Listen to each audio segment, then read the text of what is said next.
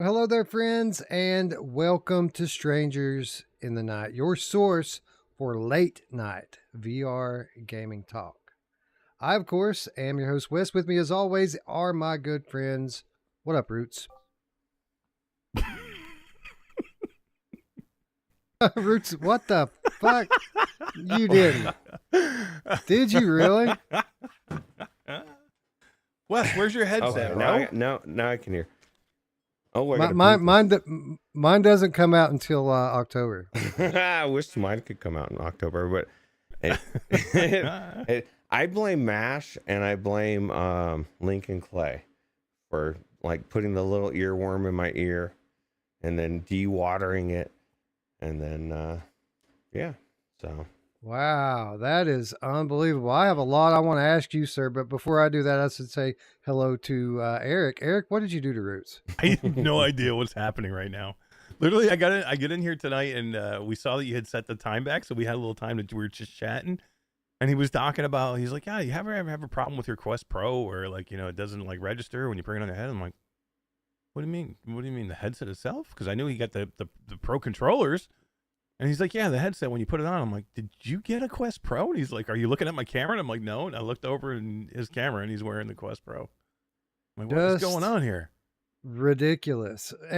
Roots, did you at least, I mean, if you're going all the way, you should go all the way. Did you at least shell out the extra $75 for the light blocker? I did, but the problem is it won't be here till Tuesday. So Okay.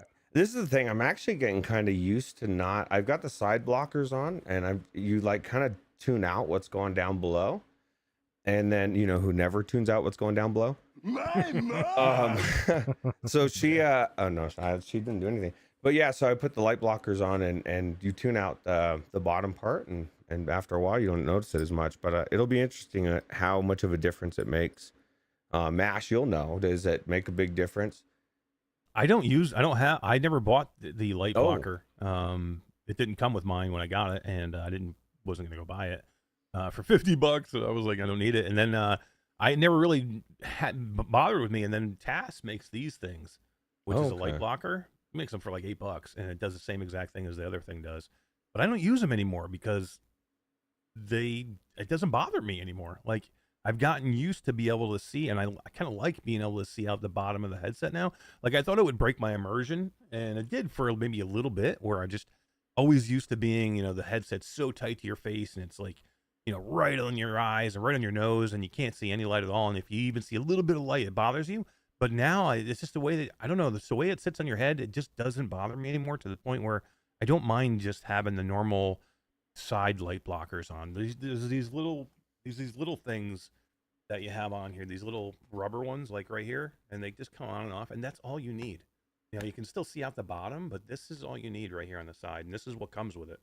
So what you're saying is it breaks your immersion at first, but then you get to the point where you like having your immersion broken. You just don't notice it anymore. Like, it does. Like, you always think it is going to like make a difference. Like, and I don't know. I can't explain it. Like, in the Quest 2, you're always.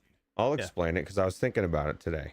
When you're watching TV at home and you're sitting on the couch that's like 15 feet away, you're tuning everything out but that TV, the sides, everything. Like, you're not paying attention. Don't saying, oh fuck man, there's light coming in from the side.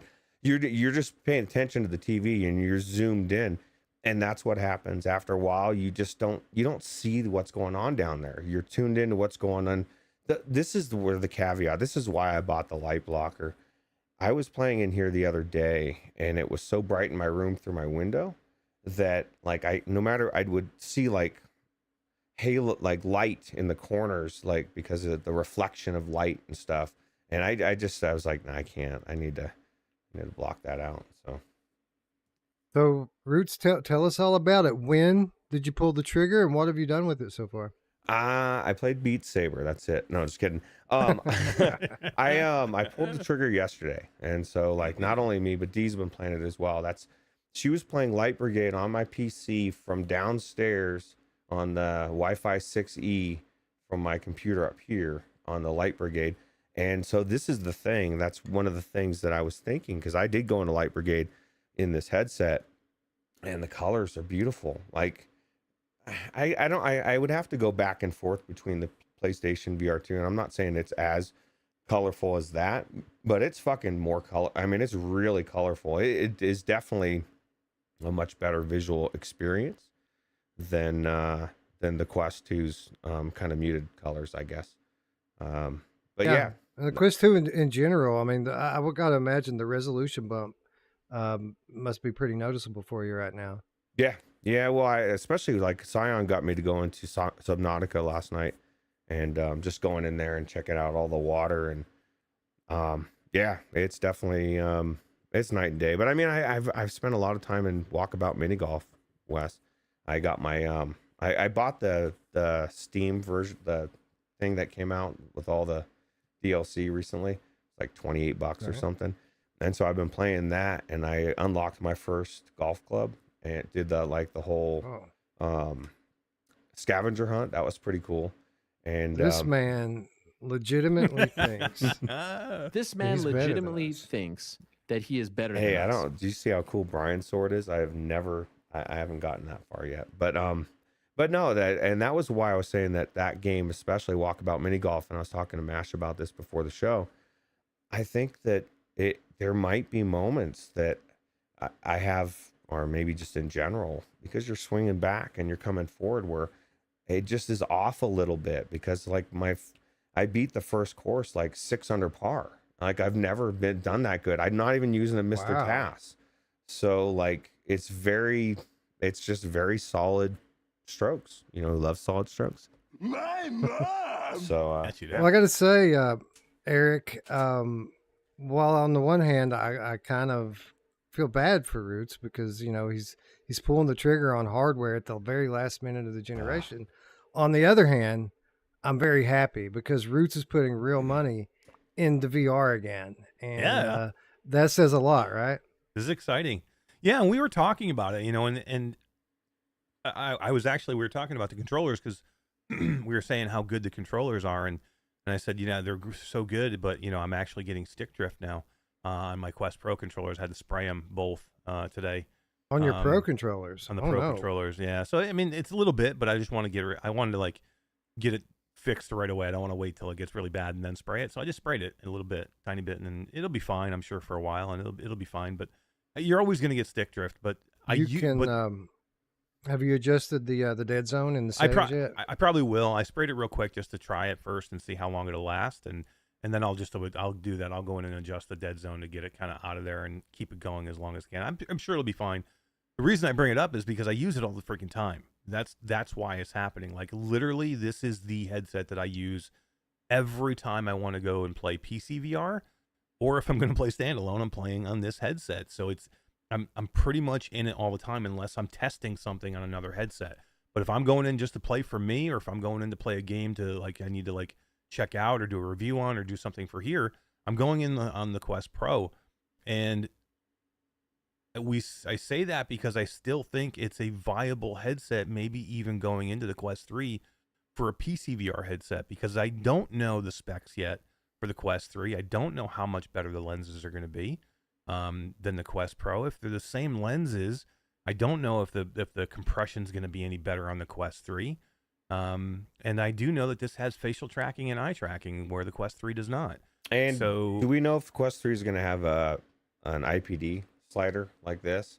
Because that's what's kind of cool about it too, is like the full range, the IPD, right? Although I was kind of wish it was more like something that you could use with the mechanical, or not something you had to do yourself. So Ruuts is obviously a pretty big upgrade for you in terms of just the overall quality of the experience. How's the wireless? Did you notice any kind of improvement in your wireless performance? It's perfect, and it links every single time. And it's almost like they fucked the Quest 2s. I don't know, man. Maybe it's just my Quest 2. I've had it so long, but it just takes it. There's so much jank with it, aside from actually getting it like linked. But now that it's linked, like I said, D was playing, and I was as well downstairs, and it was flawless. It was just very good, and every time I go to link it up, it syncs it. Whereas it just seems like I'm always having trouble trying to get it to either link or stay stay linked with my Quest 2 anymore, and that's probably why I'm going to sell it. So, you know, I got to recoup some money. You might as well. I mean, at this point, you might as well. And if you think about it in the terms that you were going to keep the controllers anyway, and you could probably get $150 out of your Quest at least. So that's almost half of it paid for right there. Right. Well, I think I'll probably at least get 2. I know I've got the Bobo VR and then the battery. So that's true. That's true. If you're going to put all that stuff with it, that's true. Eric, we're going to have to move the 2022 show Patreon meeting to VR chat or something so that we can see everyone's eyes moving around. Me and Ruuts can be eating popcorn and you can see our lips moving when we're eating popcorn. Yeah, I've stood in front of that mirror and I was just like winking and doing weird stuff, right? I did not go to Horizon Worlds though. I am still just shocked that you went and got this headset. It just blows my mind, but I'm happy because this is 2 people now with inside of 3 weeks who have gone and bought the Quest Pro and have been messaging me telling me how freaking great it is. Lincoln Clay was he's like, Mash, you talked me into it. I went and got the Quest Pro because he said the controllers are so good and it's such a good headset. And he's like, and he tried it and he's been loving it. It's like the best headset I've ever had. And then Ruuts has gotten one too. So it's a premium headset. It's definitely, it may not be worth, well, I think it probably is worth $1,000, but I mean, I don't know. Maybe it's not, but like you were saying, 700 sounds a lot more feasible. But this is my problem with the Quest 3. If it's going to be $500, what are they going to, what is going to get skimped? What are they going to hold back? Or is it? Eye tracking. Well, the eye tracking and everything else, but I don't know. I guess eye tracking, face tracking. That's for me. And I almost hesitate to bring up, the reasons to wait. But the Quest 3 is going to have a newer generation processor in it. And I think even high resolution, if I'm not mistaken. I think really the main differences is going to be no eye tracking. And then the overall build quality, like the strap and all that sort of thing, is going to be on a lower level. But in terms of what's on the inside, I do think it's supposed to be a step up. Obviously, they haven't announced official specs yet, but if our guy Brad knows what he's talking about, it's probably going to be a pretty good step up. But you know what? You can always upgrade again if you want to. Well, or have both. This is the thing. That XR2 chip that they're upgrading isn't going to mean shit for PC VR. It'll be great for standalone. It's not going to affect the PC VR experience mostly. I mean, I don't know. I guess it will a little bit. The decoder will be faster, but so what that basically means is less in terms of compression artifacts and this sort of thing. Although I that never has been an issue for me, even on Quest 2. The compression is negligible, I think. Yeah, I agree with Scion. Eye tracking is going to be essential in headsets within 2 years. Although that's why I'm just hoping maybe somehow they're going to magically have it in the Quest 3, even though Brad assures us it will not. So they'll do another Quest Pro the year after, and it'll be in that. What about the mixed reality? Did you play around with any of that? I did not. And I was telling Mash, I tried to go into Demio. I didn't, and I couldn't find it. I guess maybe it's a separate thing you have to download yourself.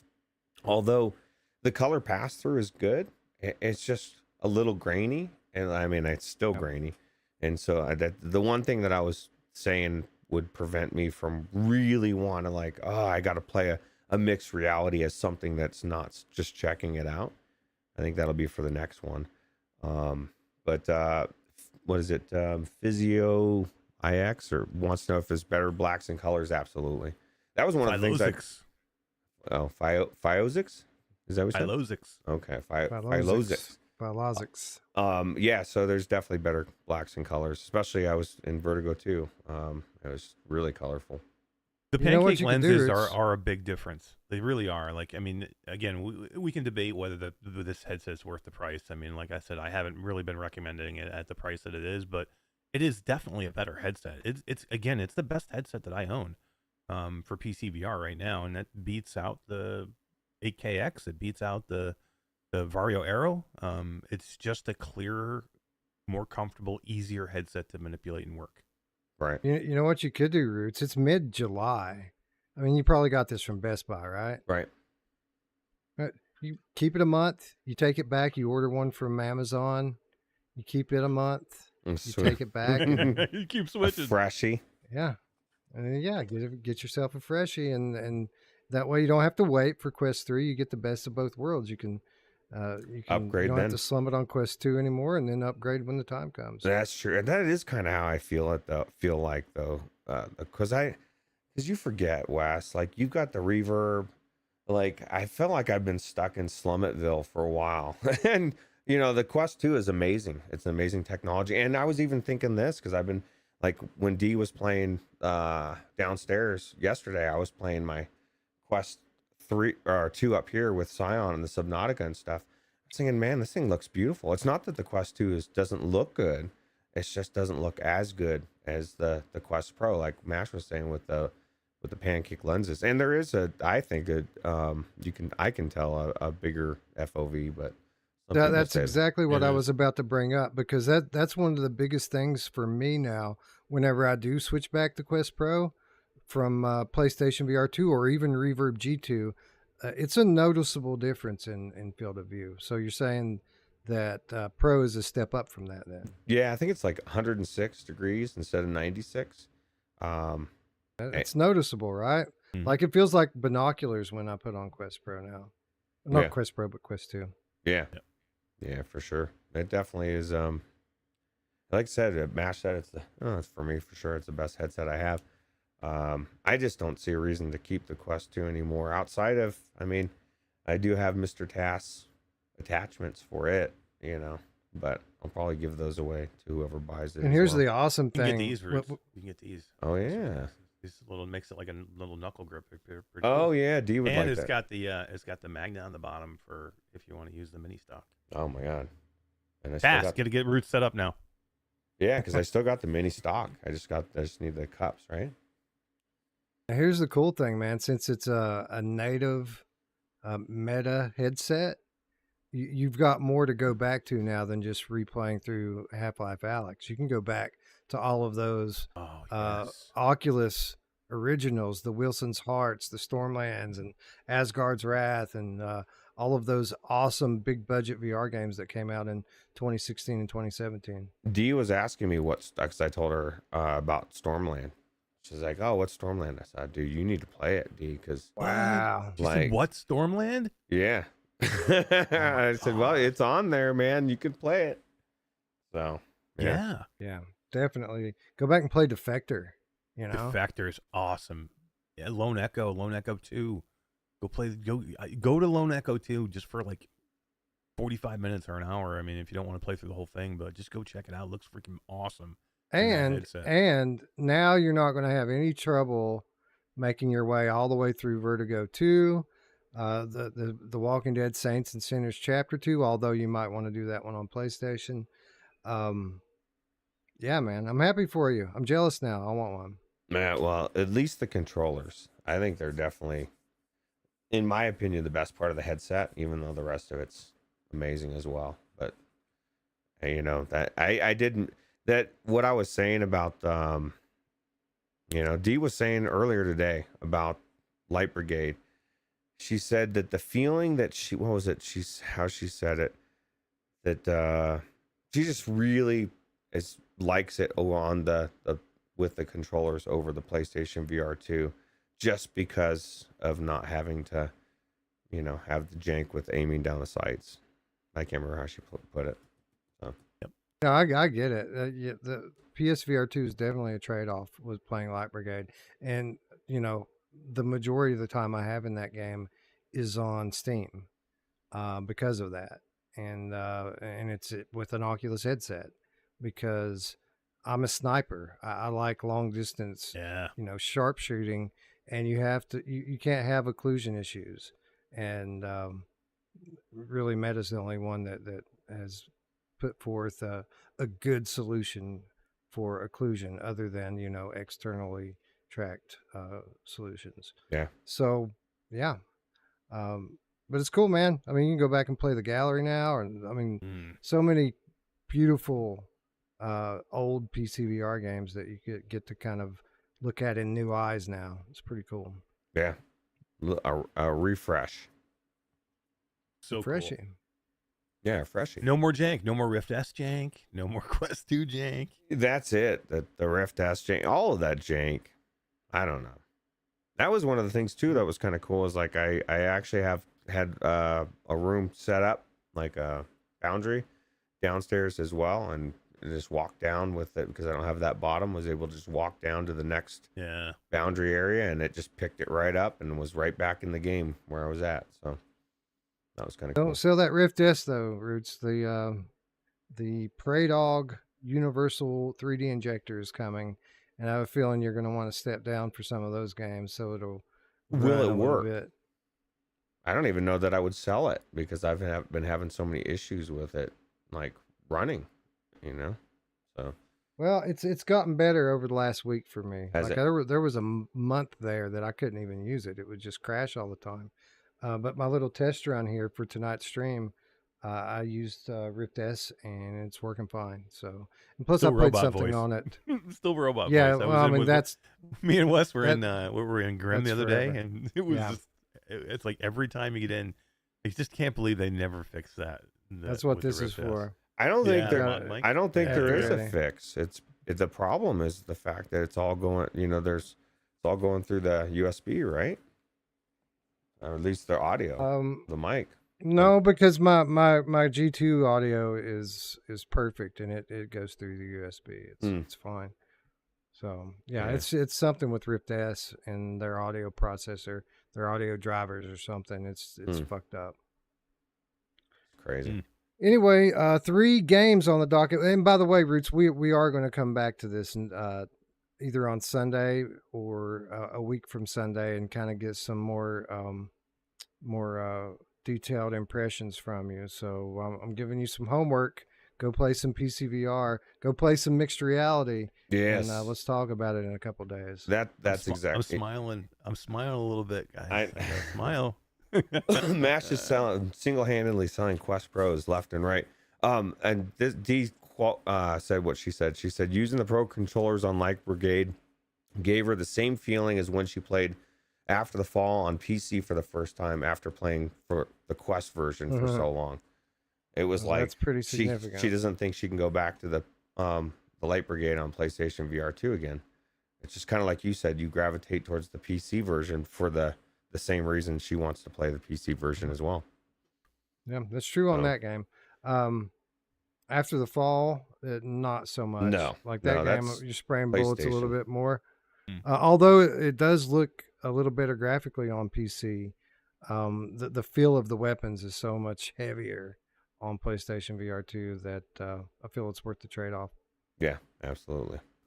Hey, there was a question in the chat that I have to answer because Philozic said, should I get a PlayStation VR2 for $350 opened, used one, or an unopened box that has Call of the Mountain in it, bundle for $450? Oh, I go would for the say bundle. buy the unopened bundle for $450. Yeah, why roll roll a brand new one? Yeah, why roll the dice when it's such a close amount and you're getting the game? The game makes it $60, so close, right? Yeah. Yeah, definitely take that peace of mind, because basically what you would have to do if you were going to buy an open one, like if it were from a friend, someone that you trust, it would be one thing. But if you're just picking it up off some dude on Facebook Marketplace, there could be anything wrong with that shit, man. Anything wrong with it. It could So be if you, just as simple as somebody wore glasses with it and scratched it a couple times, you know? Yeah. Oh. Yeah, and that's one of the, you'd be getting off light with that, with some of the things that could be wrong with it. Yep. So if $100 extra gives you peace of mind and a top 5 PSVR2 game, I say throw the extra 100 down. Yeah. That's what I would do. Agreed. Anyway, let's say hello to our friends in chat. We have 3 games to get to before we call it a night, and one of them we're playing. So let's say hello to our friends. Wolveraza is here, who also wants Pro controllers since he knew that he could get them solo. Then 3 controllers showed up. I got to see if the haptics are the same and if I can get more headsets before I get a full Pro later. Okay. Rogue TR is here. Eye tracking for anything other than VR chat on PCVR basically doesn't exist, so it really don't matter. That's true today, but the times they are changing and they change quickly. So all it takes is one developer to develop something for the eye tracking and use the foveated rendering to start bringing out the best of it, and then all of a sudden it's not wasted anymore. Right. Ruuts, go play the standalone version of Red Matter 2 on that thing and tell me what you think about that. That's what I need to do. I need to do that as well. And they've actually, what's kind of cool is that in the main menu have a really easy settings to turn your eye tracking and face tracking off for when you aren't using them, because it does use battery life, right? Although I didn't seem like it took too much. So yeah, and there also, I think the local dimming on the screens are defaulted off. If you want to sacrifice a little bit of battery for a little bit better color depth, you can turn that on. Oh, really? I didn't know that they were off by default. Looks even better. Yep. Oh, God. Yep. Yeah. It makes it more close to an OLED because it has independent backlighting. Instead Ruuts of is like, just, I'm out. you know. See you guys later. Yeah, I just want to know where to find that. I didn't see that option. Yeah, you can do it right in the Oculus menu. Mr. Lord Beavis is here. Snacks, please. The Game Cat is here. Zayla Maru is here. Aceville, what's up, friend? VR MC is here. Scion, we have a Scion appearance, ladies and gentlemen. He says he's joining the Quest Pro train. Choo-choo. Yeah, you need to get it, Just Scion. do it. Just kidding. I think you'd love it because it has everything you need. Although, I don't know. He said because Can you imagine the jump for him from his CV1 to a Quest fucking crazy. Pro, dude? It would be like you being born all over again. Because he's not going to get the Quest 3. I already talked to him about it last night. I asked him if he was going to get it. He said no because it doesn't have an OLED. I said, well, you know that this one is a QLED, right? It's like the closest thing to a OLED because of what you just said. So, yep, that's right. And that's he would love another the thing controllers, too. by the way. Like tracking is super important to Cyan. That's one thing he's always said that he doesn't want to give up is the tracking from the CV1. This is better than any Lighthouse tracking I've ever had. Right, because it has onboard processors and onboard cameras in the controllers. So yeah, it's got two cameras here in the front and then one on top. That's crazy. Wes, you need to get them. I'm gonna wait, man. I'm gonna wait. Too close to Quest 3. That's true because we don't know how these controllers on Quest 3. If you look at the pictures, they look just like exactly the same, except for they're white. So yeah, well, no, they will be different, of course, because of they don't have cameras and they don't have processors. Honestly, I kind of wish they would have had left the light rings on them because I'm a little worried about that. But they say it's fine. They're saying that the what they're losing with the slam tracking, they're going to make up for because it's going to have a depth sensor in it. Oh, really? Yeah. Well, So, Meta knows what they're doing. They're innovators. So that's right. From Colossus is with us. Chinatown D, what's up? Geisen here, of course. What's up, Geisen? What's up, Mepper in the chat as well. Ryan B is with us. I would buy Stormland again on PSVR2. You might get the option to do so, Ryan, one day. I would do it. For sure. 100%. Because they're not just going to do a straight port. It's going to be a full remaster with all the new features, and it's going to be amazing. Would it make it on the PSVR without Pearl Top 25 list? I don't Maybe know, not. man. Maybe not. Townsman VR is out there, and did you see what Todd has Humanity had as his number one game? So Yeah, me it and wasn't Todd kind of B7. did our lists because I wanted this. I would basically did it because I wanted to prove a point that I didn't think that I had a tough time getting 25 good games to put on this list. That's why I did it. You guys did the thing. I didn't want to redo what you guys did, but I was just shocked that Todd had. He had what the hell is it? No Man's Sky number one on his list. Number one. It didn't even make Number one. PSVR without Pro List. Yeah, number Yeah, one. and listen, AJ is a No Man's Sky freak. He loves it. He says the port was terrible on PSVR2. Even after the patch, he says it's still better on PSVR1 than it is on PSVR2. I don't know about because that. we were prepping for this. Todd said he spent 4 hours in it the other night. Fuck, and man. he had 0 issues, and he said it looked fucking amazing. What, did he leave his glasses off, or what the fuck is he talking about, dude? I've never seen a blurrier game on a Radio Run is a perfect example. And it's funny because the last time they did a patch, I thought, oh God, oh cool, they fixed it. So I looked up to see if I could find like an article talking about it, and I found one. There was people on Reddit saying, "Ah, man, the patch didn't work, blah blah blah blah blah," and it was from the last fucking time. And then I found the new ones of people saying the same thing. It's like they release a patch and it doesn't do anything. Like, I don't understand what they're doing. I don't see how that game makes any list. They shouldn't have launched it yet. Like, they should have just held on to it and made it something special when it finally does make it. Because now people who love the game aren't playing it and just downing it. Like, I couldn't believe that nobody had that in their top 25 at all. I was shocked. It was crazy. How does Switchback not make their top 25 list? It hasn't got the patch yet. I got 13. It's 13 on my list. How is it not on their list at all? It was 10 on mine, and it still didn't make the list because they downvoted it every time it came up. Here's the problem with a lot of, like, there's 114 titles. How many of those are last gen ports, and how many of those made the list? I don't know if Switchback deserves to be on there yet. Like, give me the fucking patch that fixes it. Like, don't tell me about the patch for 3 months. Like, is it out yet? Because they keep talking about it. I want to play the fucking game, man. Like, I've been literally waiting to play this game again. That's the problem, though, Ruuts, is even the way it is, it belongs on this list because it is amazing. Here's my point: there's not that many good games. Like, there's 100 and something games out there. I had a tough time. Usually, I have a tough time getting my list to 25. Right? Like, you always have ones that you want to put on there. I had a tough time getting 25 on my list because I couldn't find 25 good games. Like, I ended up adding in games. I found that hard to believe. I had 35. I had to narrow down from 35. But on it. Although I need to make these my best games. Like, I got to the end and I'm games, like, Your best game's 5 months in, though. I mean, like Ruuts said, there's 100 games. Right. Well, that's a lot of games, though. But I can't. That means I have 75 games that aren't good enough. Well, or more. It's a subjective list. It's a top 25 out of 114 games. These are the top 25. Right. Are they the best of the best of the best in VR?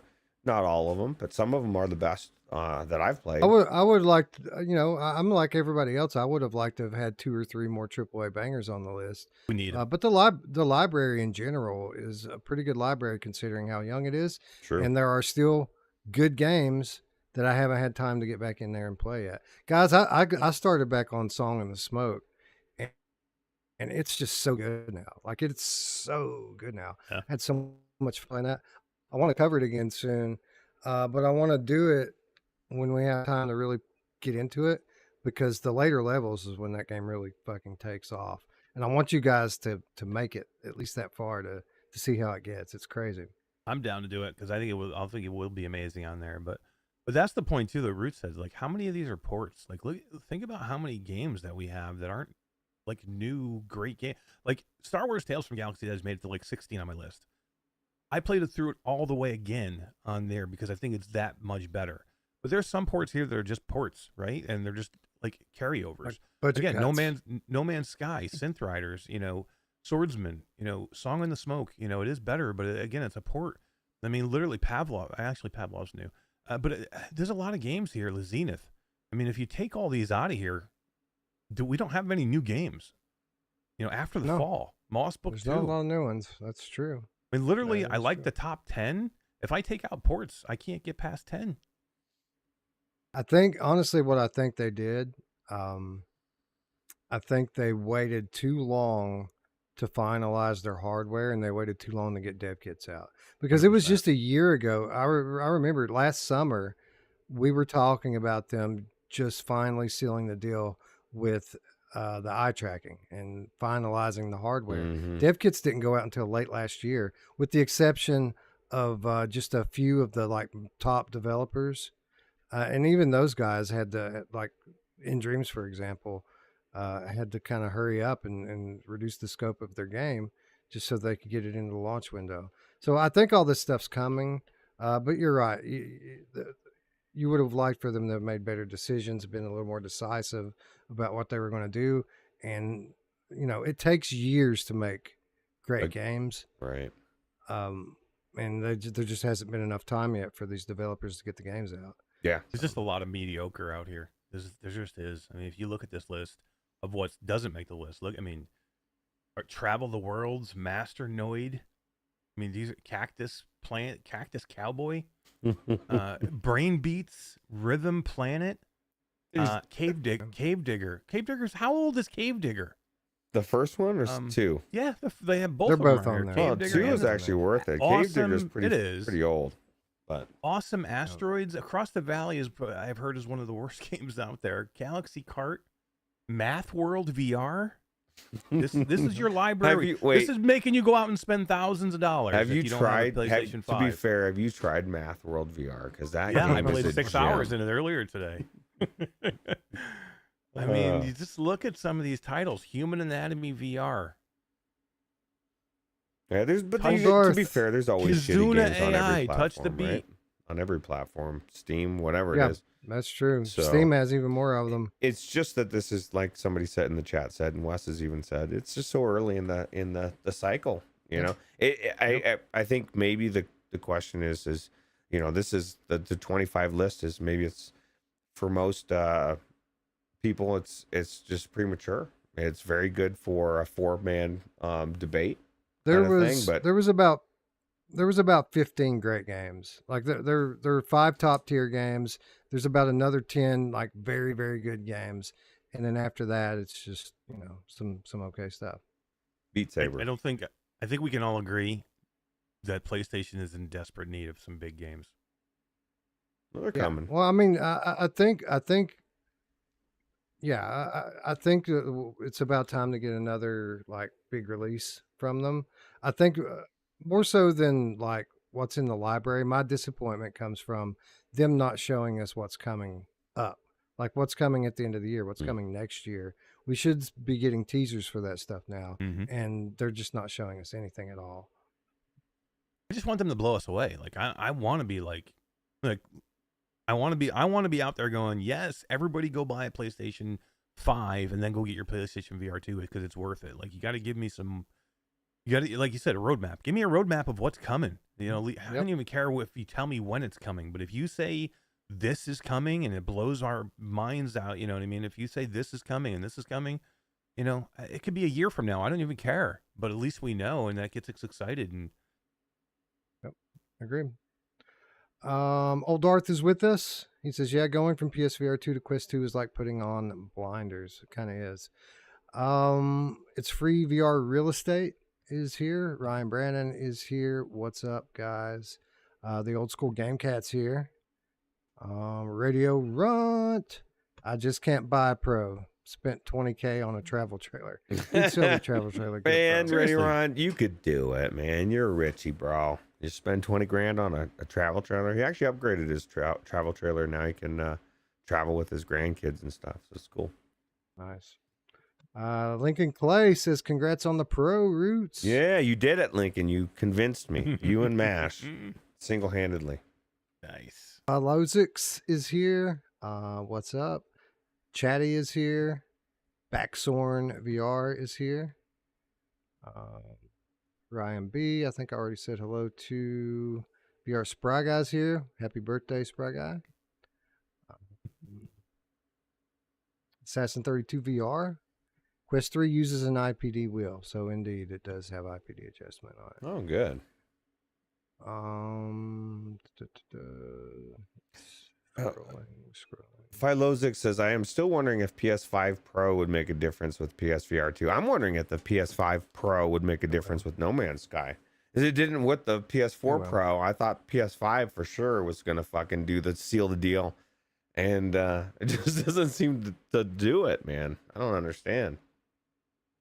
Yeah, it definitely will. As we saw last generation, having that extra horsepower makes more of a difference in VR even than it does on flat. So, Hey, so Absolutely. Zalubo Productions is in chat. Says, "Hey fellas, I'm about to go to bed, but have fun in Vertigo 2 later." Oh, thank you, sir. Yeah, dude. I'll tell you what. That's probably the best And game out there. congratulations, I had a lot of fun. congratulations in it on today. the big announcement today. That's huge. People are so excited for Vertigo 2 on PlayStation VR2, and we saw something similar with, for example, Hubris, right? A game that the PC community kind of took for granted comes over to PlayStation VR2, and everyone celebrates it. And I think that we're going to see that and then some for Vertigo 2. So it's a big deal. And again, congrats on coming to terms with Sony and getting in bed with Perp, who I is can't- awesome as well. That was one of those titles I'm talking about, like that PlayStation needs. There is one right there. That is what PlayStation VR2 needs. So It's coming. Vertigo 2 could be, this game and that headset with the OLED lenses is gonna be gorgeous. And I'm sure he's gonna make sure the trigger pulls are perfect with those adaptive triggers. Oh man, I just can't wait. This is one of those, like Hubris, like some of the other games that we talked about.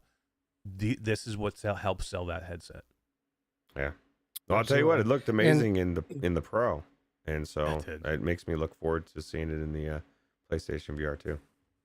It's presenting me with a bit of a dilemma here because honestly, I know a lot of people probably think we picked Vertigo 2 as the headliner this week because of today's announcement. That's not true.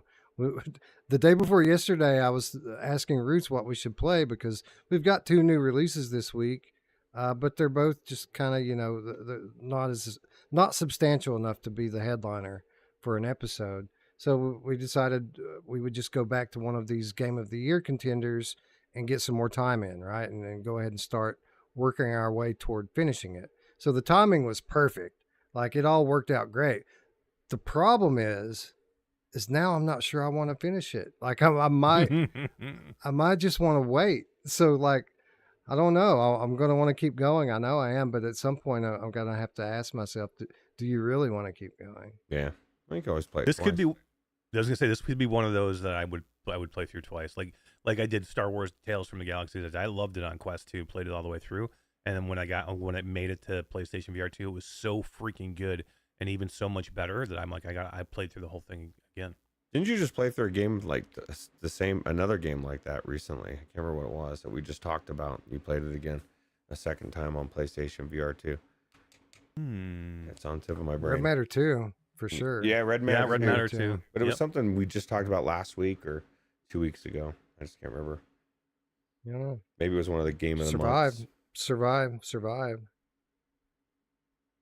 really good. It made my top 25 list, Wes. Which, by the way, it Ruuts made 25 of my top 25. Did it really? Once you get out of the first level, they have these super fast, rabid runner zombies. Do they? By the way, yeah, they do. Did they get rid of the red tide? I don't know. I didn't notice it any. Like I noticed when you dump that shit on your head to go like invisible, like there's some like dirtiness in your field of view. But I didn't notice any kind of like overwhelming redness. So they might have dialed that back a little bit. I'm still like a little shell shocked, PTSD from that, because it told me here, dump this on your head, and they won't. They still attacked me, Wes, and they tore me to shreds. And I'm like, dude, I'm covered in your guts. What are you doing? It's very disturbing. You got to turn your flashlight off, Ruuts. Oh, nobody told me that. My wife is here, or she was here. I think she's asleep now, but she was here earlier. What's up, wife? See you tomorrow. Samson 143 VR is here. I'm wondering if I should do the thing. They always do the thing from what's the movie with Dave Chappelle and what's his name, Jim Brewer, the weed movie. Oh, the weed movie. Yeah, I know what you're talking about. With the guy in the closet. Yeah, The big bad guy is Samson.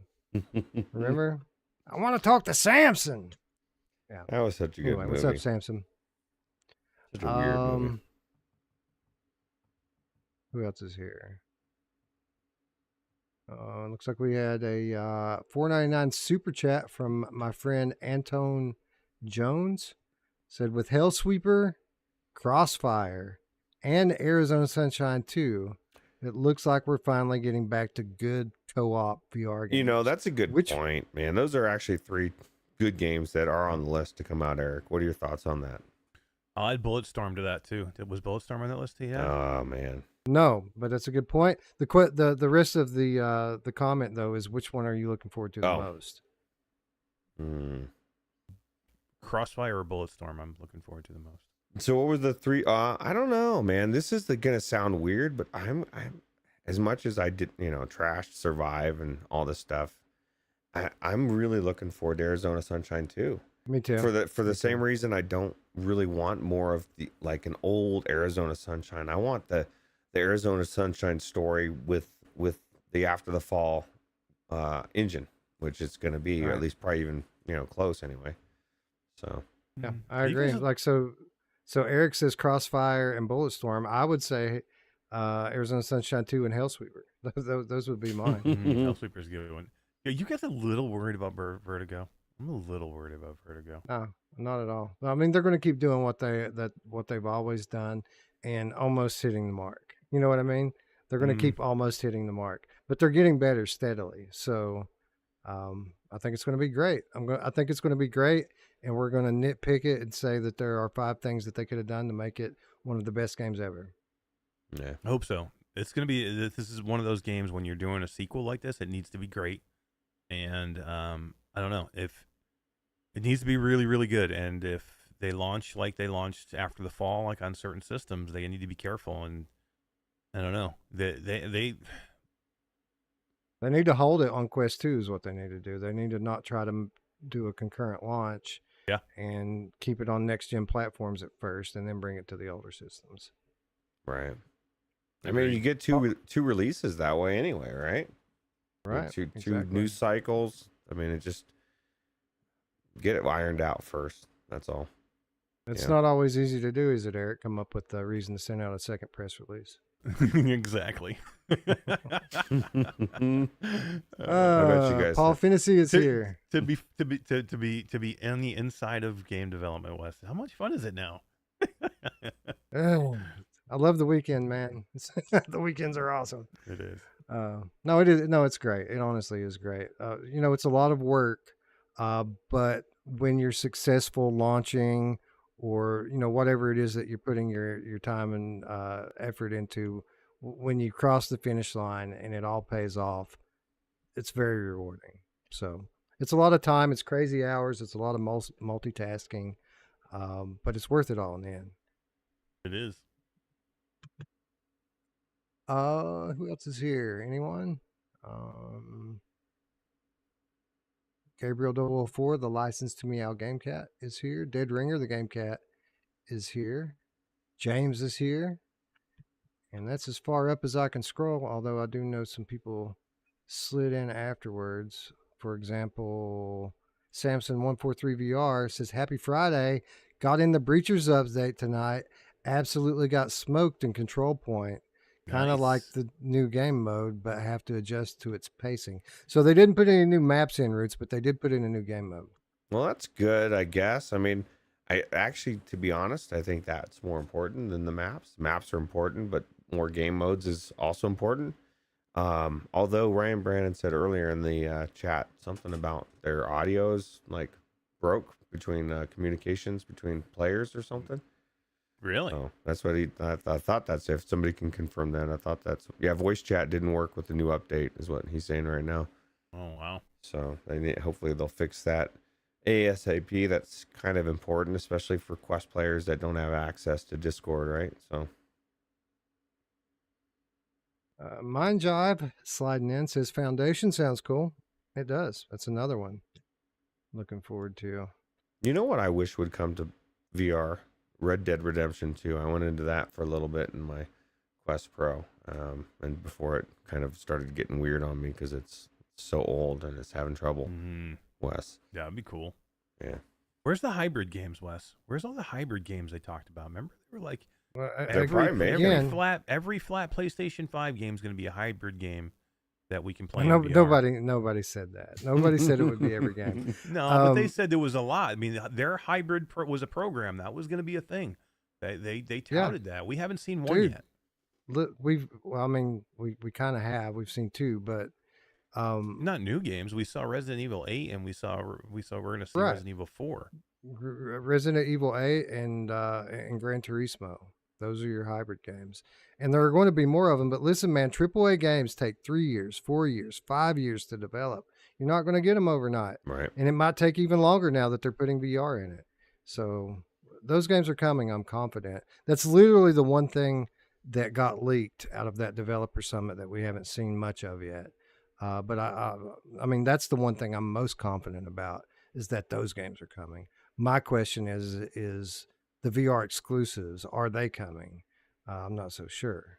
I think they are, but that's what I'm worried about. The hybrids are coming for sure. They just take a long time and a lot of money to develop. Isn't it weird for me? Like, I want the hybrids more than I want the you know what I mean? These hybrids, the games that we're talking about, whether it be Resident Evil 8 or say an Elden Ring or whatever, like they're the best games that I've played flat. And that you want to bring them into VR as well as a hybrid. Fuck, I want the high production games, like the Diablos, the whatever it is, and bring it into VR and completely take my life 100% away.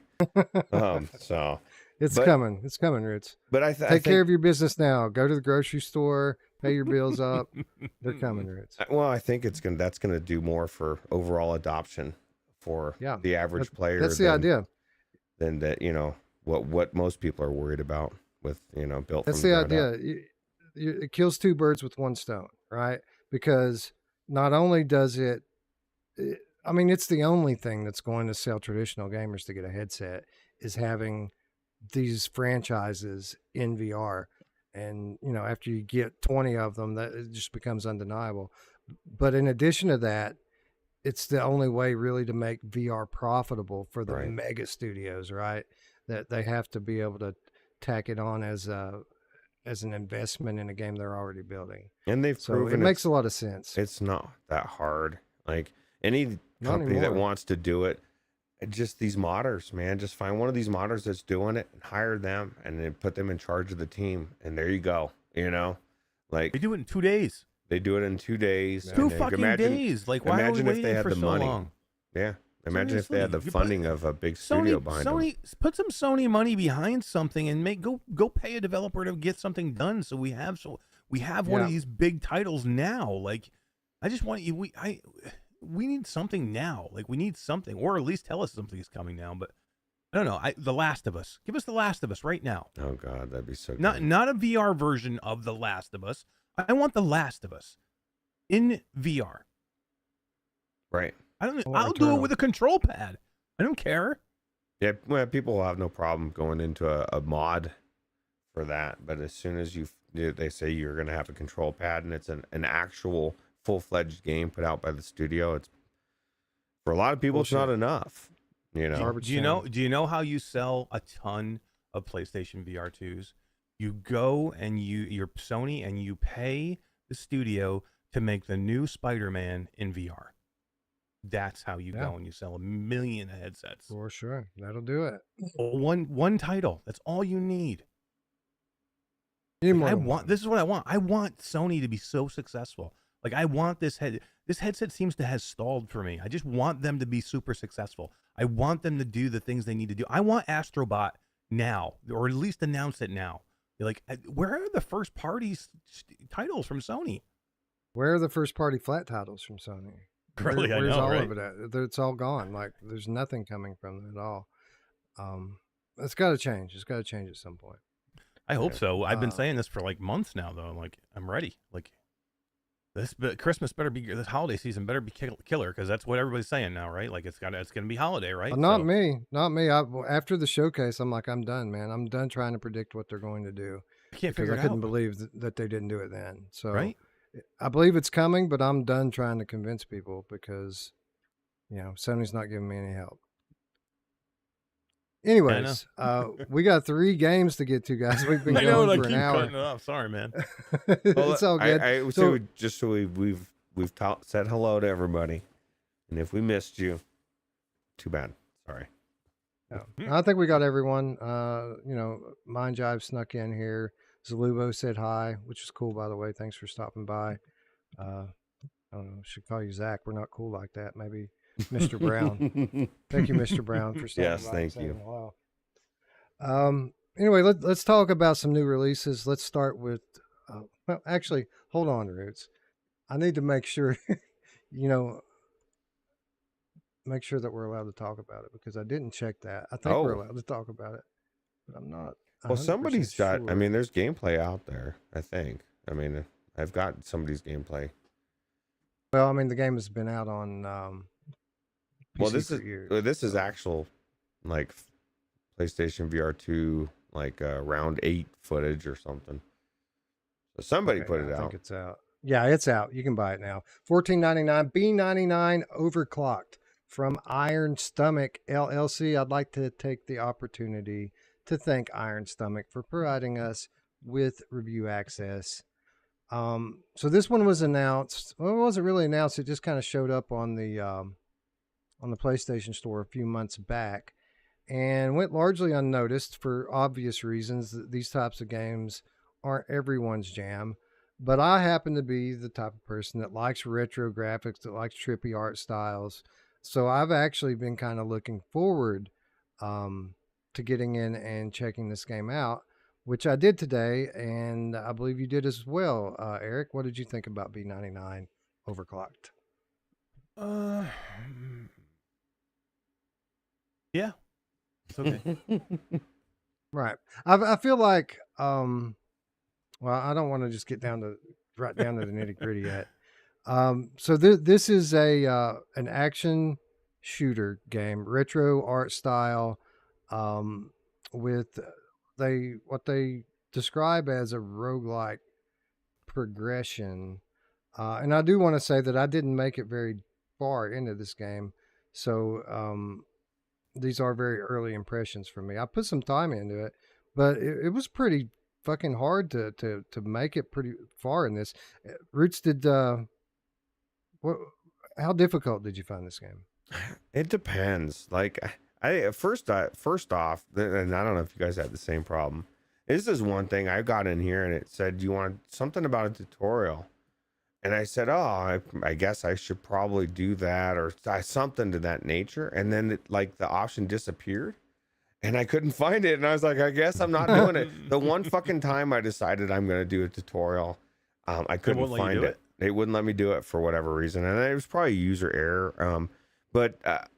So I was a little confused at first. But I guess there's a dungeon. There's I guess you last as long as you can go. You know, who loves when you last a long time, Wes? My mom. But yeah, so I don't know. It was difficult. It got pretty crazy as time went by, especially in the mode that doesn't have the ally, because this is the dungeon mode, right? The ally is you have a ally with you in the dungeon mode, but I don't think you do in the survival mode. So, but it's definitely. I only played the dungeon mode, but I think it's like the main mode of the game is the dungeon mode, which basically just makes these procedurally generated levels for you that you have to kind of explore. You know, you'll have to work your way all the way down one wing to find a key so that you can work your way back through the other. Eric, it never felt like it was very hard, but at the same time, I never made it out of the first layer. Like I stayed in layer 1 and never did make it out. And I played it for like 90 minutes. Yeah, I got like an hour into it, and there's some difficulty level here. You know, it's definitely, you know, you can definitely tell it's a rogue like type shooter. Because you know you're gonna die in this game for sure, especially in the different types of levels you do, like the the see how long you can last dungeon type thing. It's just I never- uninspiring for me. I never made it like. First of all, I never saw a way to like permanently upgrade my character. Were you able to do that at all? There isn't anything between. That's why I said it's a roguelike type. So it's not. It's probably more like a rogue light and not a roguelike because there is no progression between. Not that I could find between Right. rounds once you die. I think it's basically you're just finding stuff in your run. You're finding stuff to help you along. But I didn't see any progression. After you die.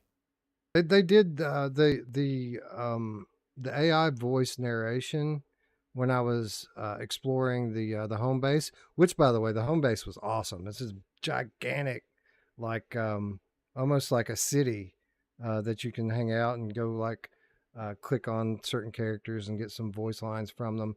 Anyway, during all that, I was in like the database room or whatever, and one of the things they said in there is that you can get permanent upgrades for your helper, your little drone bot thing that follows you in there. So you can upgrade that thing, although I never found out how. That's the story of this game. I just felt confused the entire time. Very beautiful, colorful game, right? Like that was one of the things that especially in the PlayStation VR2, I couldn't believe how beautiful it was as far as the colors and stuff. But I just felt like it was just I was just very unsure exactly what to do. I mean, and the dungeon stuff, like you said, you're just kind of working your way around. But I mean, you didn't make it past the layer 1. So like, is that what you're supposed to do? Like, I don't know. I don't know what the fuck I'm supposed to do. All I know is that I came against a couple of big baddies and was able to destroy them. This is just one of those ones where you can't stop moving. Literally, when you stop moving, you will die. Mm-hmm. So they'll send something to kill you if you stop moving. Like they'll send a invincible fucking orb thing to just destroy you if you stop moving. So you have to keep going. I like these types of games, and I feel like there is something here. I don't feel like it's ready yet. And so I've heard other people say that it's buggy. I didn't really have a lot of bugs. I had one during the tutorial.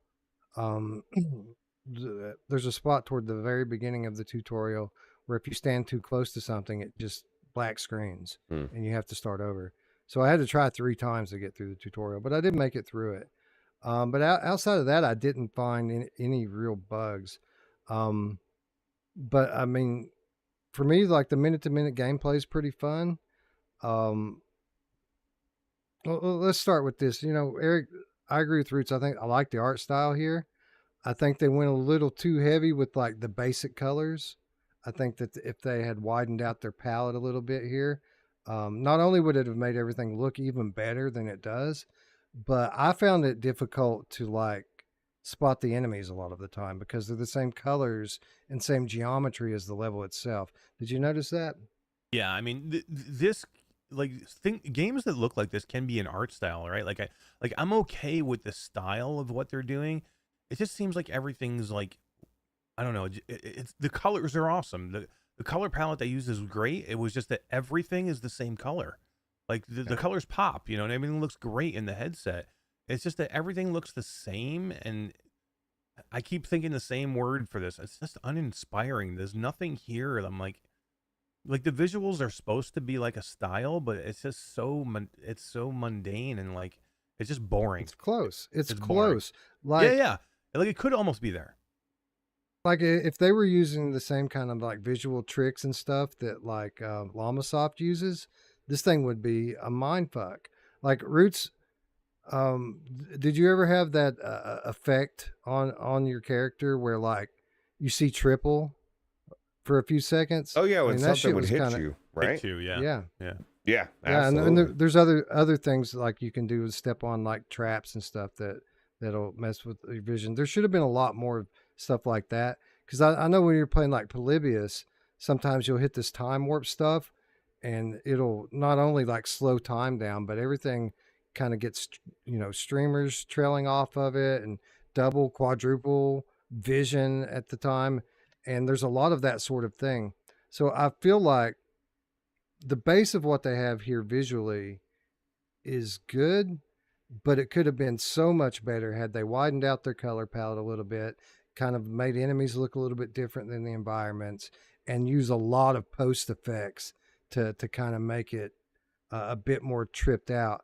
Because, you know, as good as it is right now, it is a little bit basic. And again, I don't think it's far from being awesome, but, you know, even just a little bit from being awesome means it's not awesome. So, um, visually, it was all right. And I would say that that same sentiment kind of works for the gameplay as well. Like, the shooting's fun. There's a good variety of enemies and a good variety of weapon upgrades that you can get here. I didn't Roots. I did not like that. At least in the beginning, it's so difficult to upgrade anything. There's nothing in between the levels to upgrade, and even the ones that you find during the level itself, like I was only able to buy one upgrade the whole time I was playing. Was it descriptive? Because even just in this video, it was like weapon 7 or something. And I was like, what the fuck is that? Like, you know what I mean? I kind of want to know what the hell it is. But I think what we're supposed to do is get the weapon, die, and then go to the database room, and it lets you kind of practice and stuff in there with the shit that you have unlocked. I gotcha. So, what are your thoughts on that one ability that, like, on your left trigger, that I guess it kind of freezes things, and I didn't know exactly what it was. I kept hitting it by accident and it would stop everything, and I'm like, what is this? I know what it is now because I watched what it was there, but it just seemed like it was on a bad button. Like, it was just easy to hit all the time and then would stop me. So I don't know. So what Roots is talking about is you have a special ability where you can pretty much freeze time for 3 seconds. And during that 3 seconds, you can target enemies like Res Infinite style, where you're pulling the trigger on multiple enemies. And then when the 3 seconds is up, your gun fires at all of them at once. Which, Eric, for me was a cool concept. But with the starting weapon in the game, it wasn't enough strength to kill anything. So like you're hitting everything once, but every one of these enemies you have to hit them 15 times to kill them. So I feel like that's something that's probably going to be more useful as you power up, as you get upgrades. But for me, at the beginning of the game, it was pretty much useless. Yeah, I never used it in the beginning because it didn't do me any good. So I kept just running as fast as I could for around the level and just trying to get behind the enemies or do something else. And then here was another thing too. You talked about like the enemies blending in. Their projectiles blend in too. Like I was getting hit. Like I didn't even know I was getting hit because what the projectiles that they shoot look like the characters themselves. So which looks like the environment. So like everything just blends into one big color frenzy, and I can't see anything or see what this game reminds me like of. Remember the game Sweet Surrender? Yeah, kind of has a feel of like Sweet Surrender, but not as good. No, it's not as good as Sweet Surrender. You're right about that. But I don't know, man. Like, again, I would say that this is a very average game. Like, it's not a bad game. It's a very average game. Like, it's probably a 6 out of 10 right now, 6.5 if I'm being generous. But I feel like with some proper support here and some TLC from the dev, they could get it up to like a 7.5, like maybe even an 8. So I don't want to give up on it yet. Like I want to give the devs some feedback and see if they're dedicated to making it the best that it can be, because I do feel like there's something here. Roots, for example, you know, we said the graphics are almost there. We said the gameplay's almost there. The sound and the music was really good, wasn't it? Yeah, I thought it was. Yeah, it was really good. It was definitely very catchy, right? So I don't even remember exactly what the sound sounds like now, to be honest. At least from what I remember, it was good. Mash, what were your thoughts? I remember making the music specifically I liked. What'd you think, Eric? Yeah, I mean, I don't remember anything specific, but I don't remember going, wow, the music sucks or anything like that. Definitely. Yeah, so I don't remember it being bad. Did the gun models change for you, Wes, or is it just that little ball thing that comes out of your controller looking thing? I didn't look at the gun itself. I know that like the ammo changes when you upgrade. Like Right. the ammo can change significantly. So there's no like gun model, right? You're just getting this thing that kind of looks like your controller. It almost looks like the controller from like Red Matter 2, like those things. But there's like an orb that sticks out the end of it. But it doesn't change, so you don't get like different guns, right? I don't know. That I can tell. I couldn't tell you one way or the Me other neither. because I didn't progress enough to really check it. You know. That's what I mean too. Is this like it doesn't seem like there's any cool gun models. I mean, like there's no cool effects of like I don't know. I'm thinking like hubris and how the gun changes. You know what I mean, or just even a gun model. I mean, this thing's pretty basic. It's just Right. It's pretty average, okay. right? Yeah, it's okay. It's pretty average. $15, which is not a lot of money. Price. Yeah, it's $15 game, which is it's pretty appropriate. Although I wouldn't recommend it to everyone. If you like fast-paced arcade shooters, it might be worth the $15 for you. For me, like I'd say wait and see because again, I don't want to give up on this one yet. I do feel like there's a lot of potential here with this one to be great, and they could do some things. Just a couple of small changes with the progression, and a couple of small changes with the art direction. And this could be one of those cult classic games that people are saying, "Man, this shit's so trippy and so fast paced and fun to play." But it's not there yet. So I would say it's hard to say wait and see when it's been out on Steam for 2 years and hasn't really. Well, I mean, I guess they did change some things for. Has it been 2 years? It's been out on Steam. Something like that. Yeah. Yeah. Wow. Yeah. It's on the OG Rift store even. Wow. Yeah. I never played it there. I never heard of it. I never heard of it before it came to PlayStation. So I would have. I certainly would have tried it. I like these types of retro, colorful games, but yeah, like it's good. It's not terrible. I think it looks better than like Compound, for example. Compound's a game that people love. This game visually is better than Compound for me. Visually. Not gameplay wise, but it's visually better looking game than Compound. Yeah, I would be there if like you said, if everything didn't blend together so much. I think I would be with you on that. They could fix that very easily, man, just by even like making the environment, just changing the tint of the environment. Leave the enemies just like they are, but make the environment have. Or how about this? How about you mute the contrast of the environment, and the more enemies that are in the room, the more the colors are muted. So every time you kill an enemy, you get more color popping from the level, and that's a way to judge how many enemies are in the room just by how kind of dark the colors are versus bright. Yeah, right? That'd be cool. That would be cool, and it would be unique.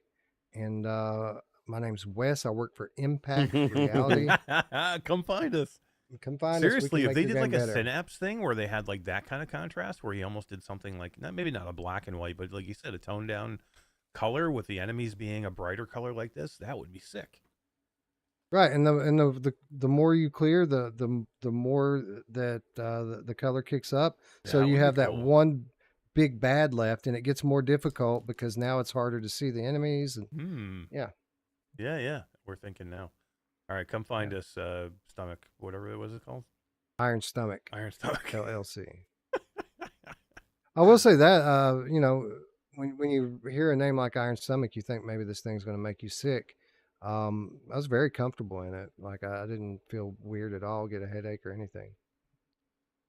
I didn't either, but what about like the average player, right? Like they would, or I don't know, man. Sometimes games get me. I mean, not very often, but especially when the brightness is up, I get eye strain and stuff sometimes. But not the case here. I thought it was pretty comfortable. Anyway, I don't want to keep going on and on about it. 6 out of 10, average game to me with a lot of potential. With a few very small changes, they can make this into a good game. So I'm not going to give up on it yet. If you like fast-paced retro-style action shooters, it might be worth your $15. Otherwise, you might want to wait on a sale. Yep. Virtual Slayer Cat. I guess that's what, 20, is that Canadian dollars? says Vertigo 2 $20 hype. Canadian. Hell yeah. Thank you, Slayer Cat. You rock. Yeah, Vertigo 2 hype. I'm feeling that pretty heavily right now because I'm just one game away from being able to pick it back up. Guys, I haven't picked Vertigo 2 up since the last time I streamed it. So, like, literally, this is going to be part 2 to that. That's crazy. And we talk about it like almost every week, like how we need to get back into these games, but we're finally doing it. We need to. It's almost August, guys. We got 2022 show coming possible? Up. It seems like we just got done with the 2022 show.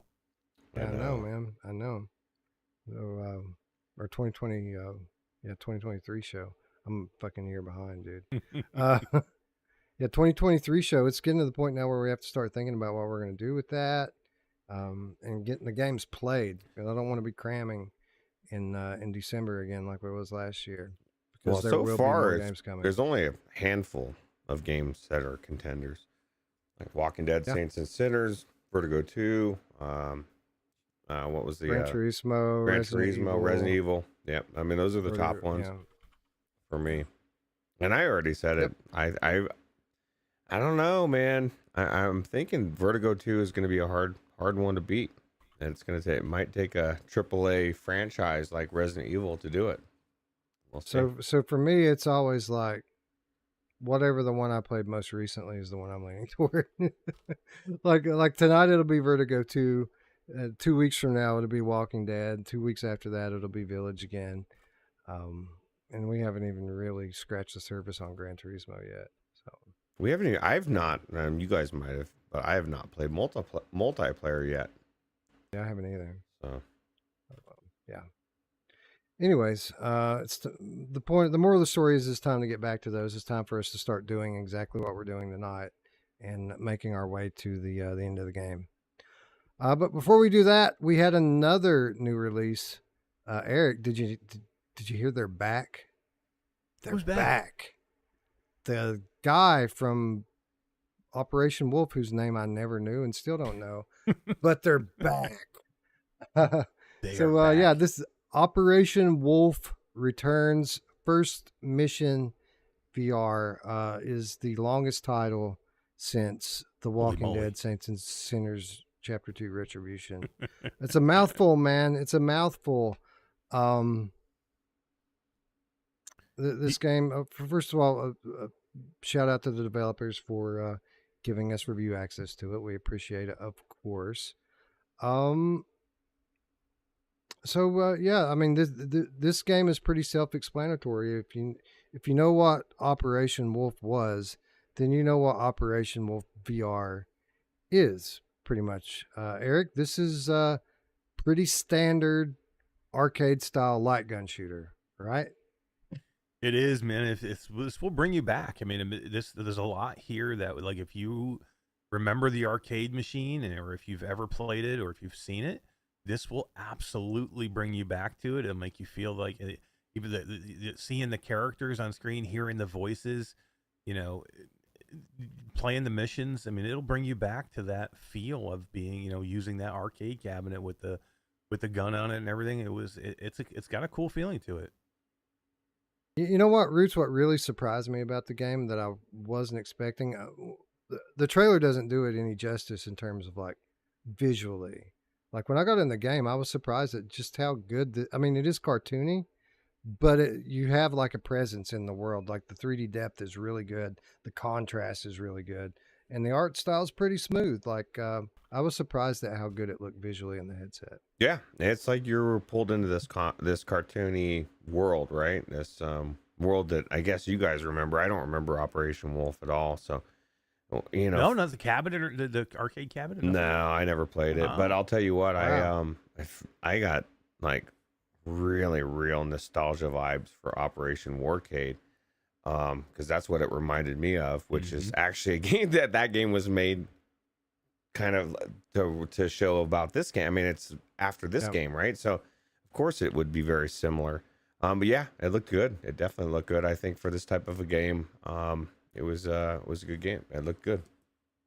Now, actually, Operation Warcade is a lot more similar to the original Operation Wolf than this game was, because the original Operation Wolf had you kind of side scrolling through the level. You're still first person. You're still shooting the guys as you scroll through the level.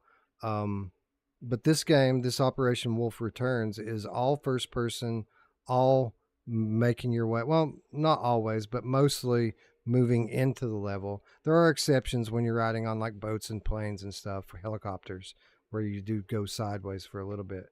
But for the most part, the point of view that you're seeing here is the way 80% of the game is.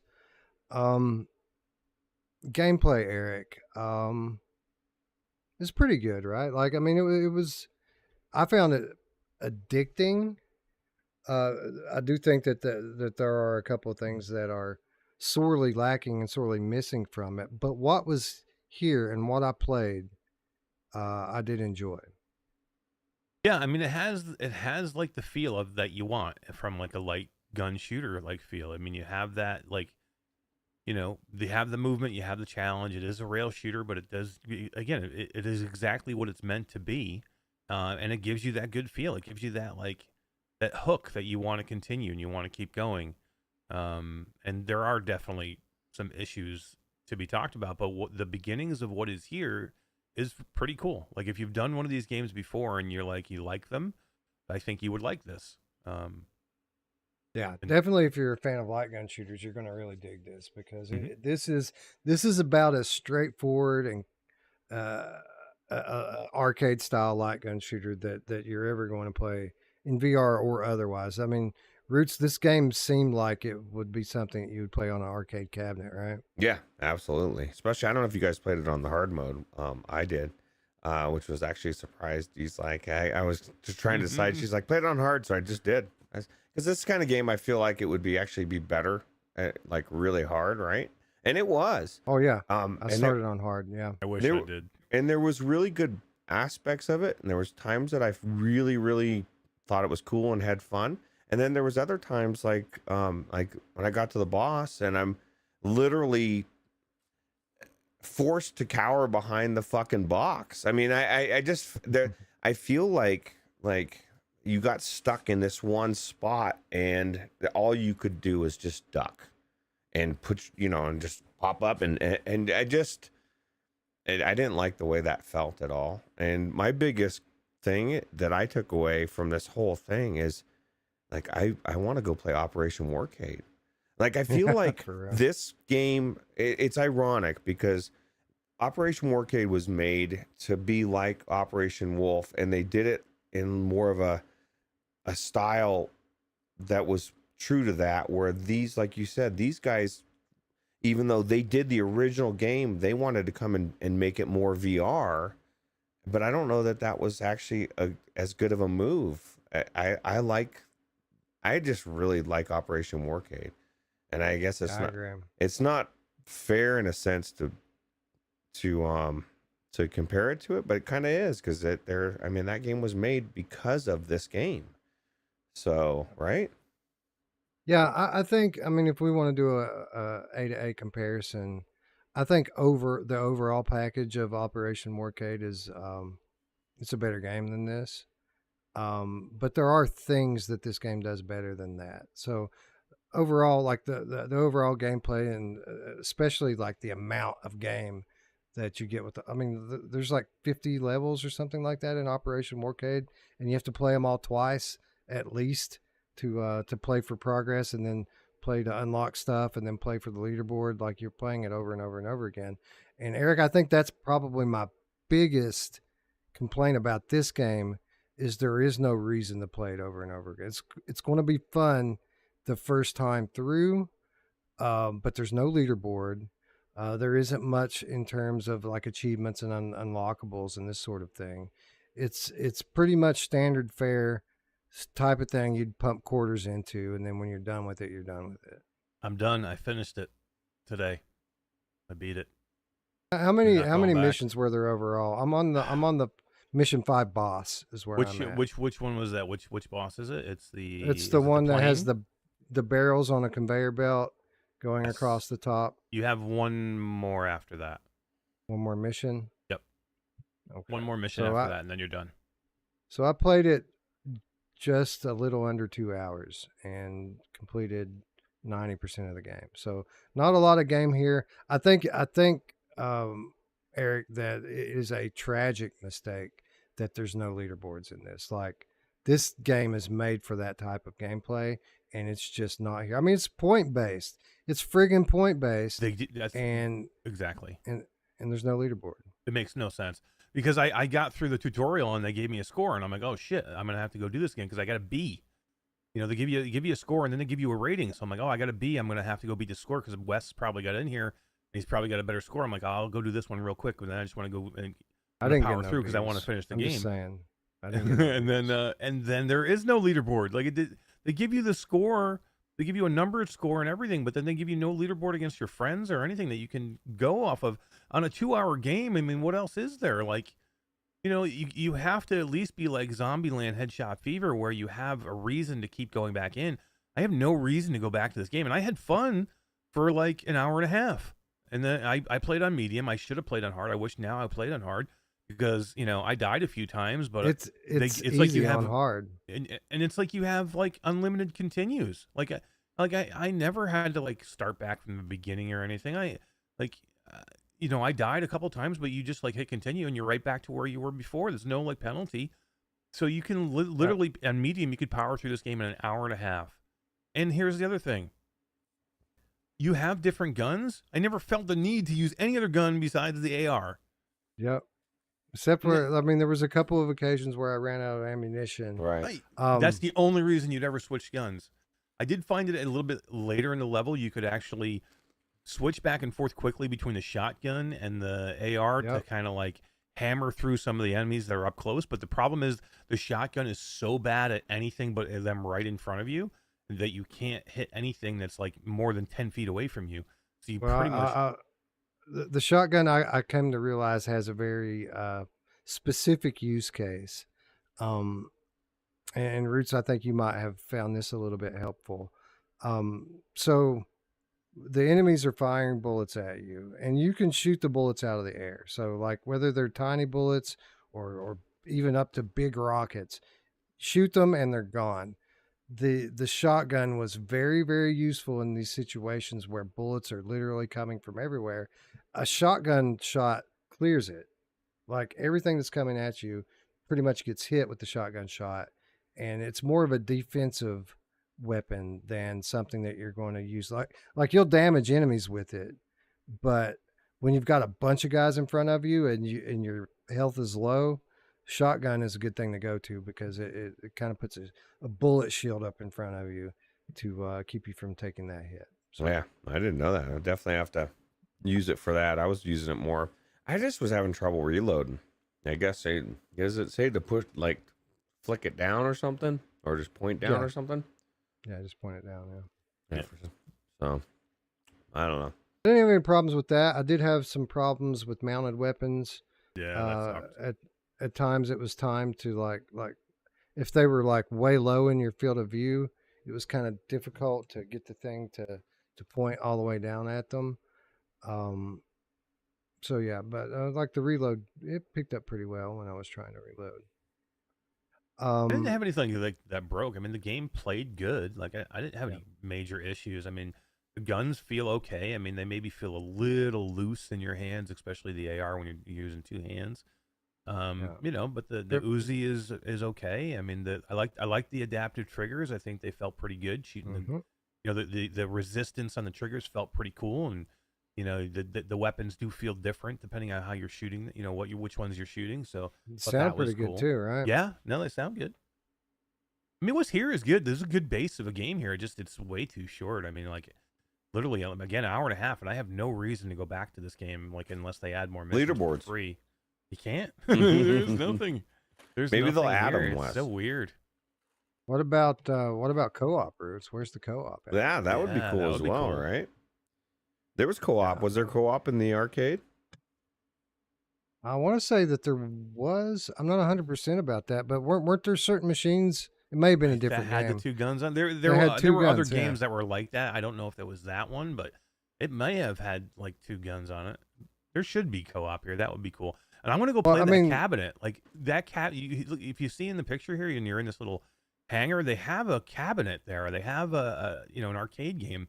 It looks like you can go over and click on it, and like I want to go in there and play the original game. This is them. Let me go play the original game in there. That would be cool. for Give me real. something else to do. That would be great. And for what it's worth, I didn't try that. Like the cabinet puts you in like an endless mode. I tried it real quick. It wasn't very good. Wasn't very good. Did No, did the big zombies disappear and get you stuck between waves? They're in the wall. I can't shoot them. Anyway, I had pretty muted expectations for this, and in some ways it exceeded them. In other ways, it didn't. I would have no problem recommending this game to people at $20. Is that what it is? $20? Eric, no, it's $30. No fucking So- way. Is it $30 For that? It's I was just like, oh, $30. $20. That's not too bad. I'm like, this is a $10 game, $15 game. There's no way you're gonna charge $30 for an hour and a half of like mediocre. I'm like, that's insane. Now, for what it's worth, you can get it for the next week for $27. But for me, I would recommend that unless light gun shooters are just your favorite thing in the world, waiting for this to get a little closer to 20 because it will be $20 within 3 months. And we played it on PlayStation VR2, but this game I think is coming out on multiple platforms. I don't know for sure. Did this come out on Quest? I think it did, didn't it? I don't know. Actually, that's a good question. I'll check it right now. I'm Is pretty it sure $30 came out on Quest too? There's no way it can't be. Well, I'd say it is, man. Like Quest This is games typically don't insane. get cheaper on Quest. Well, it's It's the insane that they're charging $30 for this game. it's the name. It's the nostalgia, Eric. Is it worth it? I had fun for an hour and a half, but again, I have zero You know reason what? to ever go back to this game. You know what? It's $25 on Quest. It's the $5 PlayStation tax. It It's is. the Sony tax, yeah. So yeah, if you're gonna buy it, get yourself a 25% off referral and buy it on Quest, because at least that way it's only going to be it's going to be like $21. I think if you like arcade shooters, that this probably $21 would be worth it.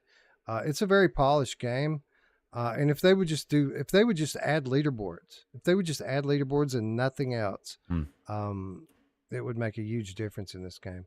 But it's worth one good playthrough as it is. Too bad that's only a couple hours, right? Yeah, absolutely. And let me ask you guys this: what is your thoughts on Zombieland PSVR2 or this? Like, if you had to choose between the two. Oh, it's Not there's even no close. question. Oh my god. They're both- Zombieland they're on both- any platform. They're is both better than this. $24.99.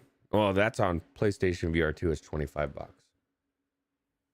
And this is No. $30. Right. So this is a little bit more expensive than Zombie. This is insane. Like I was like gonna like I didn't look at the price beforehand.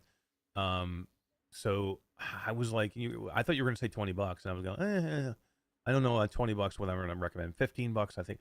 I can't believe this is $30. Like Yeah. $15. This is a $15. I'm like, the last game that we just talked about, the B99, is $15. I'm like, okay, it's not bad. It was in a mediocre game. I'm like, okay, $15 is fair. This is out of line. This is out of line. $30 for this game is way out of line. Like that's For what it's worth, I did enjoy this more than the B99. 100% I did too. But you're right. $30 is kind of crazy for it. Well, especially since Eric said that he can. Well, and I guess if you played it on hard, maybe it would have been 2 hours, but an hour and a half, 2 hours. We're now talking Fracked level, and Fracked was fucking amazing, and we had to shit on it a little bit for its length. So. If This it is only way had shorter than leaderboards. So listen, like Operation Warcade, right? As I'm sure many of you know, I played that game a lot. I made it pretty high on the leaderboard. The way that you have to play to keep your streak up, to get the multipliers to get the high points on that game, made it so that playing through any level was difficult, because if you miss a shot, it would restart your streak, so you couldn't miss. Even with automatic weapons, you couldn't let a stray bullet go out. So you're literally with a machine gun just quickly tapping to try to get headshot. That sort of thing is what made that game so compelling for me, and it's all because of the leaderboard. My point is that just this one thing, if they just added leaderboards into this, it would be a lot better of a game. So I'm hopeful that they do implement something like that, and then co-op on top of that. I mean, if they did both co-op and leaderboards in this, I might recommend it for $30 because the gameplay is fun. The game is very polished in terms of production. I did enjoy my time in it. It just has no replayability right now.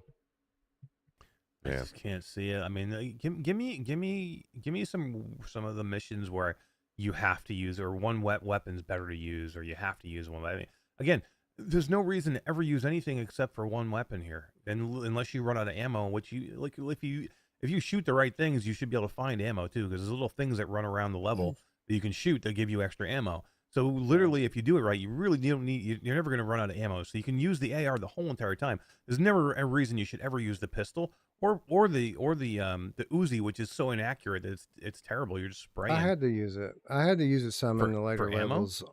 Yeah, but again, I played on hard. Yes, yeah, maybe the bullets get difficult on medium. It's not only the bullets. There's just so much going on, Eric. There's that, like Wes said, there's bullets coming from every direction, enemies everywhere. It does get pretty crazy. The pistol's pretty useless, but I did use the other three weapons a little bit.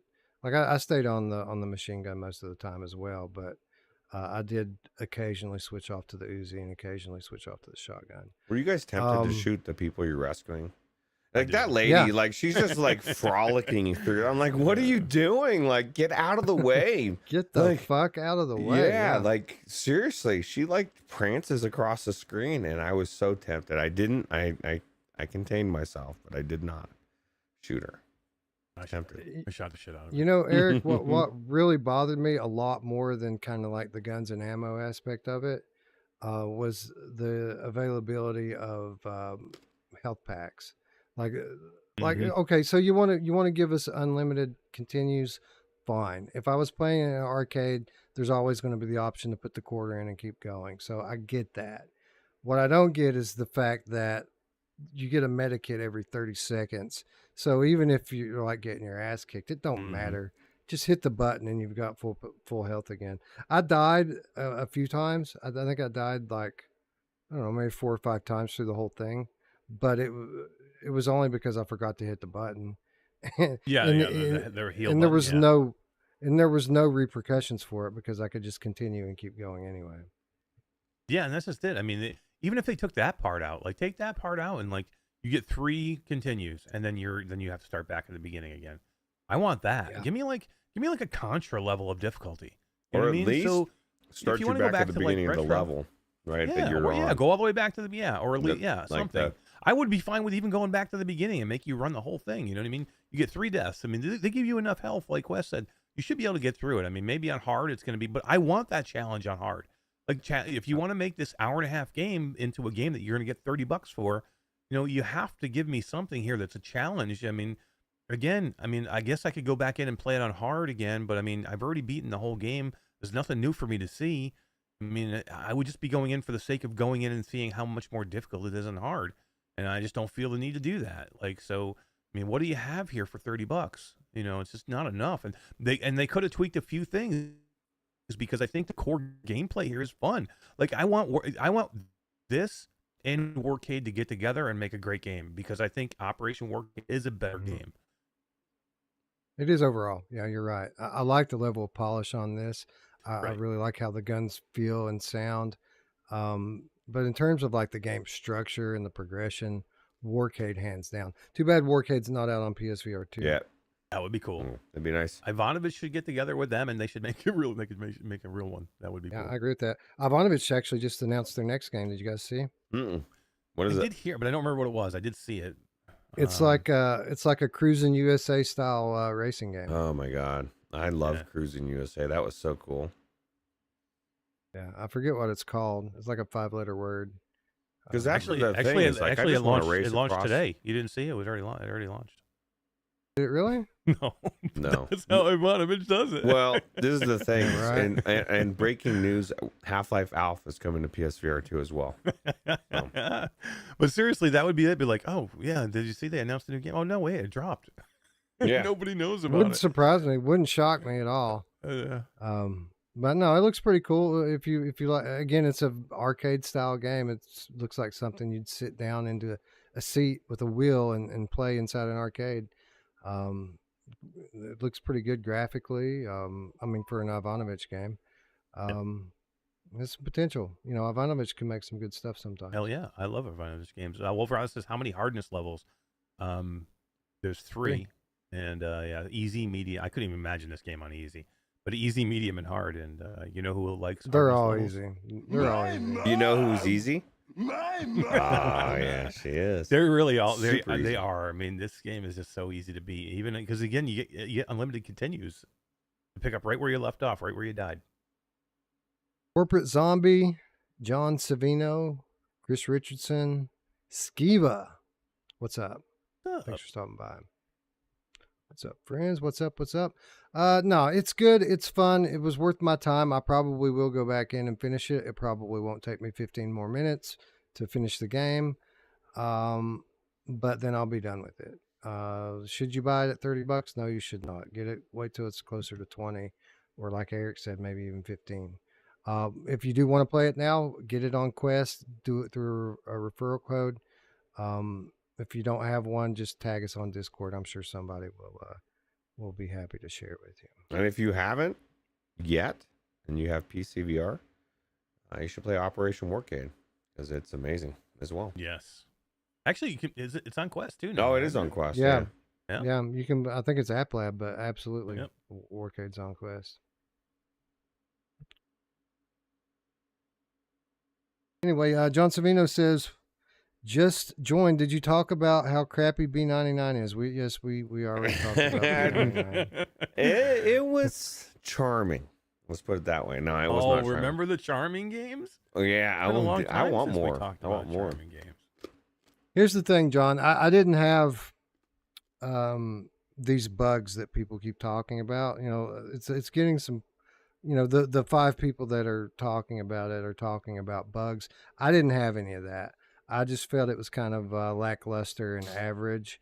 But again, I think what's there is a good foundation. It's a foundation you could build a good game on.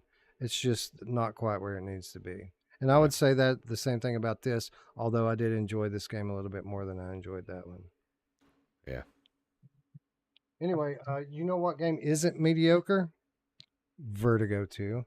And that is the next game we're going to talk about. And we're going to talk about it for a minute, but then I'm going to get in and play because I want to. And that's why we're playing this today, is because we want to play it. It's not because it got announced today, but Ruuts, I mean, what fucking timing, bro. We decide to play this game, and then the next day they announce it for PSVR 2. I mean, you know what? perfect. It didn't shock me because this happens a lot. Like, because this is one of the reasons why when we talked about, you know, in our chat about, you know, a game that we didn't get a chance to play enough of, like, we wait till the last minute for a reason, because a lot of times things like this happen, right? And we had just decided, Wes had just said, hey, these, you know, we need to get back to some of these older games. What do you guys think about this? And we decided on Vertigo 2. And then the very next day, PlayStation VR2 announcement. And what an amazing announcement, right? Like, this is perfect for that. And this is something that those players should be fucking giddy excited for, right? yeah, this is gonna be the best, probably the best game, or one of the best games on PlayStation VR2, hands down. And they don't. Most people that have played PlayStation VR2 exclusive, they don't have access to Boneworks, Bone Lab, or anything that's like this. And to be fair, this is like, I don't know, Bone Lab and Boneworks was cool, and it's like you know, it's unique physics, but this is the full package. This is the adventure you wanted. This is the craziness, like It just everything is going on. It just keeps getting more and more insane, and I love this game. And it very well could be my game of the year. On all platforms, depending on how things go. So, Eric, ever since PSVR2 launched, people have been going on and on and on and on about Half-Life Alyx, and either when is Half-Life Alyx coming to PSVR2, or what is going to be our Half-Life Alyx. I think this might be our Half-Life Alyx because, at least in terms of the minute-to-minute gameplay, this is a better game than Half-Life Alyx to me. Yeah, and people will freak out because you said that, but if they're honest with themselves, you're right. Like, and they have to admit it. I mean, Half-Life Alyx is a magnificent game, and it really it sets the bar for a great lot of adventure. Games. It's a great like story-driven adventure, but in terms of like gameplay, that game was kind of it was kind of nerfed for noobs, right? Mm-hmm. This is a full-on VR game.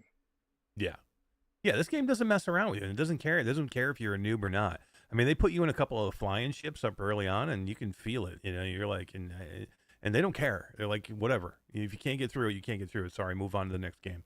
But I mean, Half-Life Alyx was fantastic. The gameplay was, like you said, it was okay. It was just good. I mean, it was good.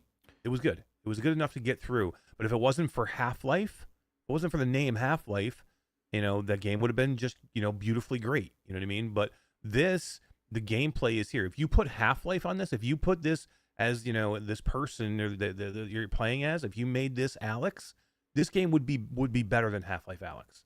Yeah. It just would be. The gameplay is way better. Like the mechanics are better. I think the scope of all the environments is better as well. Like, you had some beautiful environments in Half-Life Alyx, but there's just so much to this. Like, even that freaking square boss thing, like it's just everything is so bizarre and so colorful, and this is going to be amazing. This is going to look amazing in the PlayStation VR2, and I have a little bit of inside knowledge now because I've had the Quest Pro in my head, and I've seen Vertigo 2 in it, and I didn't even have the backlighting on, or the dimming, or the local dimming. Right. So it's probably didn't even pop as much as it will. So now, in fairness, if it weren't for the Half-Life franchise, this game would not exist. True. This is very clearly taking inspiration from that series, much like Boneworks did. And the developer, Mr. Brown, he cut his teeth at Valve working on Half-Life. So, like, absolutely, we have that franchise to thank for this awesome franchise. But Eric, I mean, Half-Life Alyx has 3 guns. Has 3 guns. What's this got, like 10, 12? This gives you 3 guns in the first few minutes. Yeah. Like, literally, you play like an hour into this game and you've got 3 kick-ass guns that you can freaking manipulate and change and like level up, and that's just in the first hour. I mean, this has like 10 or 12 different weapons in it that you can get, and that you can change each and every one of them and change them how you want to change them. So yeah, I mean, but even the guns are great, but it's even just like the levels of the AI and the enemies are super good too, because they will move around on you. They will like try and dodge you. They will fire, and then they will dodge and then fire back again. This is everything about the environments, like Ruuts says. It's not just an indoor environment. You get outside. You're up in the air in a flying ship. You're in these crazy tunnels. You're in the office building. It's insane. Yeah. The environments are crazy. Gamertag VR joining us. What's up, GT? You made it, bro. You made it to one of the shows. You're here live. Yeah, you made it. Thank you. He says he prefers Half-Life Alyx, and a lot of people will say that. In terms of production, there really isn't another game on the level of Half-Life Alyx, even today. There are some that are close. Asgard's Wrath, Hubris even. But Half-Life Alyx is kind of still the standard in terms of overall production. But everything else, I prefer Vertigo 2. I prefer the levels. I prefer the enemies. I prefer the action. The music is fucking amazing. And while I go, I'm gonna go get the game set up so that I can play it. Roots, talk a little bit about the comedy in this game because this game is fucking funny too. Well, yeah, it's funny you say that because Gamertag was just saying that not everybody, the sense of humor is not, and an art style is not. Some people may not like. I think actually, GT, you were one of the people that didn't like the humor in the game, or maybe I'm wrong. Maybe that was a different. Oh, game. really? You didn't like the humor? I thought the humor was awesome. I think it's funny. I could see that. I mean, it is. It you know, I don't know. I thought it was really funny. This is the thing, and this is what I would have like to say as far as like what he said about preferring Half-Life Alyx. Like I don't, but I also am unique. I don't have the Half-Life bias. You know, like I didn't play it growing up. I didn't play my first time I saw Half-Life at all was Half-Life Alyx. Like I play, you know what I mean? Like I didn't have any of that background nostalgia to make me feel any way. So if you're just going by environments, gameplay, story, now granted I haven't played through this entire story yet, but I really am digging Vertigo 2 more than Half-Life Alyx. I think what you said, Mash, you take Half-Life out of the equation and it's a decent game.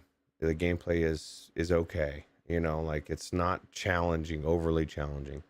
You know, I mean, don't get me wrong. I mean, every single game we play now, the magnet hands is because of Half-Life Alyx. Like, I don't want to diminish what it is. It's just for me, I don't hold it up on this pedestal because I don't have the Half-Life background. Whereas this story is just so unique and everything about it and gameplay wise. There's just so much more to it. So yeah, I mean, I don't get me wrong. I'm not saying I don't like Half-Life Alyx. Half-Life Alyx is great. It's garbage. It's still probably one of the best games I've ever played. I mean, it's probably in my top 5 of favorite VR games ever. Maybe favorite games ever, just because of the experience I had in it. You know, when you first play it, it's just for me this game is like. They took the shackles off of Valve. Took the shackles off. So like it's like, you know, if this is Half-Life Alyx, if Valve just said, "Fuck it, we're making this game because we want to make this game. We're not going to make it for everybody." You know what I mean? Like Half-Life Alyx, you can tell it has a feeling like we made this game to be approachable for new VR users, and this game feels like what Half-Life Alyx would be if you were making it for a VR veteran. If you're making like this game feels like it was made for us. Like this game just feels like they don't care if you're new to VR or not new to VR, and they are not going to make you do cookie cutter things in VR because you're going to be wowed by doing it. Like there is so much here. There's so much depth here in the gameplay. The environments are so vast, colorful. The adventure part of it, the gunplay is really good. The weirdness of it. Some of these characters are freaky. The voice acting, Roots, is so good. Like, it's amazing. And then let's take a look at this.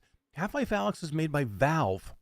This is made by one kid. Yeah, well, kid. Just funny you say kid. One person, one guy, one young adult. Actually, one kid.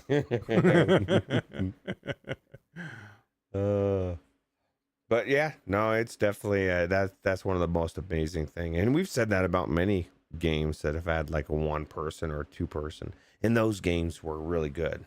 This is like on the next level. This is like you said, Valve versus Zach Brown. I will say Zach Brown because you know we're like that. I'm just kidding. You guys are tight. But yeah, no, it's I don't know. I would say go play Half-Life Alyx. Absolutely. Go play Half-Life Alyx. Enjoy that amazing ride that is Half-Life Alyx. It'll blow you away. And then go in here, and then you're going to see, it's going to be great. You'll have another great experience, but it'll be, for me, richer. I feel it's richer, and it's longer. It's more adventure. Like I wish this was what Half-Life Alyx is. Like if Half-Life Alyx had all of this gameplay in it and the depth and the story, oh my God. I mean, it may be the greatest game of all time. Yeah, absolutely.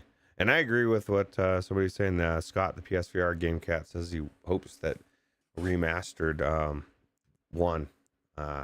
Vertigo 1 comes out. That was an amazing game in its own, in and of itself, right?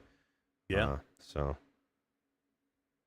Yeah, it's so good. There, and I have how far are you into this game, Ruth? I'm a few hours in, probably 3 hours, 3.5, maybe 4 if I probably pushed a little bit, but I think I'm right around there. I'm a couple hours in. I'm not far enough, man. And I realized that the other day just by going in to check it out because I knew we were going to talk about it in the Quest Pro and seeing how beautiful it looked, the colors and stuff. And I'm like, man, I need to get back into this game and actually, this is actually, believe it or not, like high up on my list for probable games for Game of the Year. And it's one of the games that, and I don't feel this about many games, but it's one of the games I want to actually play through. Like I want to finish. You know, Wanderer is another one on the PlayStation VR2 when it comes out. Like they're games that deserve to be played through. I can't say that about 95% of VR games right now. That's just my personal feeling. Is like a lot of things. It'd be going to like a restaurant and there's a lot of good things to sample, but it's not anything I really want to make the main course. But this type of game is absolutely the main course, right? So, yep. Chrome Colossus says, "How much did the story in Vertigo 1 bleed into Vertigo 2?" So it would be helpful for you to play Vertigo 1, but they give you a recap in the beginning of this game if you haven't played it. So they'll give you like a little overview that you can choose to kind of like sit through, and it'll bring you right into the second game. So you don't feel you have to go play Vertigo 1 to get to play this game. You'll be fine, but it would probably be a little cooler if you did, just because you'd have a little bit better idea of kind of what's going on. But they do enough here, I think, to bring you through. And let's be honest, it's such a good game. You're gonna want to play it at some point anyway. You might as well play it first, right? Yeah. So if you only have a PlayStation VR2 and you don't have a chance to there's no way you can even go play Vertigo 1. Don't worry about it. You're okay. True. It won't matter to you at all. You'll love this game. And then GT says, outside, he's saying outside of VR, nobody knows this game, and it won't help sell PlayStation VR2s, and that's probably true. Like to me, like I was saying earlier, we need that one big title, I think, to bring more people in. But I think this bolsters the library that I'm saying I think is already lackluster. So I think for VR people, for somebody who is on the fence about, they have a Quest. They know VR, they know this game, and they're like, should I go buy a PlayStation VR2? This absolutely helps with that. And there are 20 million Quest users out there that would know this game. You know what I mean? Yeah. Or maybe wanted to play this game but couldn't because they only had a Quest. And so they would bring those people in. But we need the other game. We need The Last of Us. We need Spider-Man. Regardless, we need those big bangers to pull people in, like you said, and that's 100%. Exactly it. But because nobody would know that. You could say the same thing about Synapse. You could say the same thing about Wanderer. You could say the same thing about any of the fucking games that we think are amazing. Nobody knows what they are, and until they get the headset in their head or on their head in their house, they're not going to even try it. And they're not going to, until they get to that mass adoption. That's why the hybrids are so important, right? Right. They are. Yeah. That's why I want to see it. And like I said, we need one of those. We need one of those amazing titles. We need a Batman title, or we need a Marvel title. Something that Spider-Man, Spider-Man would be like if they think about the landscape right now during that Sony showcase. The last game that they showed was the new Spider-Man game. Can you imagine at the end of that trailer they were like VR mode coming, or VR hybrid? You know what I mean? It would have changed the landscape of what we're talking about now. Because of that one title. And you wouldn't even have to say when it's coming. It wouldn't even have to launch when the flat game launches. It could launch a year from now. It doesn't matter, but it would change the perception of what's going on in the PlayStation VR2 universe. And that would change things. Yeah. True. I agree. Anyway, I think that we are ready to go, Roots. So for those of you who are watching at home, it's going to seem like the stream's going to die for you for a minute. It is not. We are basically switching over from Roots's computer in Colorado to my computer here in Kentucky because I'm about to play some more Vertigo 2. And Hell yeah. literally, I have not played this game since the last time that we streamed it all those months ago. So literally, this is going to be a part 2 from that. We're going to be picking up it right at the very moment that we ended the last stream, and I can't wait. Anyway, Ruuts, just whenever you're ready, All right. stop the stream and I'll start. And we're back. We are back. So I am going to just take a moment here to get my chat in the headset, because, you know, as much as I do miss my PlayStation VR2 when I'm not playing it, I do like streaming from PC better because I can see the chat when I do it. Yeah, it's the same way with Quest. I can't stand streaming on PC or PlayStation VR2 or Quest for that reason. It just makes me sad. Why do you make Ruuts sad, PlayStation? Yeah, don't make me sad. Why? What day are we living in? Is it 2023? Like, Sony, why do you not have YouTube chat? Why do you not have Twitch chat in the fucking headset? People stream, you know, people like to stream. You want people to play your games? What day are we living in that Ruuts has a Quest Pro headset? I know. Ruuts, Oh, GT. Put your Quest Pro on so everybody can see it. Oh, they can't. It's too late. Oh, GT, you didn't hear that I got a gone. Quest Pro. I didn't get a chance to do the show this week. Actually, I picked it up the day that the show was on. As I was, I don't think I was playing during the show because I was still working. But Love it. So Ruuts had better things to do, is the moral. I had better. I wasn't gonna slum it with you guys, dude. I had a Quest Pro to go play. So GT is asking for Wes's mic to go up, but Ruuts can't control it anymore because Wes has got. No, I got. Yeah, I am now. So if Wes, I don't know if you can do anything with your mic, but actually, louder.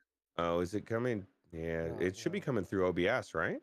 Yeah, it is. I can turn it up. I just get Okay. the chat thing situated here, and we'll do that.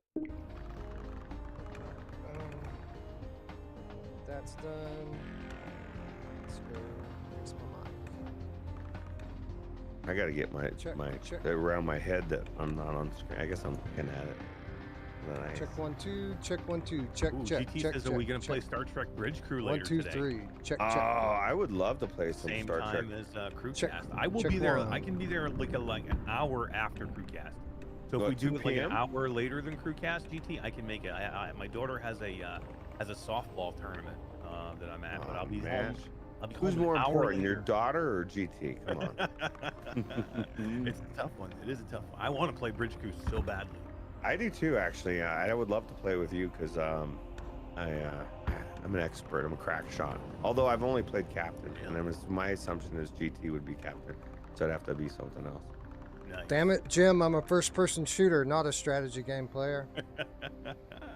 That game is actually really good. I really enjoy Star Trek Bridge Crew.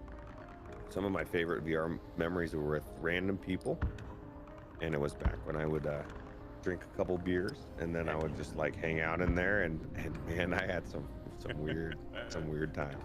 Do you know who else is? He's gonna G Fuel it up. You know who else's favorite memories are with random people? Oh yeah, well, some of them my favorite. Some of her probably horrifying memories are also with random people. Right, so I think I am nearly ready to start playing now. So what's up, Geisen? What's up, GT? What's up, Scott? The PSVR game Fat for Life. Wolveraza, Dead Ringer. What's up? Thanks for hanging out, everyone. All right, let's play. Oh man, never mind. Turn this off. Get on Half-Life. Whoa! Wait a minute. Where is my fucking game save at? Oh. Uh-oh. You hit the save slots. You go in your save slots. That's not good. Oh no. What happened? Did you play on a different account? I don't think so. Let's see here. 14% Encyclopedia Chapter 1. Maybe I was signed in under Virtual Strangers. Yeah, bear with me just a minute. I'll have to kill the game. Yeah, Wes is like, I'm not starting over. No way, dude. Fuck no, dude. I How mean, I far will are if you I in, have Wes? to. Like, how far do you think you're in? Fucking 4 hours, 5 hours, 6 hours. Oh, damn. Yeah, you're farther than me then. All right. So bear with me just a moment, ladies and gentlemen. You're probably getting a black screen right now, but there's no way for me to do this without killing the game. Hey, the Virtual Strangers library is now available. Oh, sweet! I gotta go play some Vertigo too. Actually, Wes, you were under the Virtual Strangers. Maybe it's under your own. No, it was just telling you that because I was occupying the Okay. the shared. Please close Steam VR. You son of a bitch. How dare you? I know what I can do. How dare you? I can put some. I can put something on to entertain people. Backstory in VR wants to know, how do people play in this VR in this heat? Well, I'll tell you how I did do it. I'm doing it this year. I've got, well, I show you on my camera, but I'm not online. I've got a an AC window unit that's sitting on my little desk here. Yeah. GT even broke down and got AC in his room. It makes a big difference. Like before the show, I literally had a blanket on because I cranked the AC on, and then it gets so cold before the show because it's so loud, and then I gotta be cold for a little bit. But it's kind of nice when it's 90-some degrees outside to be actually cold enough to where you need a blanket. First world problems. That's it. But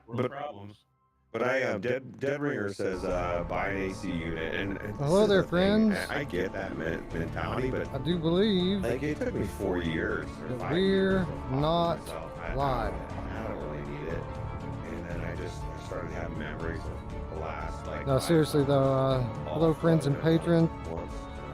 We are about to do what I like to call show prep. And we're going to check out Propagation Paradise Hotel for the very first time.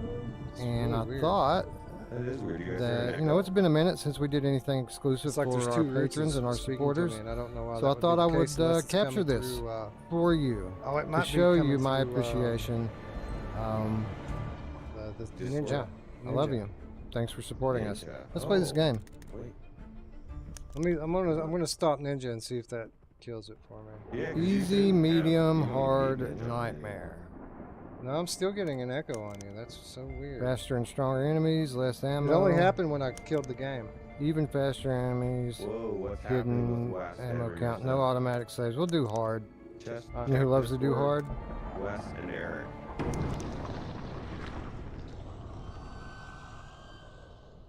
I'm getting the game back up.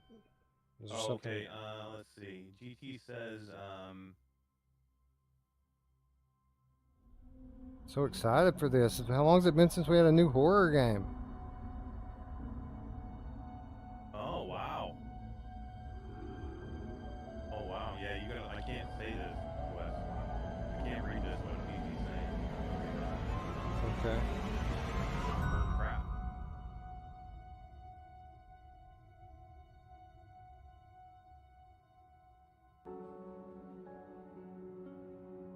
An intro. Oh, okay.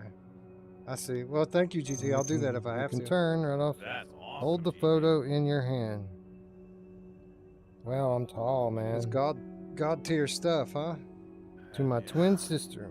It's crazy everything that's happening. He knows all the cool I miss stuff, you, man. Ashley. I hope you're all right. You know what I hate? To my Two-factor twin sister. authentication. Kills me. It sounds like Owen needs help. What are you playing right now for everybody? My other half. We Propagation. will make it through Paradise anything Hotel. together. Okay, I love okay. you so much. I thought it'd be better than nothing, right? Yeah. Move the right stick forward to teleport, it says. Dead Ringer says Wes was playing Vertigo 2. I don't want to Hotel. teleport. What the hell's going on? Wow, So this it's is optional, the but hotel man, is the level movement Vertigo 2. speed This is the slow. secret Oh, you can level run, that's nobody good. knows about, not even Zach Brown. How did you do that, Wes? I don't know. Hey guys, you know what I do have to say also while Wes is doing this, since GT's in the chat. I had You know what? I was 3 kind of messages this week of people expecting that this I game had- not to look so don't know, good. But they said they'd come across Just based on what others the have said, CruCast but and said how great that show is with all of us. it don't look on bad. it, and The how much resolution's fun pretty they good. enjoy all of us doing it, and they've actually come over and started watching my show now too. So hats off to the CruCast and that amazing show. That It all looks of us all do. right. It's amazing how Owen? many people like Is everything okay? message me 3 No, messages it's in one not, week. Emma. One week. Not at all. Of just just That was saying, the you know, how last cool yard. the CruCast is, and No you know, more having peanut those butter. 7 different How people, will we ever survive? you know, kind of go and No, talk but with seriously, with the food Yeah, that's left, it's always fun. how much longer can we last? Spice, right? I'd say a few days. So I maybe a started Steam little over a VR week back if up, we're and the organized. echo went away. Oh, Well, Go figure. well, there you go. it That's only the took answer. the All end you of gotta the do is world start for me to Steam finally VR. start a GT diet. says that I'm echoing. At least my wife's gonna be over the moon. Really? Not Mashes anymore. out. You were, but you're not Okay. anymore. I got it. The door won't hold much I longer. think we're about ready to We switch back really over. need Hopefully some my help to fucking get out save of will here. be in here. That'd be nice. Alright. I'm Let's gonna start switch last back to roll. R, and this dude's just a negative Nancy. Let's see if we can do anything.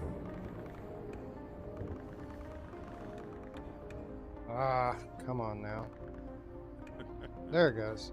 Guys, is the echo gone? It's a lone The- echo. The game is louder than us, I guess. It is because my options reset when I switched over, so give me just a minute here. There, should be better now. Well, All right. anybody that knows any of our shows that we do where Wes is doing a live stream, there's always a little bit of jank, right? Janky Alright, jank. so this time it has my options set correctly, so I'm confident it's going to have my gameplay saved. There you go. Cool. Were So that's you what it was. You played under your own profile. Are you gonna put on the comfort stuff? Did you guys have to change your gun angle at all No. in the gameplay? I did change my gun angle a little bit, just because the shotgun seemed to be a little like too far up in the air. So I did change that. Alright, I do need to get my chat back in, so give me just a second on that. That was so funny though, Wes. You're like, "Where's my save?" Like, oh I was man. freaking out. Where's my save? You know what? I'll take it. The kind of technical issues we've had the last few times we've done these, like if this is all I gotta do, I'm straight, bro. This is fine. You know, 5 minutes and we're in the game again, so we're good to go, bro. Yeah. Hell yeah. And yeah, this is where I left off at. I just walked outside here, and look at this place, man. Nuts. What other game has friggin' epic environments like this, Roots? And I've not seen one that I mean, there's some that look similar. No Man's Sky, probably the only one. It's like if you were playing Rhythm of the Universe, only That's you're what I was allowed thinking. to walk into the areas that you're not allowed to walk into on that game. Right, that everywhere's permissible, and you have really cool guns and action and a story. And well, actually, I guess that did have a story. But no, this is like I said, this is game of the year material. Like I go back between, for me, I go back between this and Resident Evil 8, and it's really hard for me. You know what other game I really like the worlds in? Seeking Dawn. Oh my god, I haven't been in Seeking Dawn in years. How do you run? Yeah, actually, I thought we talked about going back in, and I know I re-downloaded it with our upgraded hardware and stuff. I would love to with the Quest Pro headset. Yeah, Let's there we do go. it. Let's do it. Let's do it. You know, Yeah, I know that's last what time I we was got pretty thinking. far. I've been thinking, you know, I want to take this opportunity while the schedule's slow to catch up on these Game of the Year contenders. But after we get through these like 3 or 4 games, I would really like to go back and do like the best of 2016, 2017, 2018, because those are some of the best games that VR has seen even today. And the ones that are on the Oculus store are starting to be forgotten by new people coming into VR, right? Like, it's just crazy. Like, those are some of the best games. Let's get back into the Persistence too. I would love to get to do the Persistence again. I haven't been in there in a long time. Didn't they come out with a PSVR2 version of that, right? That would be sick. Maybe PSVR no version of Persistence. I was thinking of something different. Yeah, Yeah, but no, if they did, that would be amazing. I want that that. would be. Just give me the exact game the way it is, but in PlayStation VR 2. Oh man, there. That would be amazing. You know, with the new, you know, not a gamepad. Don't come back to the PlayStation VR 2 controllers. That would be sick. Dead Ringer the Game Cat has a good point. Says if the PSVR2 version of this is even better, it'll be 100% be the game of the year. And I have to agree. This is the thing, and I don't think I don't see Zach Brown, Mr. Brown, not utilizing everything he can. You know what I mean? All the technology. And so, like, I think it's going to be next level. Adaptive triggers, the haptics, foveated rendering, like everything. And I think it's going to be phenomenal. I can't wait. Guys, can you not run in this game? I thought you could. No, I don't Like, think so. Because pressing you it- hold the left thumbstick will give you a. Yeah, it's a teleport. Yeah. There's your run. There's your run. That don't make sense to me though. Like, this game has everything. Why wouldn't I have a freaking run button? All right, jumping, turning speed, everything fast, seated mode, yeah. Huh, I don't see anything for it in the settings. Oh well. I'm sure it's here somewhere. I'm just missing it.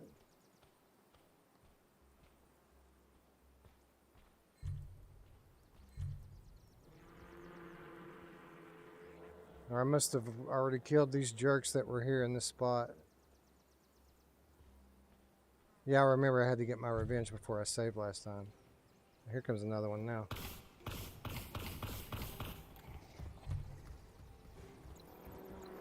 Crap, I accidentally dropped my gun. Check the comfort zones are settings maybe. Dead Ringer the Game Cat says. Maybe. I forgot how to play, so you guys are going to have to bear with me for a moment. Like, it's been so long since I played, I don't remember what I'm doing.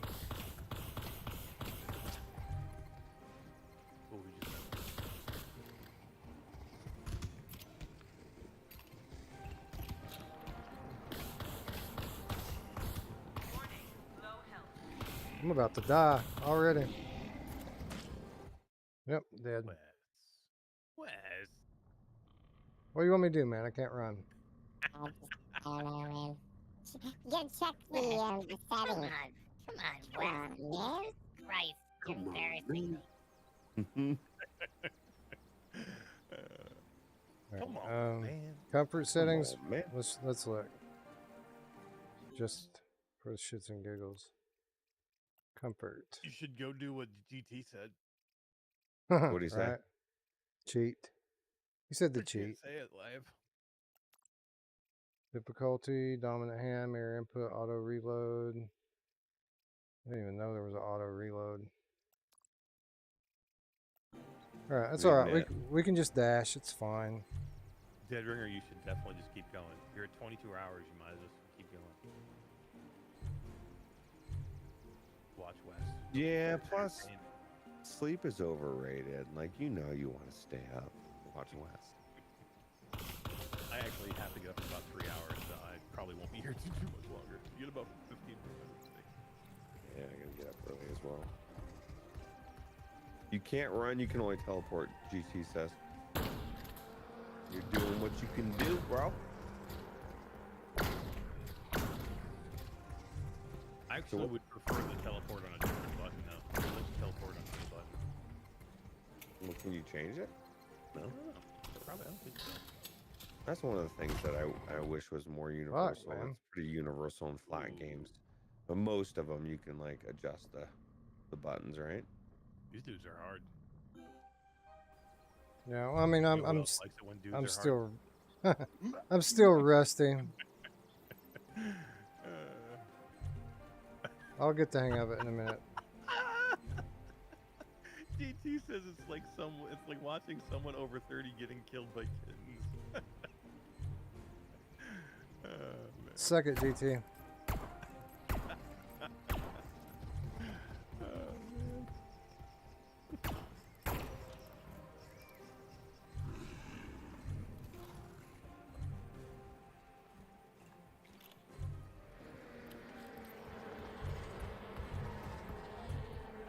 Yeah, you're gonna need that teleport.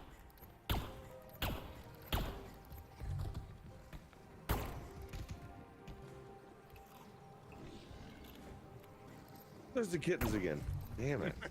Watch out for the kittens, man. Already, you fuckers. It's a dev mode. All right, we got him. Cheat. Knock him down, he's not dead. Yeah, I don't cheat, GT. I like to play my games. That's boring.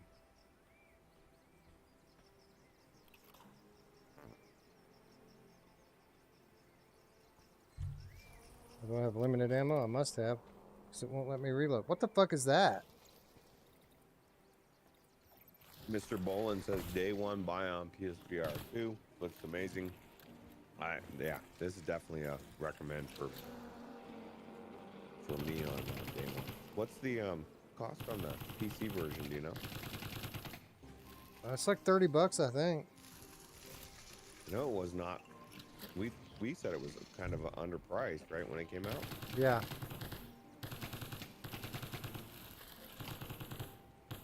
I've never seen these evil snowmen thing before. Look, they have mouths in their butthole. What? The butthole Yeah. mouse? Yeah. Who doesn't these days? Yeah, $30.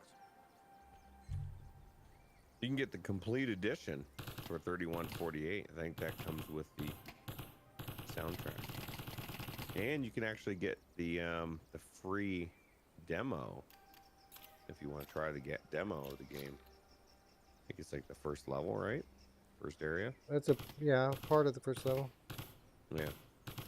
See if you like it. But I mean, honestly, I can't imagine somebody playing this game and saying, yeah, no, I don't like it. I could see somebody saying, yeah, I get sick because I get sick with every locomotion game. But liking it, not liking it, to me, that sounds crazy.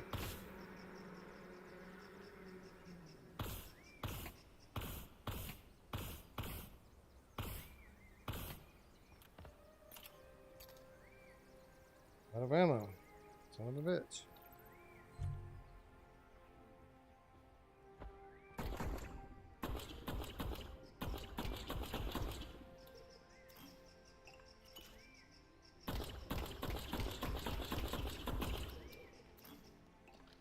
Yeah, it might be $40 on PSVR2. I think you're right. There is the PSVR2 tax. And I forgot, what are these? Are these like grenades or health or what are they? I forget. what are they? Oh, I don't know what those are. I would think probably health, but I don't know. it looks shiny. Triggering How's it the doesn't do color? anything. How's the I bet I color can eat look it. in your what do you play? Your Rift S? Yeah, that's what I'm playing with right now. I'm pretty sure I could have done it on G2. Yeah, you eat it, it's Easy. health. But streaming, it's smarter not to. I'm sure it would have been fine. I didn't want to take a chance and do troubleshooting on the air. You know what I mean? Yeah, So true.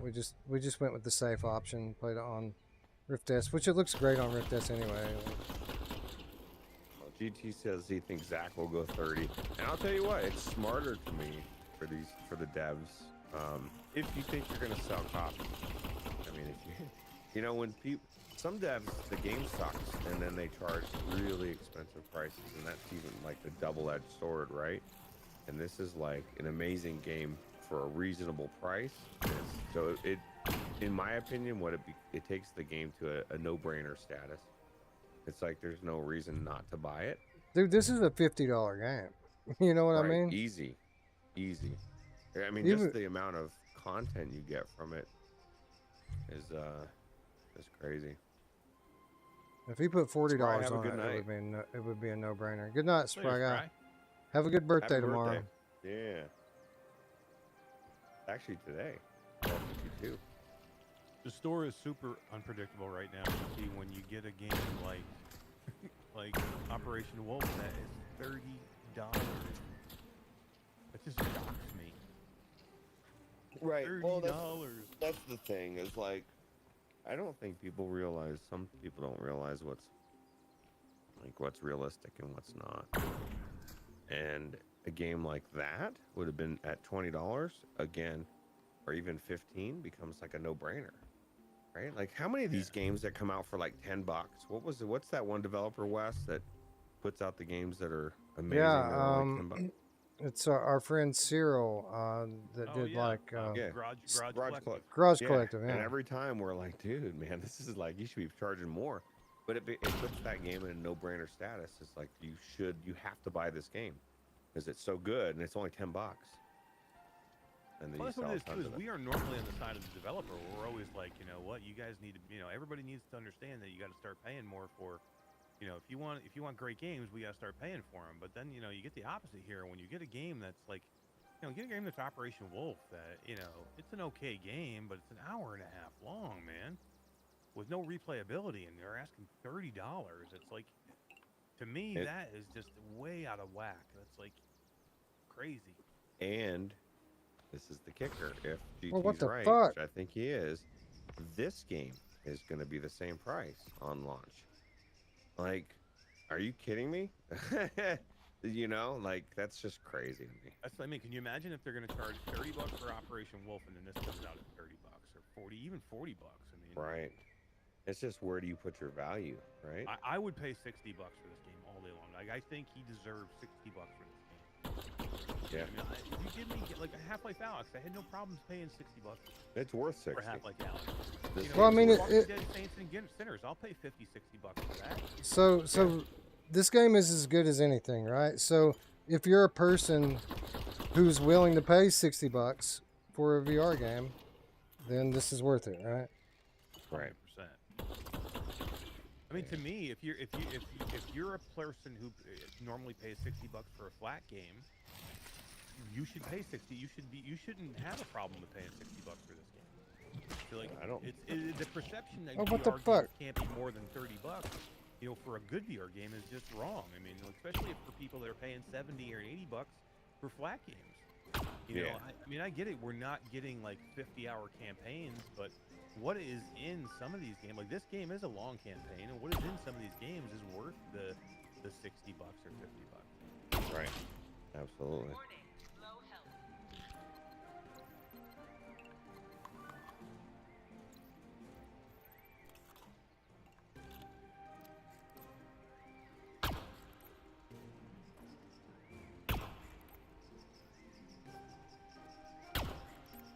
Well, Corporate Zombie says, yeah, but people probably are not gonna be pay 40 if they are poor for guidedly buying equipment for wireless PSVR2. My thing is I don't think anybody that's poor is gonna be buying any games. Like that's just the way it is. I mean, I've been in the position, and I go in phases, especially during the winter time, especially when I lose multiple roommates. And it's just it definitely is tough when you're tight on cash. $40 can be a lot. I would rather spend $40 on a really good game or $30 than two mediocre $15 or $20 games. Yeah. I like these things here, man. They launch you in the air. Jump. Yeah. Yeah. See, that's what you were talking about. You wouldn't see that in Half-Life Alyx because they'd be afraid that people would get sick. They probably were like really, really torn about putting in locomotion. Why is this one not launching, man? What's happening? Or what's not happening? Is there a reason why these things would not work?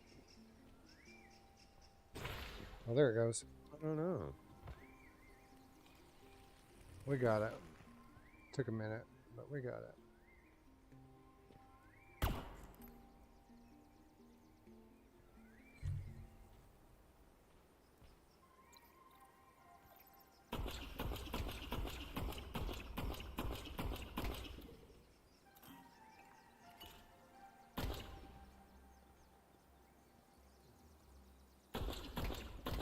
What's your favorite gun, Wes?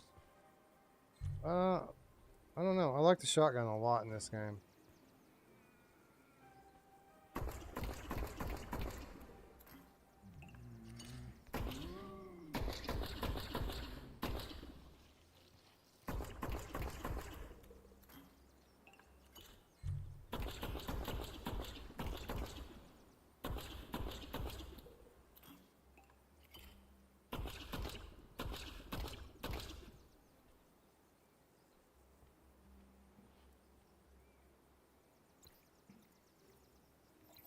They all have their use cases, right? Yeah, absolutely. That's why having a mixture of guns is amazing. That's another thing that Half-Life Alyx brought to the table for VR is the way you pick your guns and stuff like that. Like, was such a revolutionary way, right? Just push up, and wasn't it Half-Life Alyx that did that? I think. Well, Pretty that's sure. correct.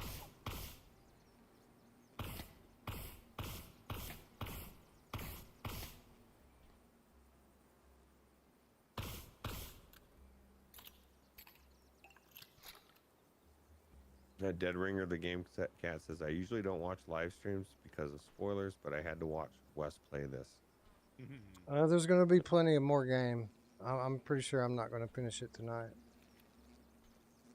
So don't be too worried about it.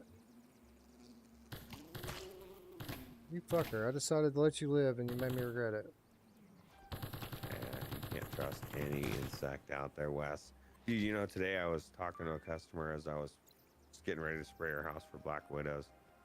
And I was telling her, you know, yeah, some of these spider webs are really thick. They look like black widows. And I kind of touched one. And this fucking black widow starts coming out, right? I mean, immediately it was waiting. And then it saw me, and then it ran back in its little hole. And I thought, oh man, I know where you're at, bro. You're not getting away. And he's dead now. Black Widows ain't no and his joke, friends bro. And his babies are dead, or her babies, I guess, are dead as well.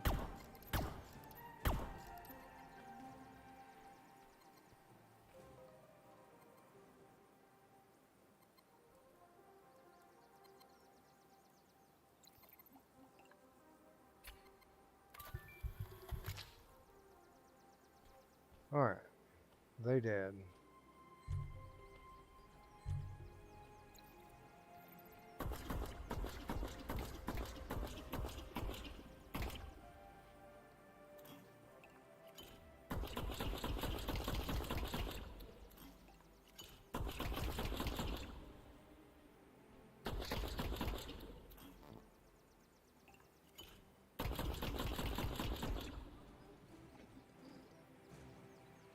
Do you think he'll use foveated rendering for this? I think that he will use every little bell and whistle that he has available to him. Yeah, I would. These guns with the adaptive triggers, the facial haptics, foveated rendering to help with, you know, bring as much graphical fidelity to this game. Use it all. Use some of the eye tracking for aiming if you want. Yeah, that'd be nice, right?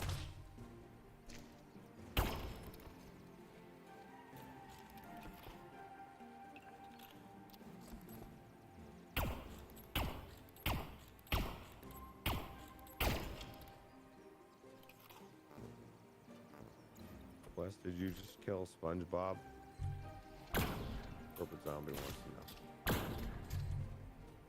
We gotta get SpongeBob back. Yeah, I don't know. I think so, maybe.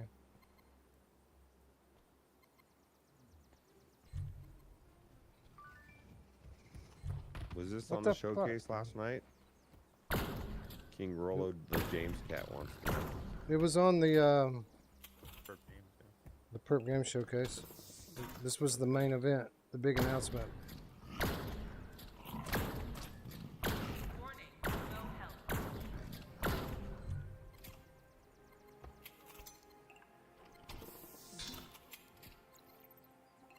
Yeah, arachnophobia. That'd be cool. Go into that barn. Burn that sucker down. That was a good move. That was a good move.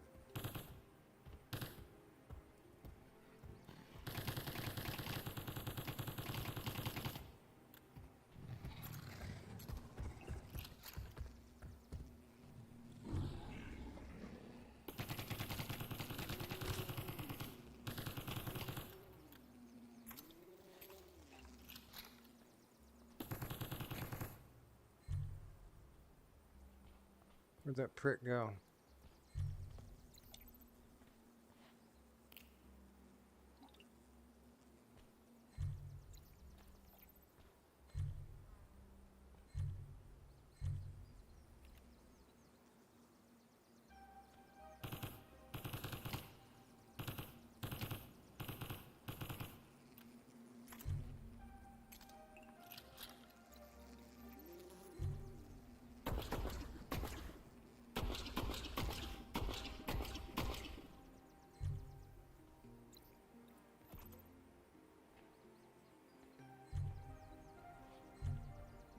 of fucking enemies over here.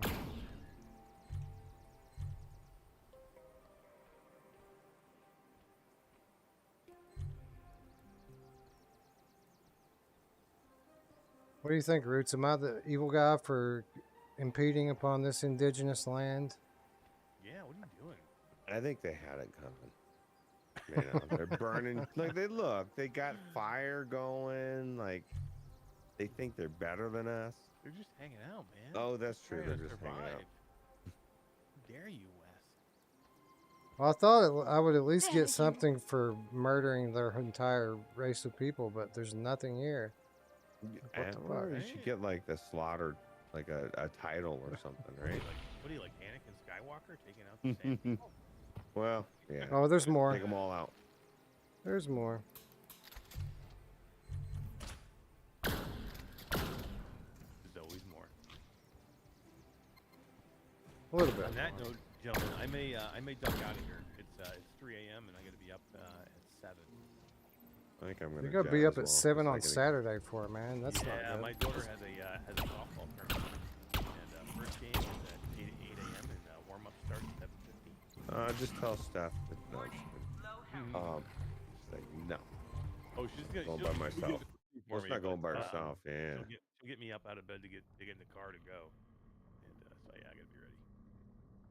Yeah, I'm gonna man. chat as well because I gotta get up early for work. This is the beauty, though. Wes gets to continue and entertain everybody because this is an awesome game. I will do that.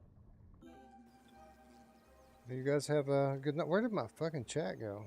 Oh, there it is. King Rolo the James Cat. Yeah, it's an awesome game, dude, for sure. Heck yeah. One of the best. Now I don't know what to do about killing all these guys. There's nothing in it for me. They're hard to kill too. They take some shots. All right, good night, everybody. I'll see you All later. right, have a good night, man. See you guys later.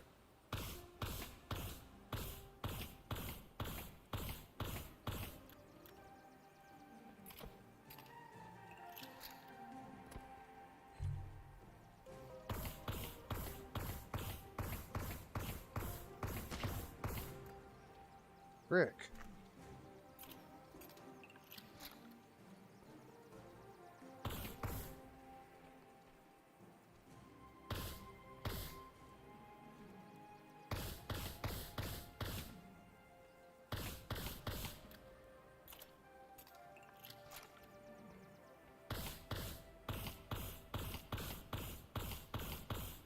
These guys are tough, man. They were tough the first time around, too. Have a good night, Roots. Have a good night, Eric. Thanks for hanging out and talking VR. How about Roots buying a fucking Quest Pro? I don't know what to think about that. I'm happy that he's enjoying VR enough to invest that much money in it. But man, so close to next generation. Like, I want one too, but man, I couldn't bring myself to get one right now. I'm not gonna lie though, I was looking through Facebook Marketplace the other day just to see if there were any used ones for sale. You know, because $1,000 is a lot of money, but we might be able to come up with 700, you know.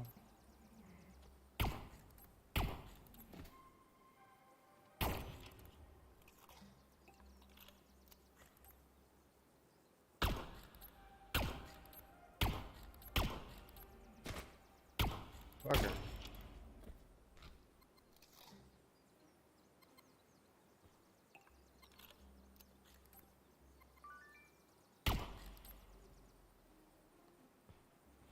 You really have to advance slowly with these pricks.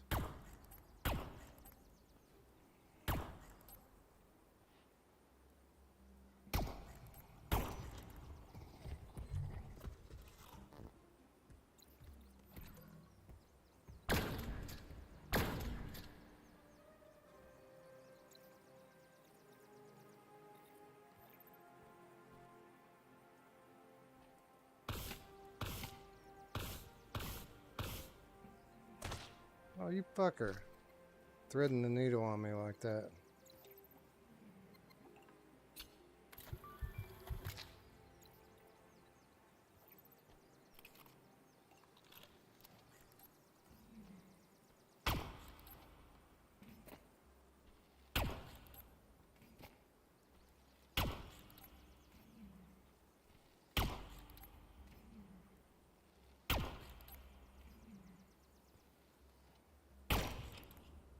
Shot him in the back like a real man.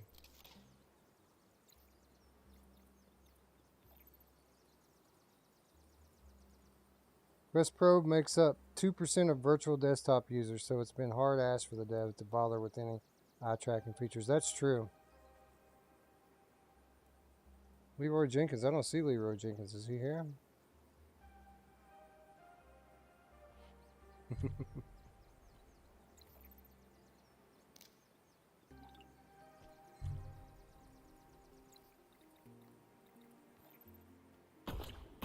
Kill these stupid bugs.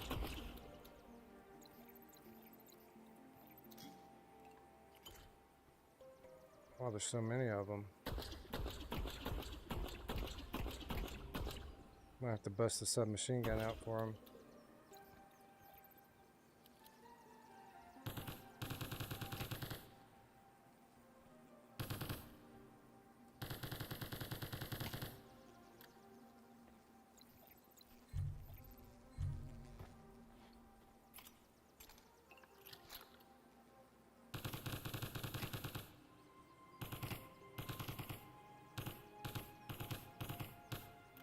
Yeah, maybe not.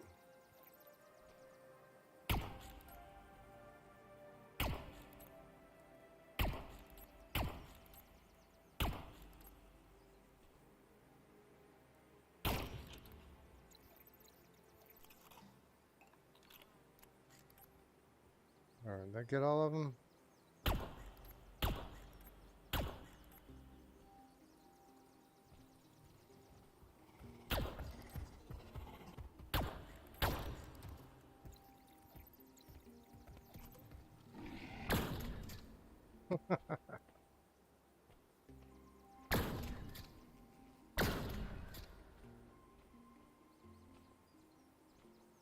Uh-oh. There's still guys down here, actually.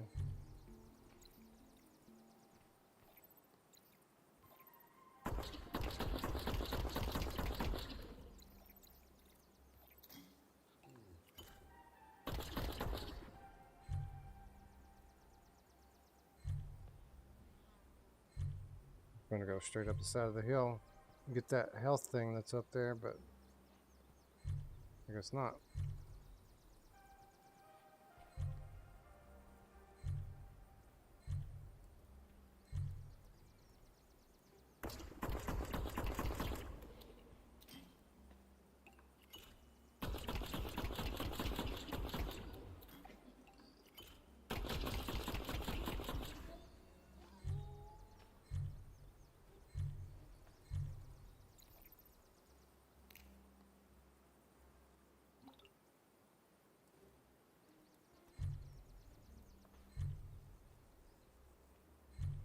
And there's another one right over here.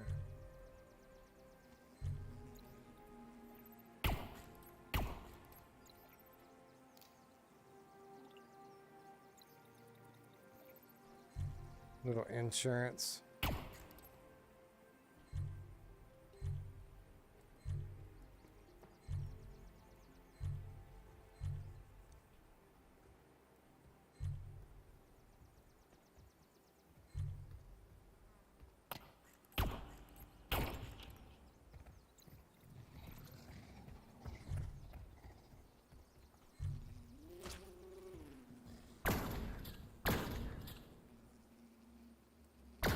Oh, all of these friggin' bugs came back? Like literally all of them? Shenanigans. Have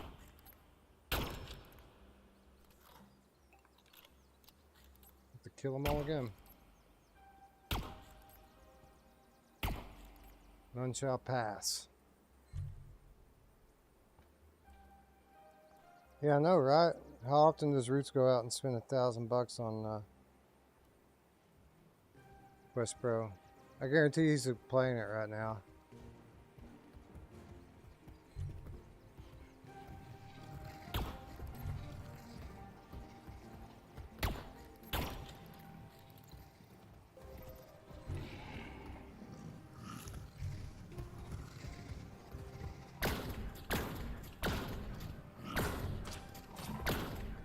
Get off there, bro.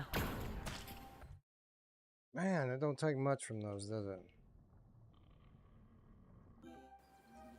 Are you fucking shitting me? Alright, we're gonna have to move here.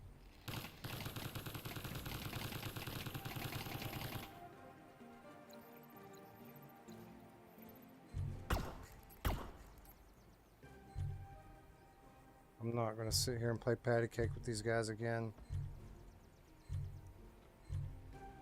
We're just gonna move.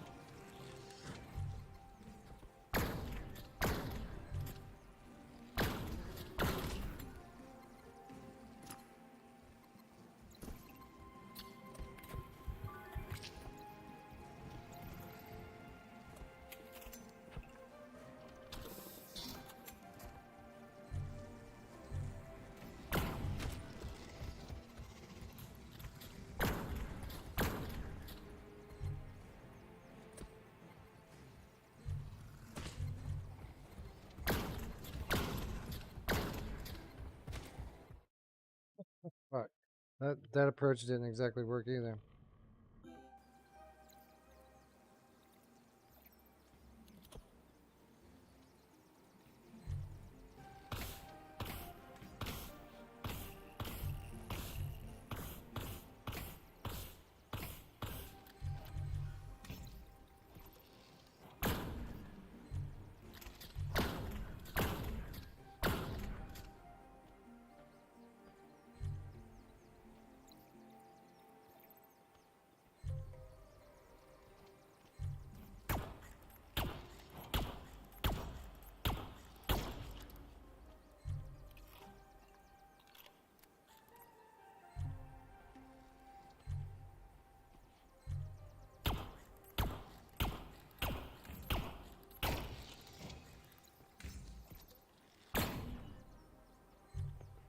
Frustrating, man. Try to be cautious and careful, and then 2 hits from the friggin' dinosaur and you're done. Not anymore. No mas. Now I'm angry.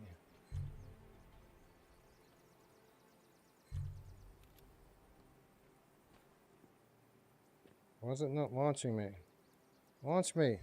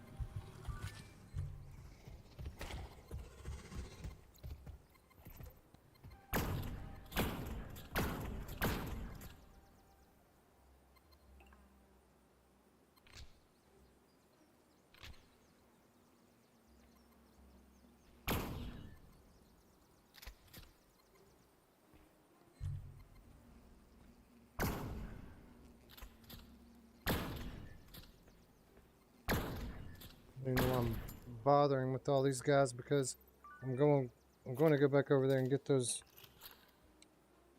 health things, so the bugs are going to come back.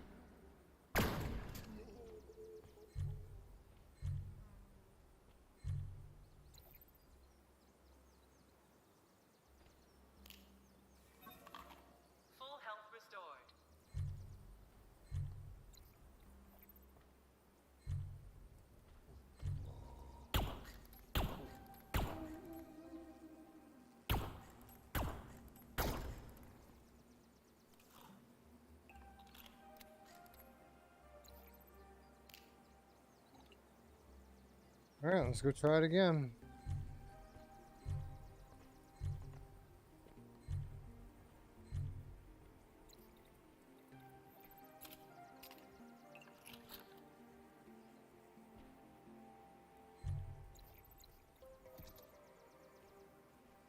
Now we can kill the bugs.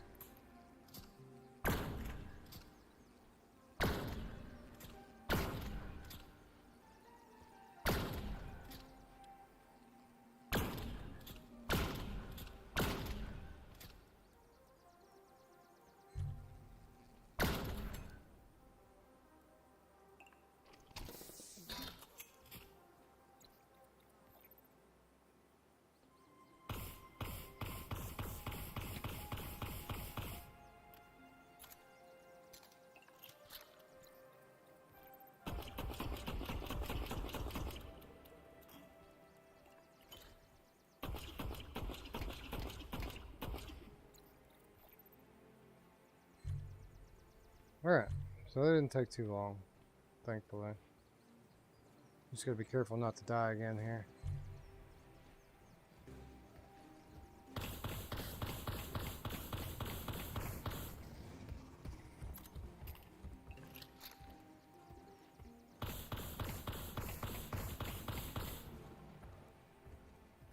There's another one. I can hear it. There's two more of them. How the fuck did that guy get behind me?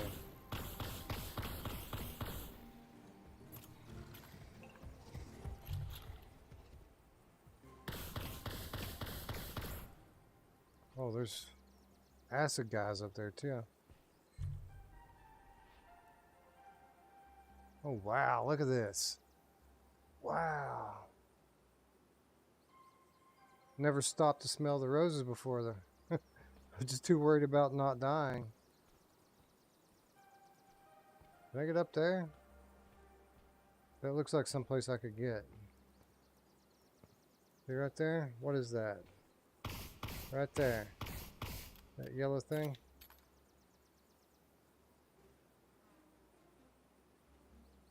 Yeah, no gunpowder in these guns, old Darth. It's all plasma. I do have the volume turned down quite a lot too. Actually, I could probably stand to turn that up a little bit now that the guys are gone. Turn the audio up a little bit more for you all. Y'all let me know if this gets too loud. I had it turned almost all the way down so we could hear Eric and Ruuts speak. Oh, I got a game save. That means I don't have to do that crap again.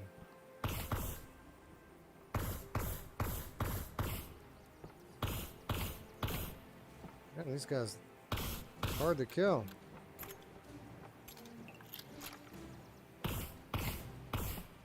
Stop firing stuff at me already.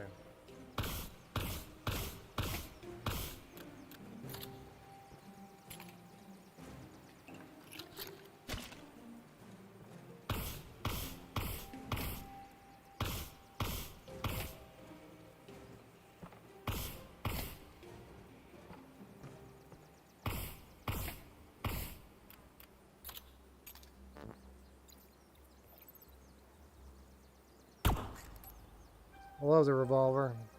It might be my favorite. Oh, look. Health.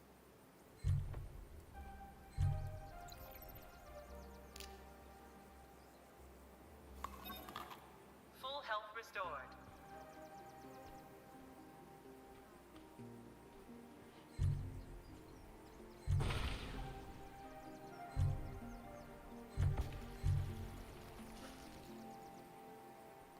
Well, I heard something weird. What was that?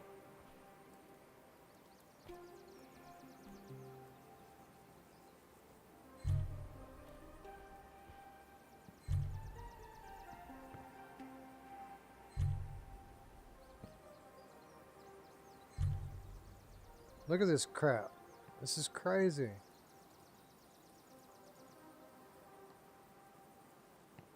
Just the scale and verticality of this level alone is special.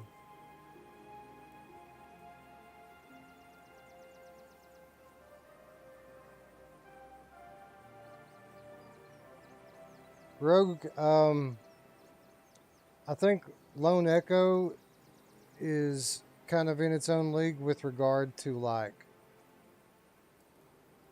realism and production. Like Lone Echo and Lone Echo 2 are the closest thing you're going to get to putting on a VR headset and having it seem like it's real life. Nothing comes closer than Lone Echo. If you're talking about gameplay, it's no contest. Vertigo all day. I mean, not that Lone Echo isn't fun, but it's mostly, you know, floating around in space, doing fetch quest sort of things, puzzling a little bit to get to the next part of the story. It's all about the story that they're telling. This is more of a game.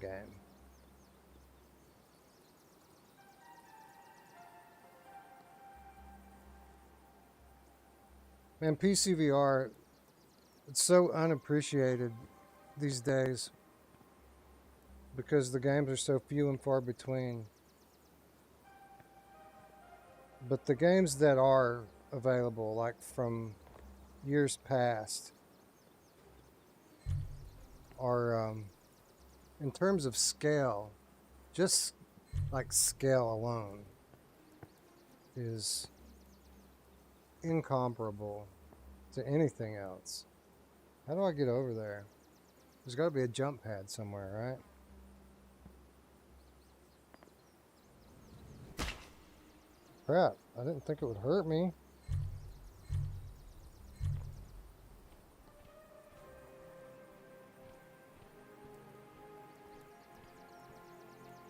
So obviously the way I'm going is up.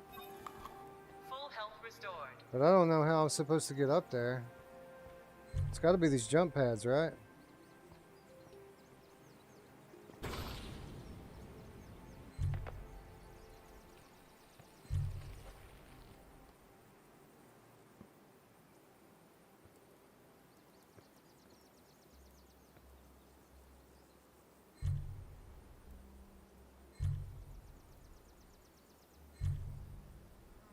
You got to be careful doing this platforming with teleport, because the teleport button is on the exact same stick as you know, movement. So you got to be able to press in without walking off the edge.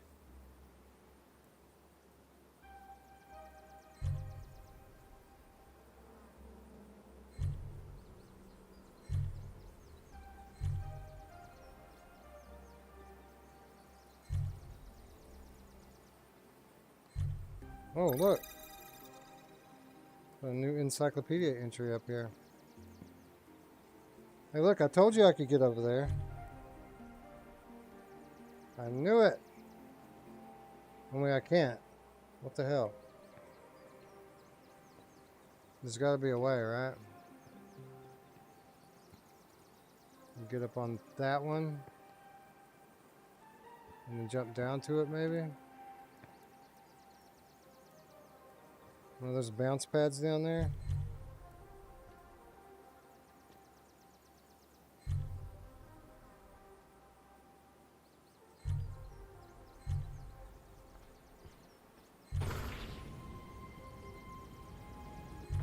That was not it.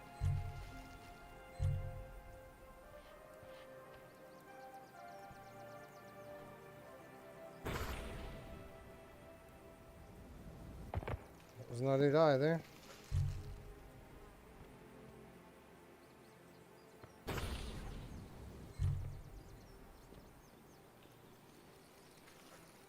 Just figuring out a way through this thing is like working a fucking puzzle.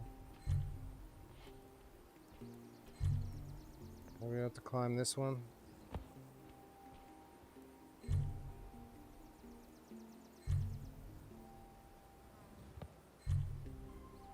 Come on, man. I really would like to remap the teleport on this and get it off this thumbstick.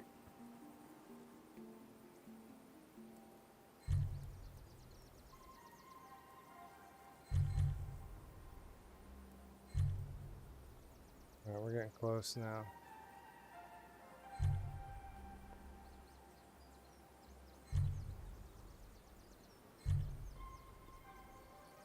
Alright, so we haven't been to this one yet.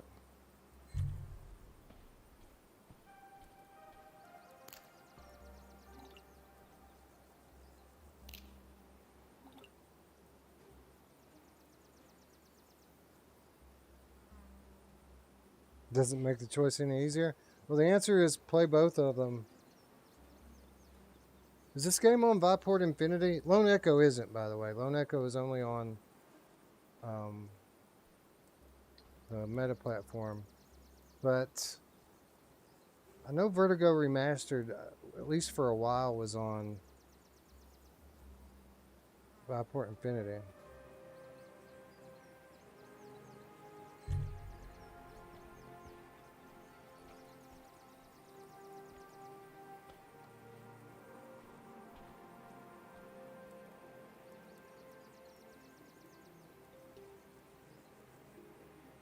Alright, so you can get on top of that ridge from here.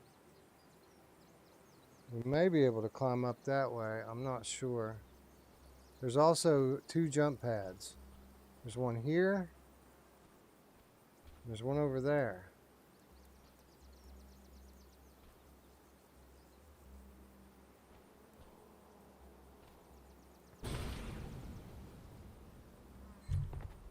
Alright, so that's the way forward right there, right? We just found it. I don't want to leave all this other good shit behind, though.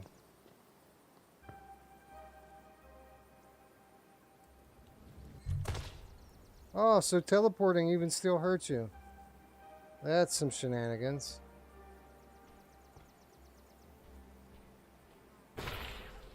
Oh, so that doesn't even take me over there. I was trying to go the other way. Get up there on top of that.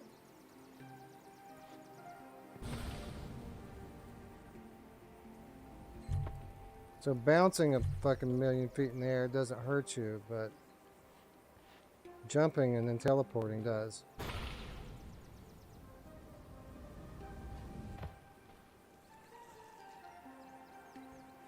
What the fuck is that thing?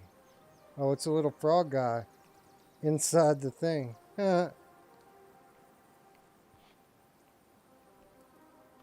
So why did I come over here?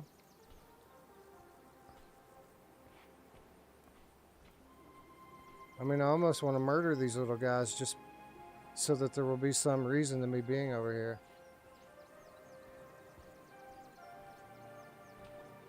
I feel like I need to go over there.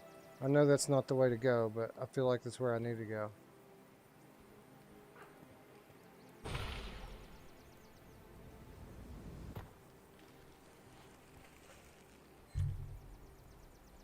Alright, let's go the way we're supposed to go, I guess.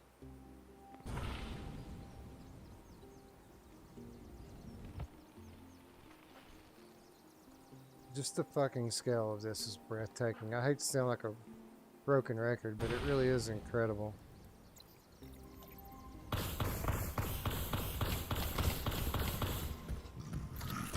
Oh fuck, there's a bunch of them.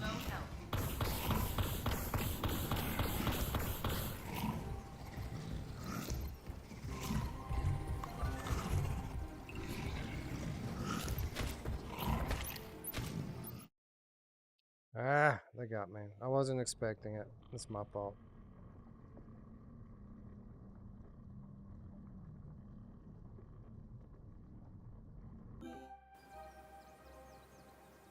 At least we don't have to start that whole shit over again.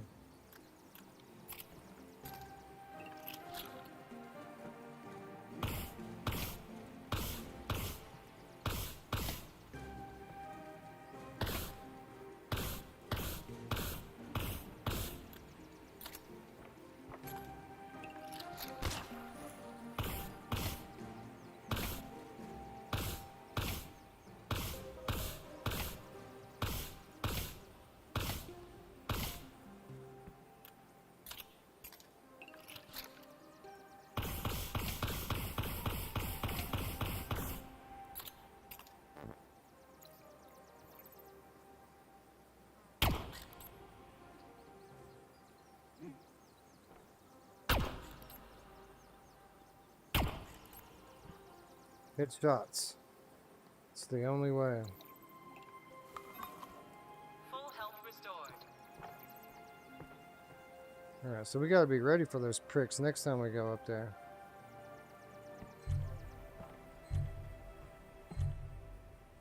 Oh, they're invisible walls. No! The VR gamer's most hated thing. Or one of them.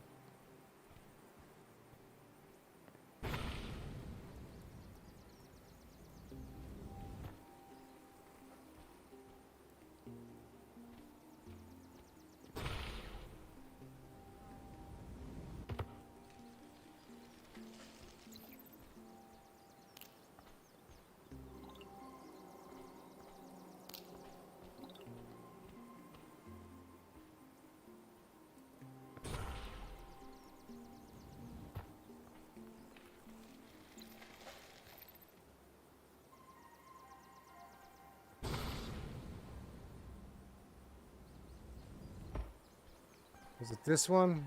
Where all the dinosaurs were at? I think it was this one.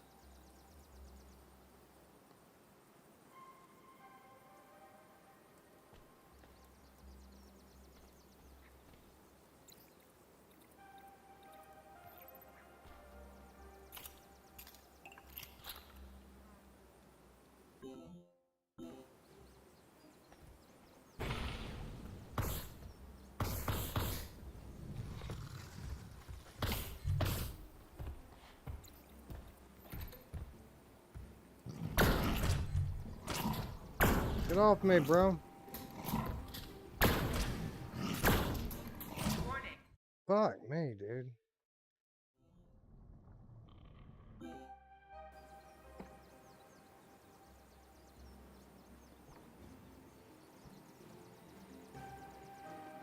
think I'm just gonna drop a grenade on them right away next time.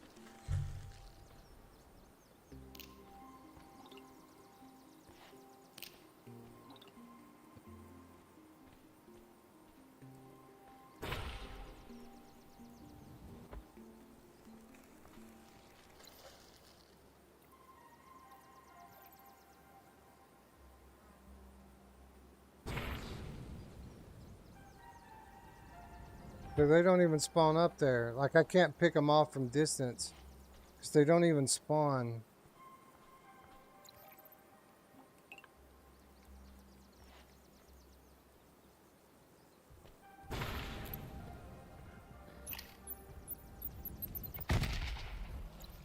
That didn't work.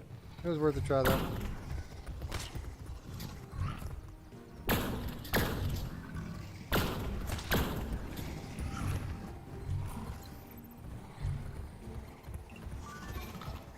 Full health restored.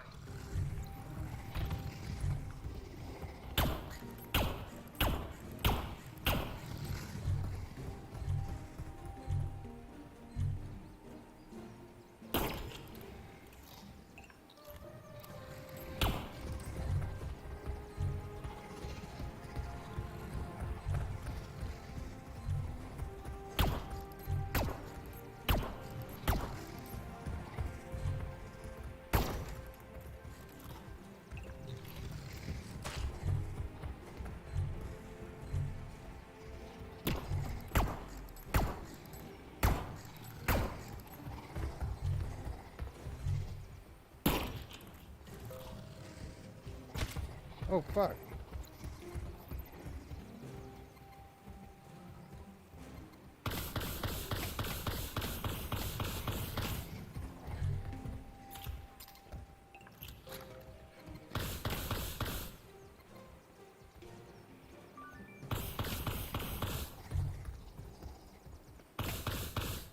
Fuckers.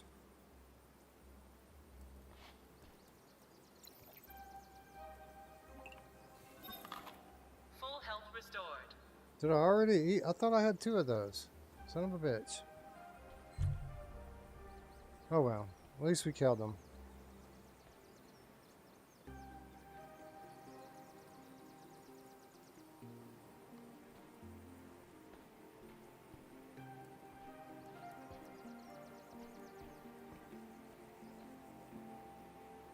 My question is, what's going to be on the next one now?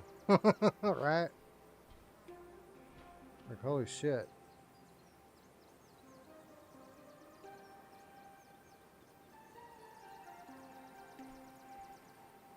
I guess there's only one way to find out.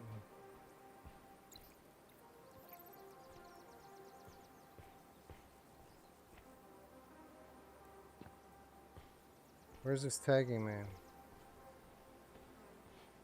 It's not going to take me back down, is it?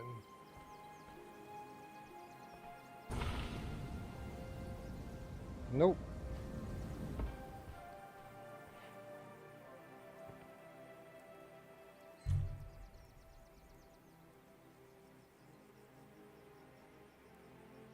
Feel like I should be over there, even though I know there's nothing over there. I want to be there.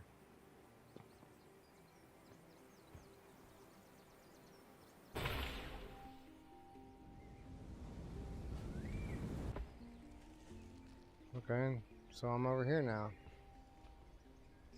In the forest. And we got another game save, so I don't have to kill all those pricks again. What the fuck is down there? I feel like this was going to kill me.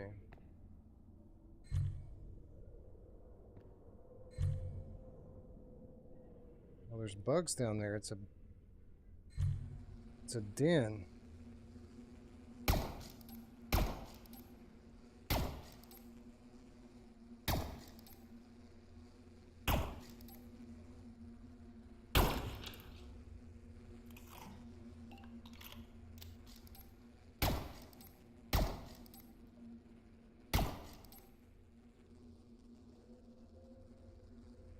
I feel like they're in my ear.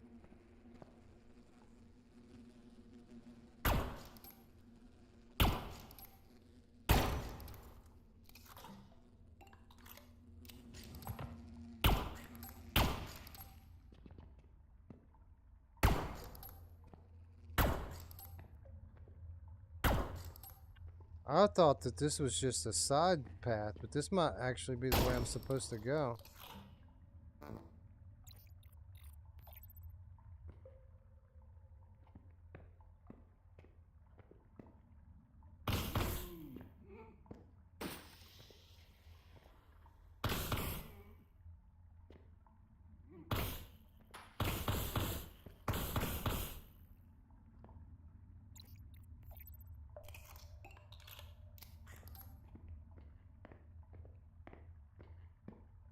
Yeah, I think I might need to turn around and go see what I left behind.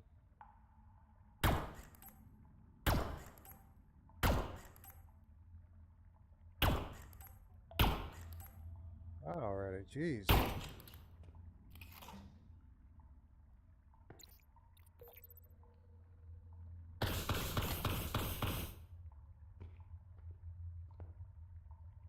Does it go deeper?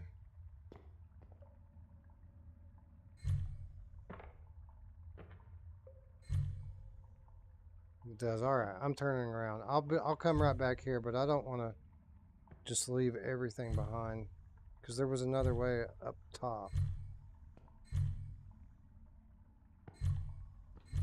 Of course they're all back. Of course. Why wouldn't they be?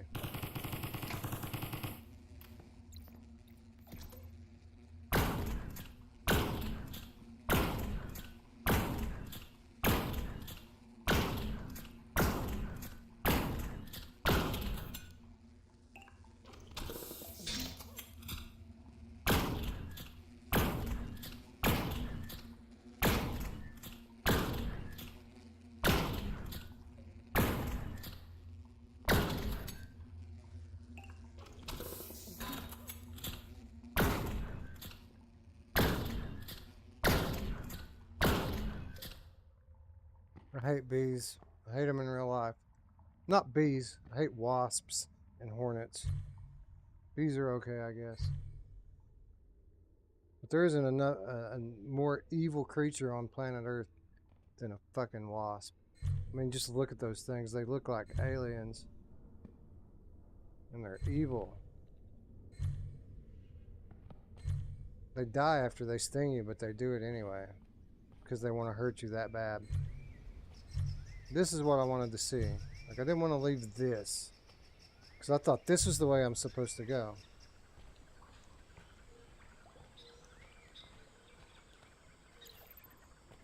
There's a fucking crocodile.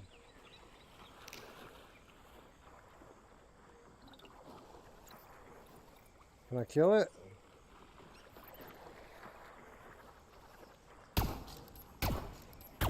It doesn't appear to be too fazed by what I'm doing to it. And there's 3 more anyway. So I probably should save my ammo.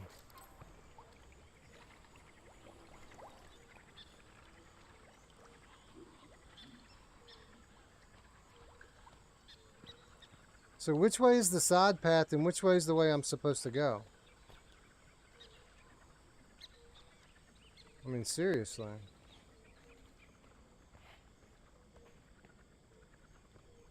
Which I don't immediately see how I'm supposed to get over there. Unless I go in the water with all the crocodiles. Alright. So I think we're going to operate on the theory that there's something in the caves that's going to help me get around these crocodiles somehow. Maybe a new weapon. I don't know.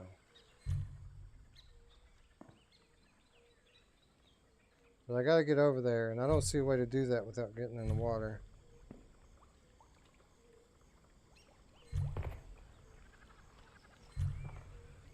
Unless it'll let me get up on top of this.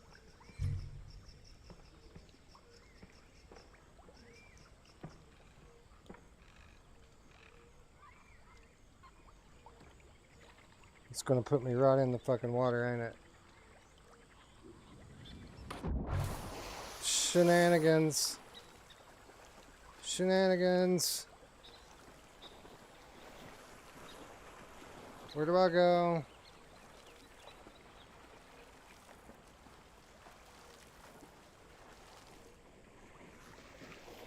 No.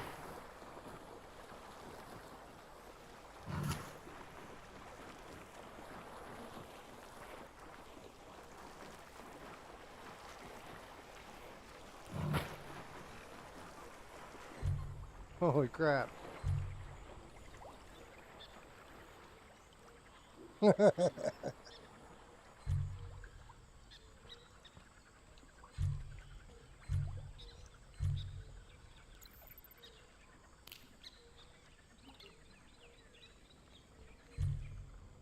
And still I ask you, what was in the cave?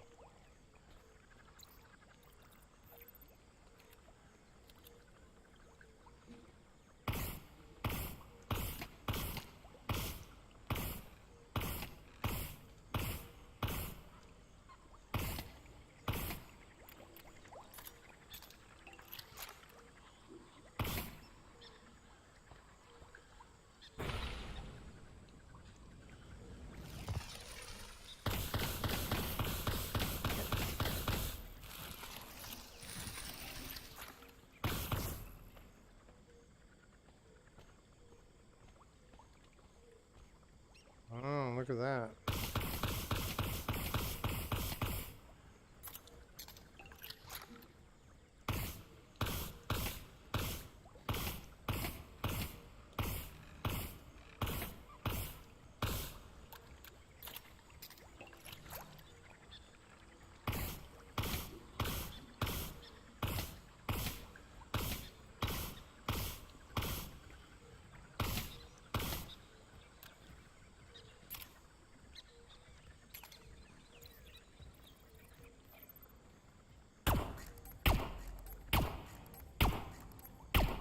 Oh, the bricks.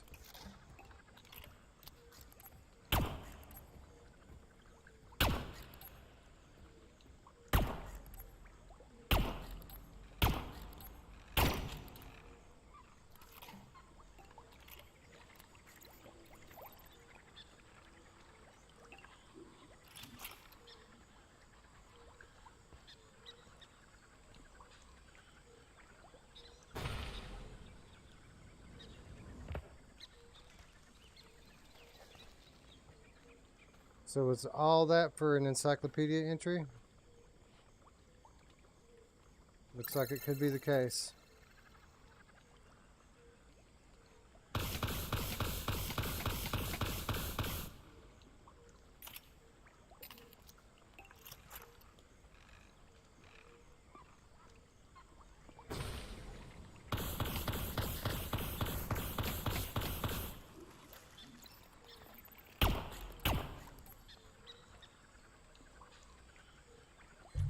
So we're back right where we started, right?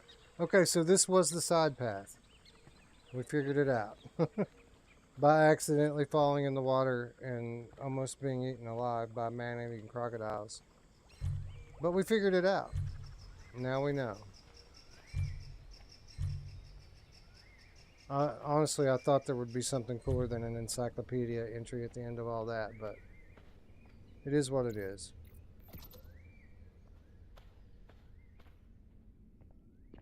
Now we got to kill all the bugs again, right? Yep.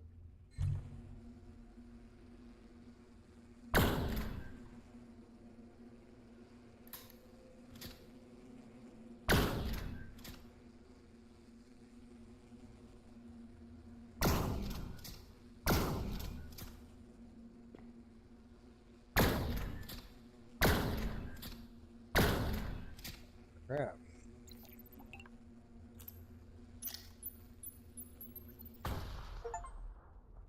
Could just do that. Take care of most of them anyway.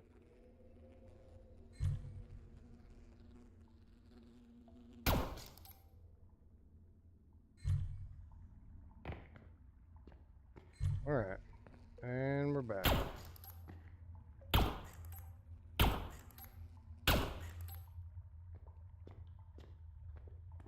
Well, what we didn't check was what's over here. Which is some weird geometry. Looks like a broken door or something.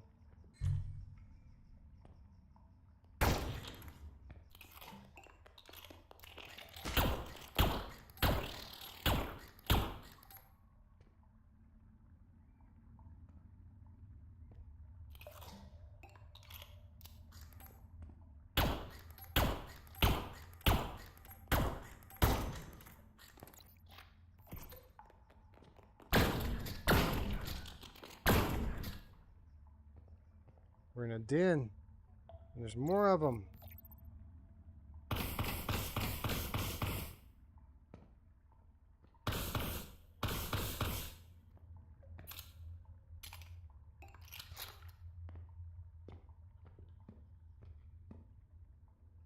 There's larvae over there. This is a closed door.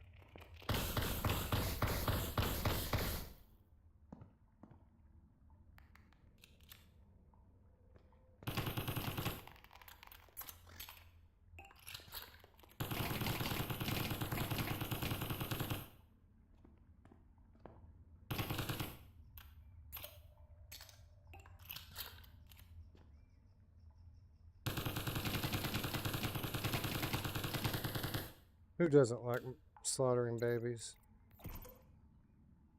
I'm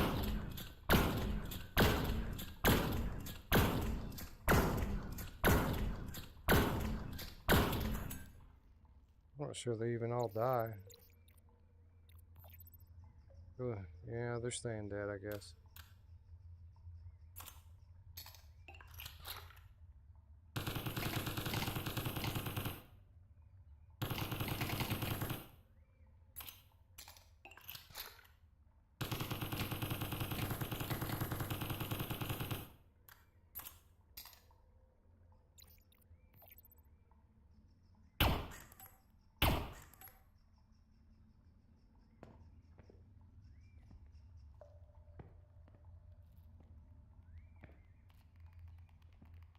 You are the one. Go forth and tell the story.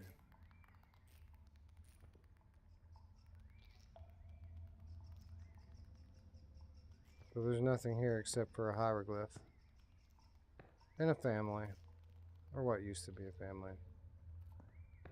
Tell them Wes was here.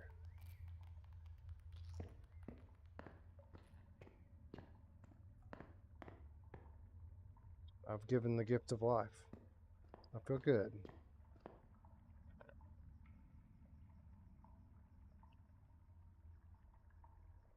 Mash and Roots went to bed. And by bed, I mean they went to play VR.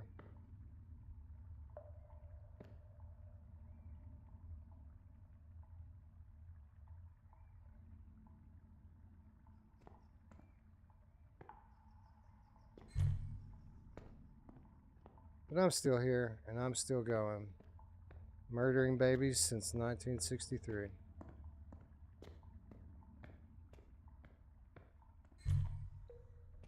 Alright, so here, this is as far as we've been. This is where we turned around.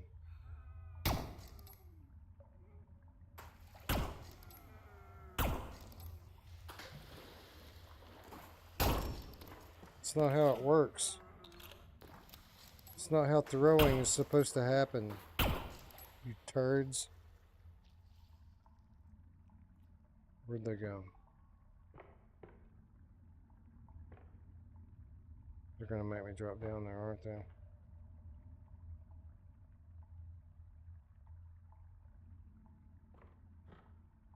Can I jump over, maybe?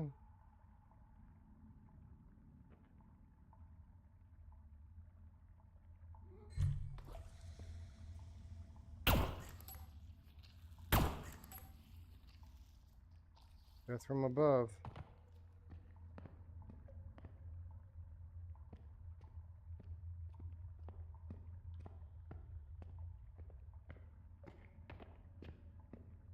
Ooh, look at this place. Oh yeah, I forgot. I was supposed to be going to this tree for Nani, right? Nani needed something from this tree.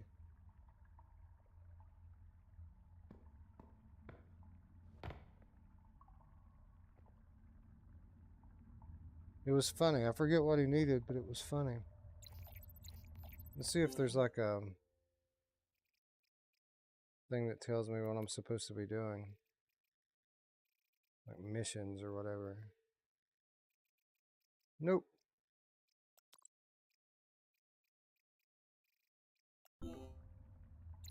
I need to get something from this tree for Nani.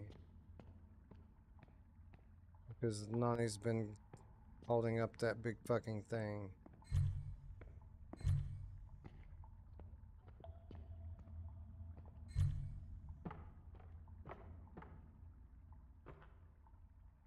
This is clearly the sacred spot. You can see it. I'm just afraid of this water. I'm afraid that it's not water. Okay, it's actual water.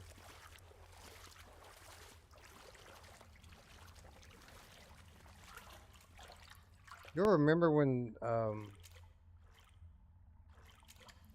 there were no VR games that had good-looking water in it? Remember how impossible it used to be to have good-looking water in a VR game? Not anymore.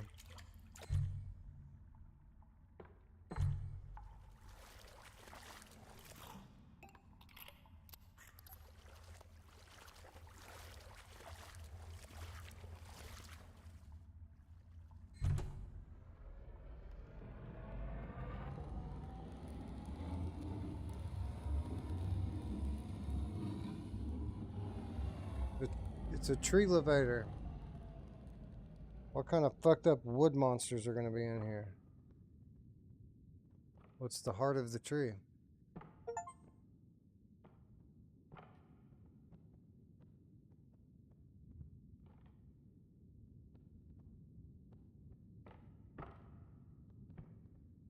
What's behind this?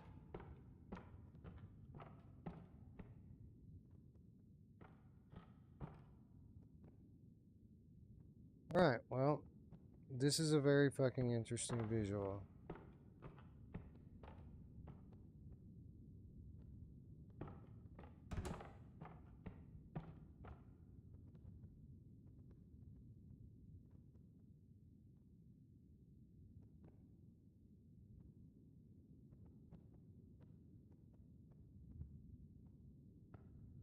In case you are wondering what I'm doing, I like getting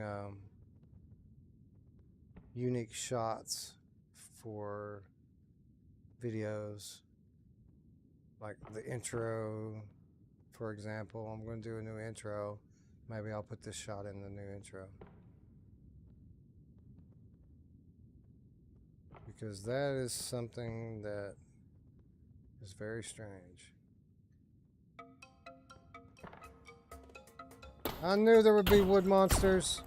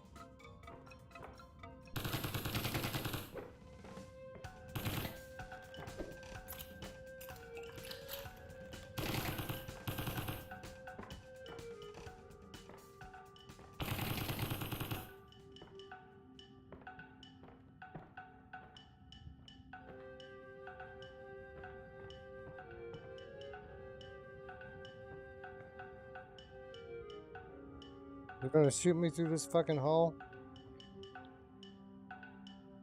What's up, Simplex?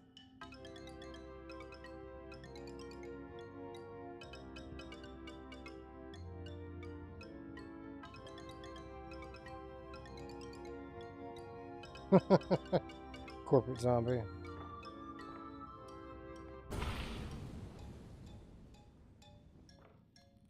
Killing younglings. Defamation. I did no such thing.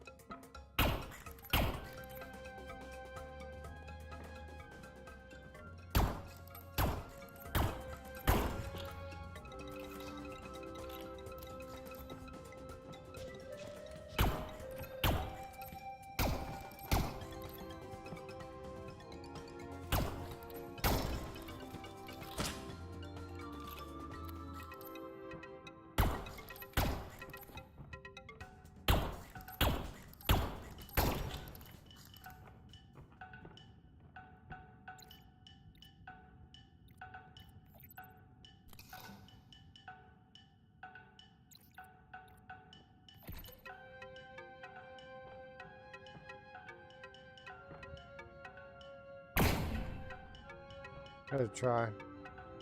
I hate those guys.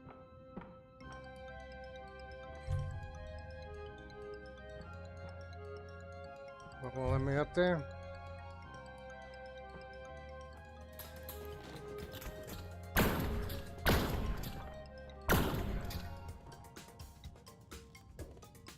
Oh, what? What?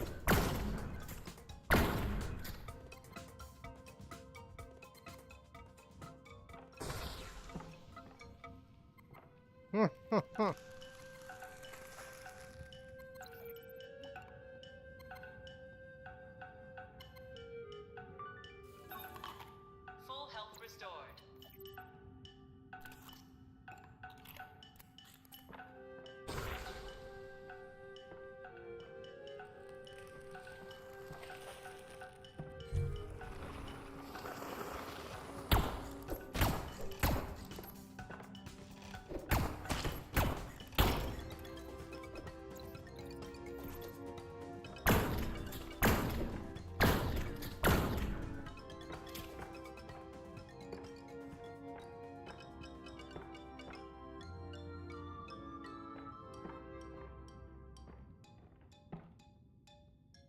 Okay, so we made it to the actual platforms now.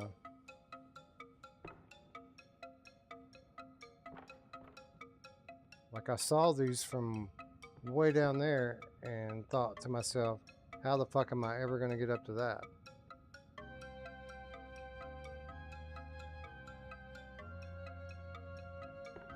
And here we are.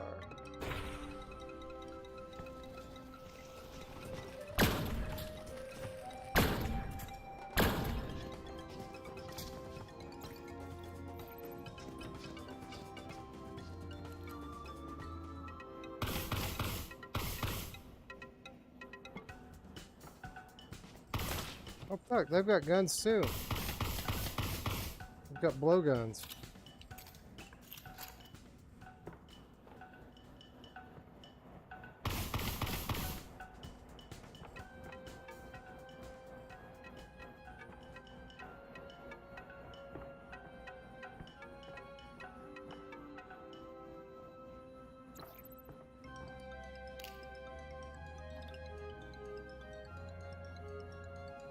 Good night, D.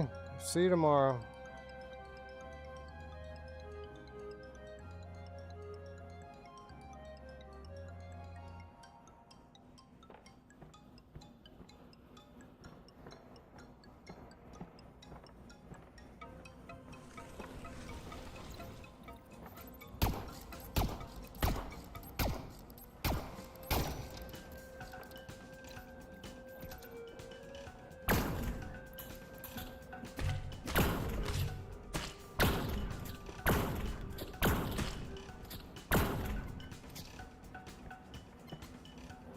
Shenanigans.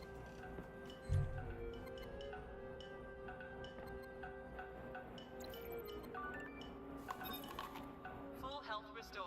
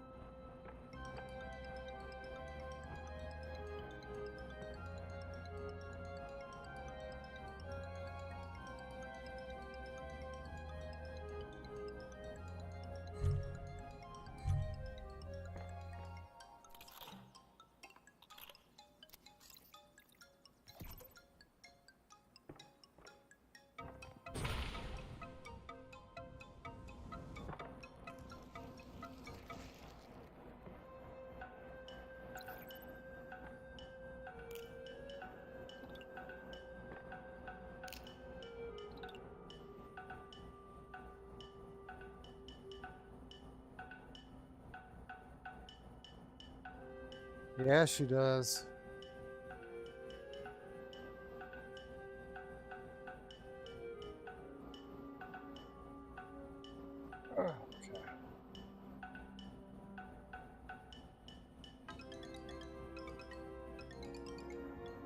We're getting close to the canopy now.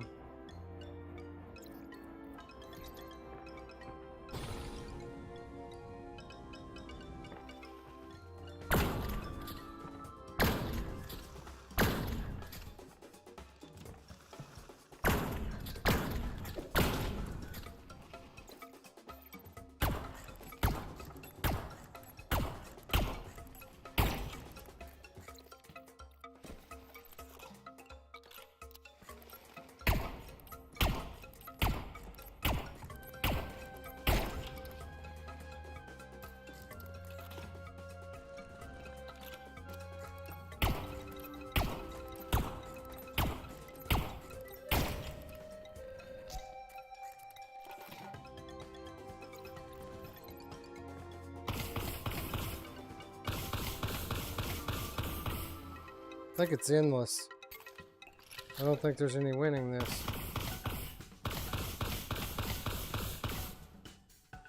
Maybe I'm wrong. Maybe not.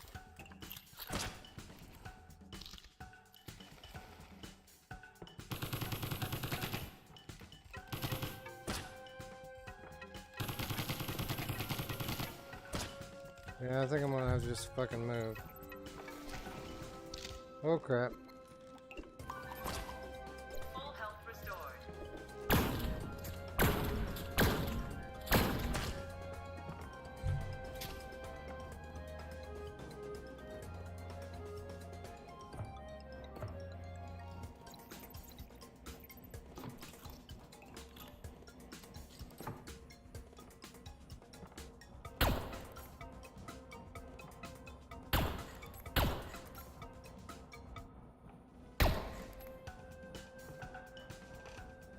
Well, they're gonna stay dead now. You think I really killed them all, or do you think they're just staying dead because I'm up here?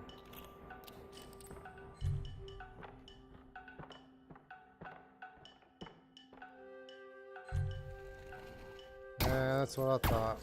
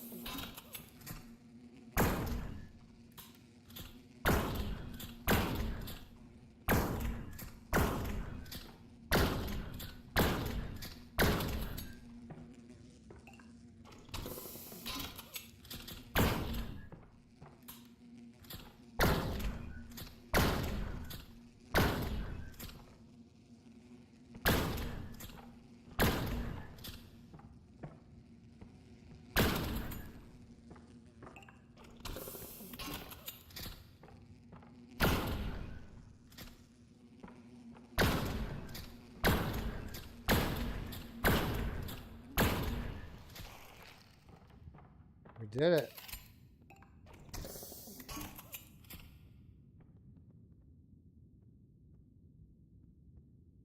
Too cuddly to kill? They're not cuddly, man. They will shoot you in the face.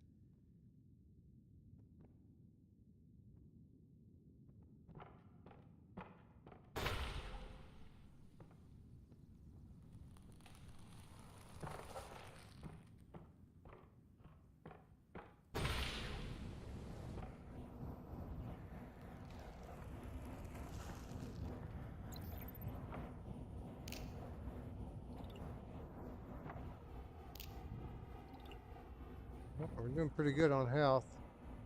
I don't know if that's a good thing or a bad thing.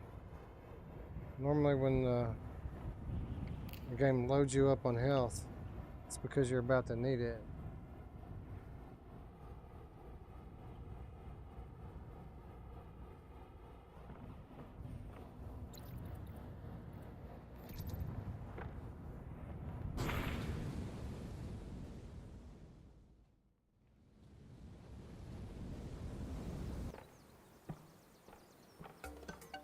You've defeated my saplings, but to prove yourself worthy of the heart fruit, you'll need to go through me. What the I am fuck? Saplord, guardian of the fruit.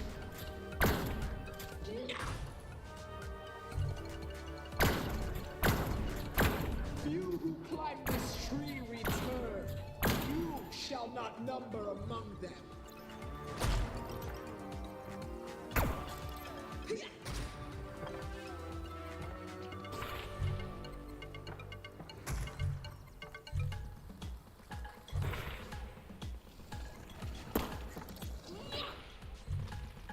Oh, it knocked me down. Your cannons stink, but I have absorbed worthier foes than you.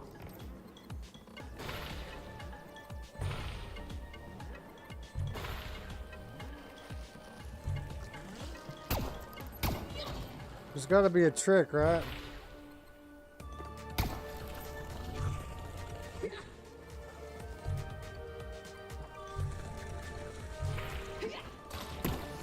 Warning, no help.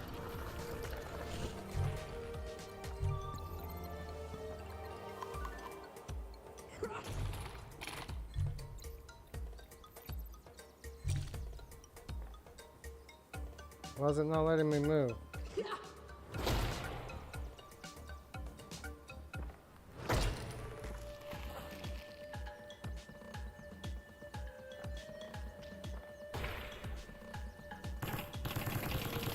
The heart tree gives us life, and we shall give you death.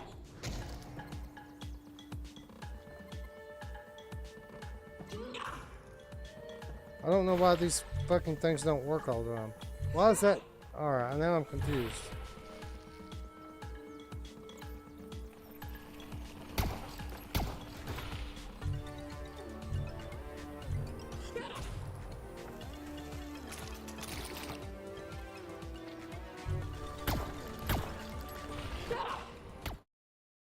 Alright, so there's a trick to this, obviously. What's up, Thomas McNostril?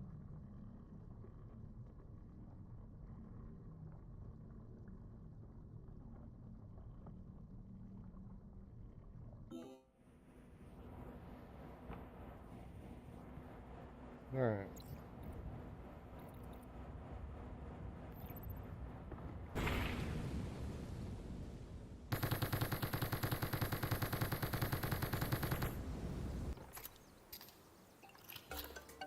You've defeated my saplings, but to prove yourself worthy of the heart fruit, you'll need to go through me. I am Saplord, guardian of the fruit.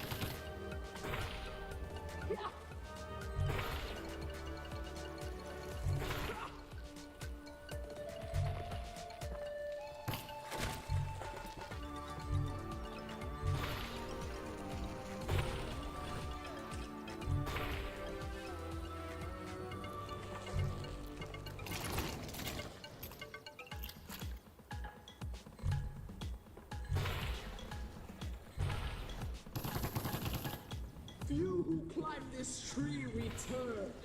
You shall not number among them.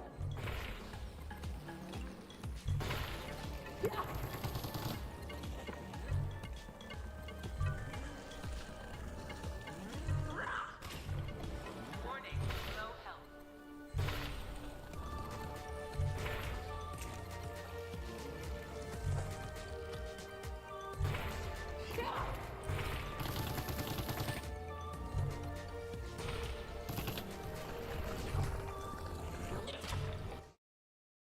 I don't know what I'm supposed to do. I don't know what I'm supposed to do, okay?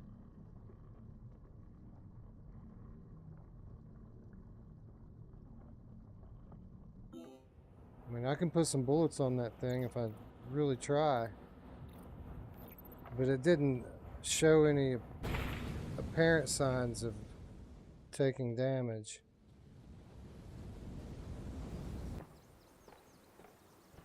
So I don't know. You've defeated my saplings, but to prove yourself worthy of the heart fruit, you'll need to go through me.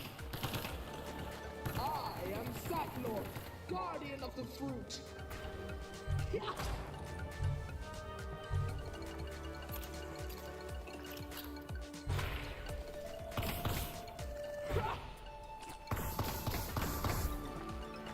Few who climb this tree return.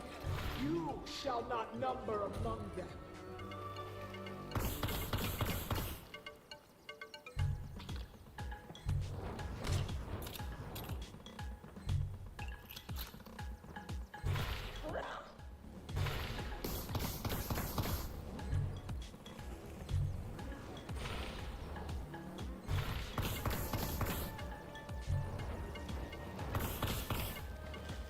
Your canning stink, but I have absorbed worthier foes than you.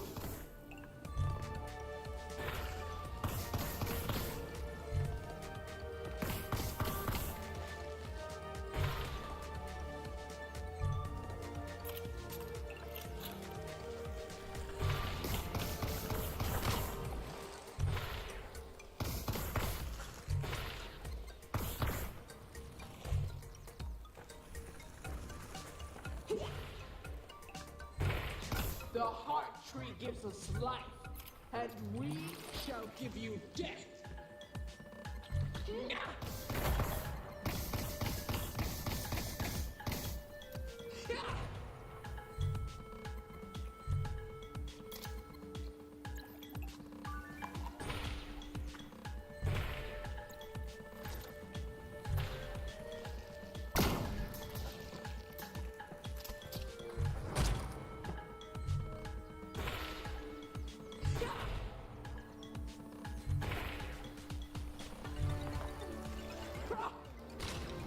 Oh crap.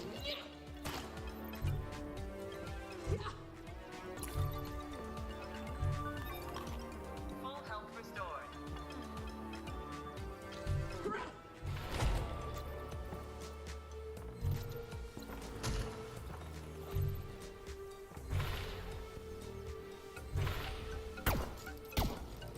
We shall preserve your skeleton in ember to laugh at your tenacity.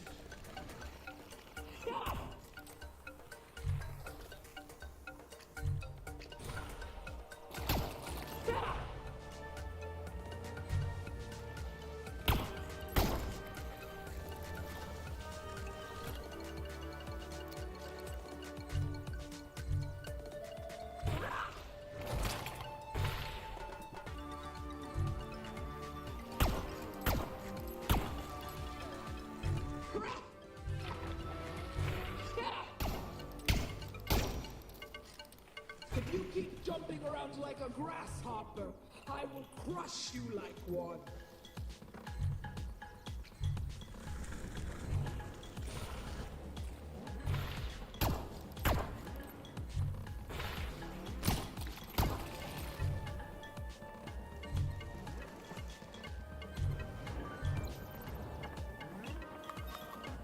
Full health restored.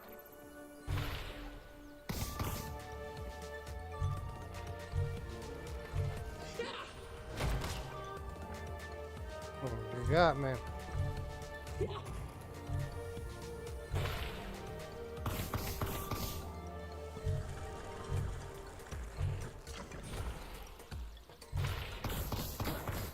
Curses! I must replenish my body. Time out. Stay away. Okay, I guess that's how you do it.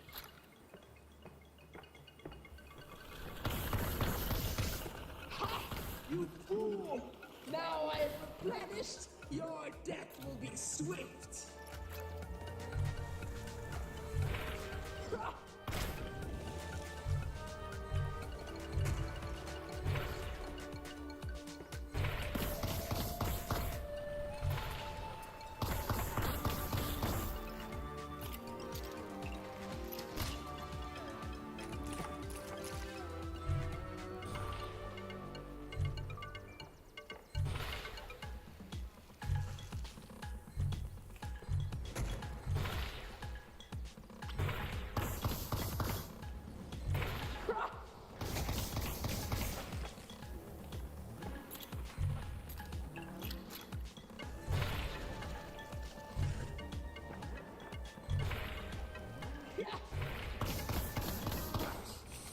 justice!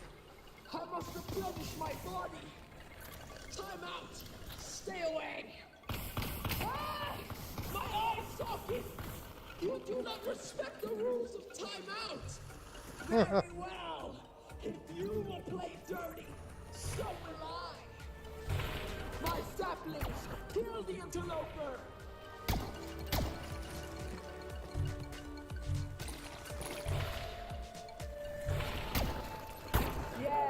Yes, I know you failed to kill her earlier, but now I am at your side.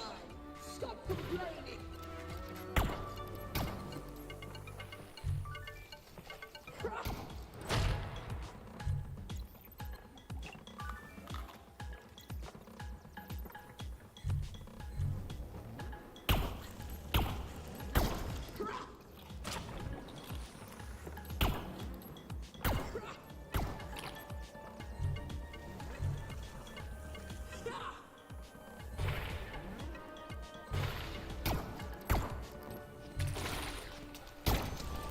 This is more difficult without depth perception.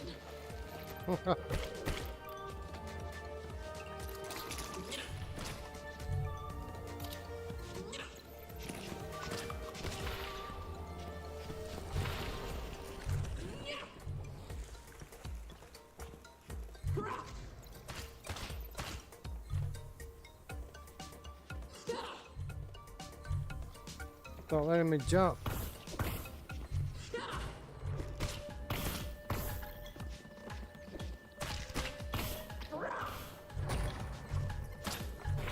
Warning, low health.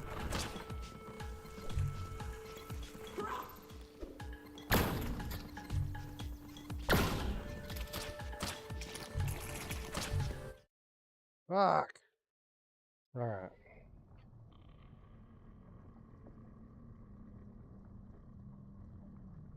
We'll get it. We'll get it, Gray Matter. It just took me a minute to figure it out.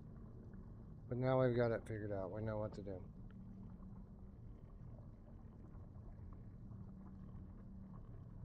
Let's go.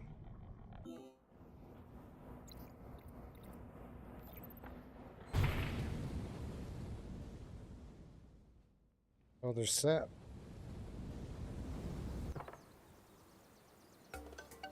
You've defeated my saplings, but to prove yourself worthy of the heart fruit, you'll need to go through me.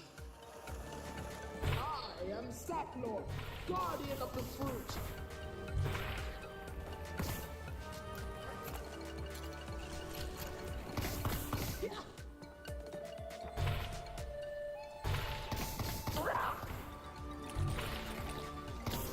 Few who climb this tree return. You shall not number among them.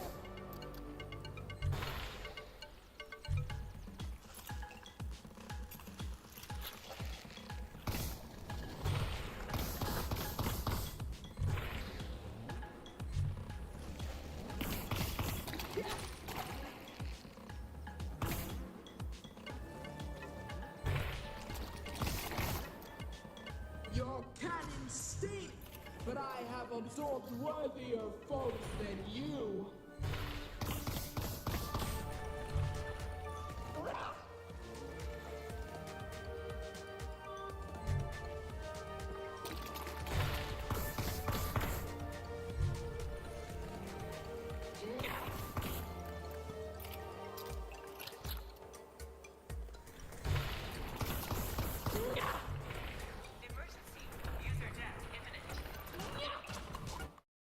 Oh, I was putting fruit in my mouth as I died.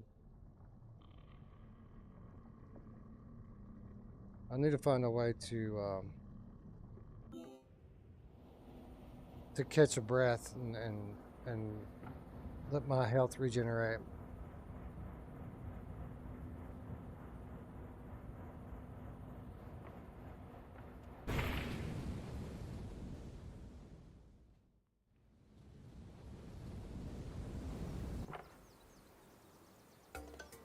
You've defeated my saplings, but to prove yourself worthy of the heart fruit, you'll need to go through me.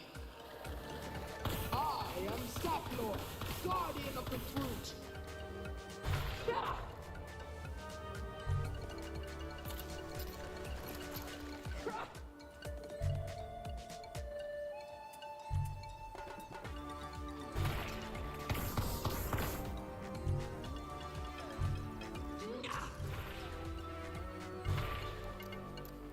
crap.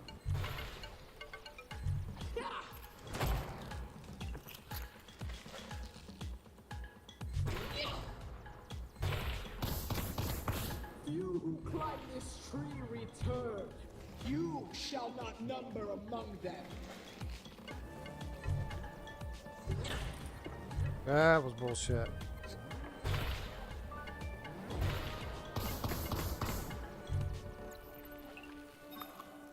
Full health restored.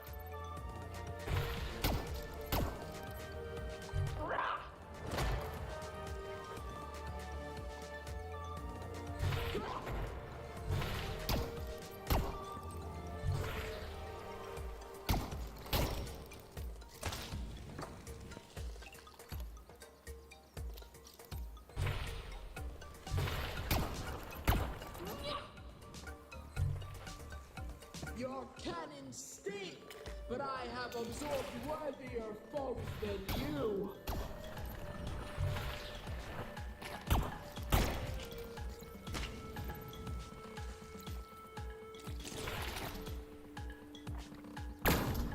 The heart tree gives us life, and we shall give you death.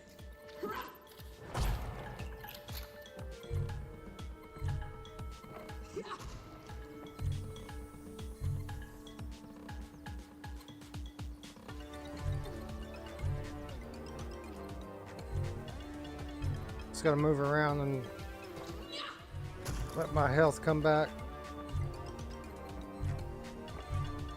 Have a little patience. Oh crap. That's what I get.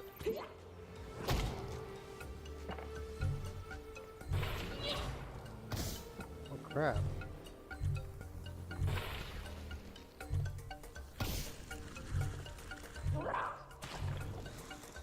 You kidding me with this?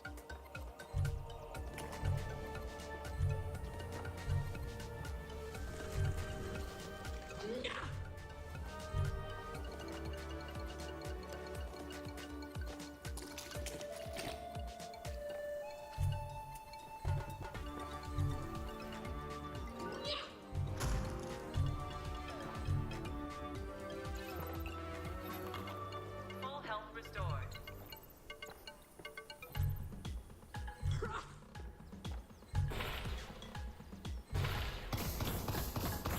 We shall preserve your skeleton in amber to laugh at your tenacity.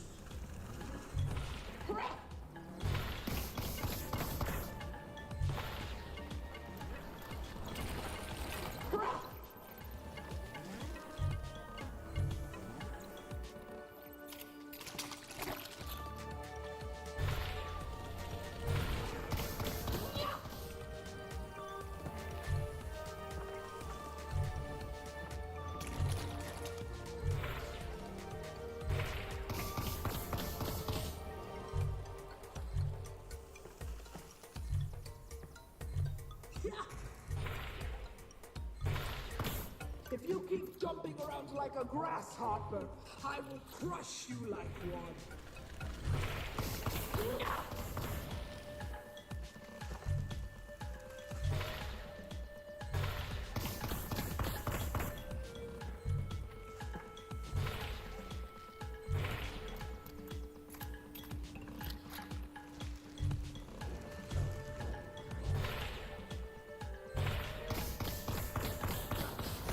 Curses! I must replenish my body. Time out. Stay away. Ah! My eye socket. You do not respect the rules of time out. Very well. If you will play dirty, so will I. My saplings, kill the interloper.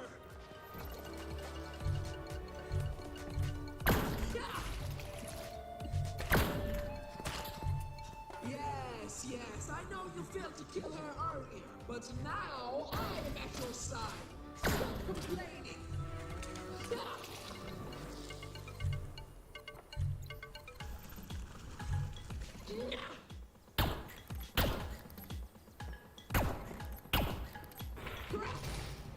Ah.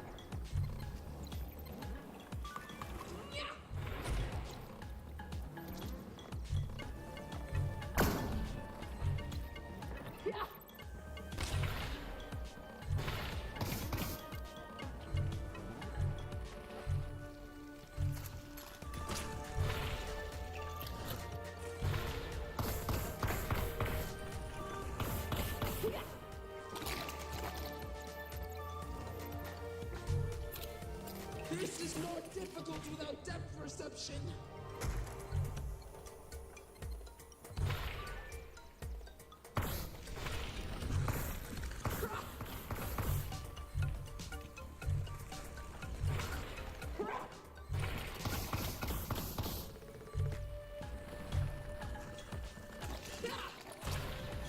Warning, low health.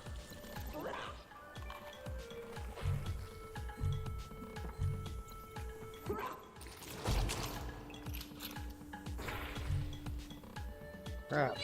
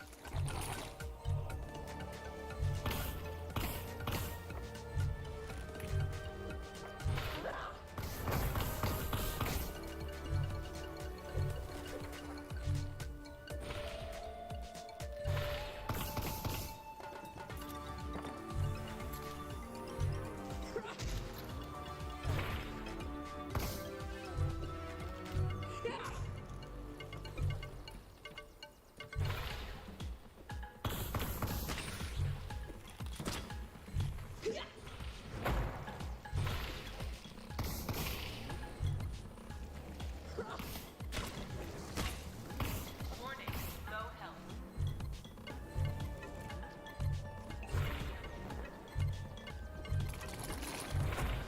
You are killing my saplings with ruthless disregard for your young lives. I commend you. Warning, low health.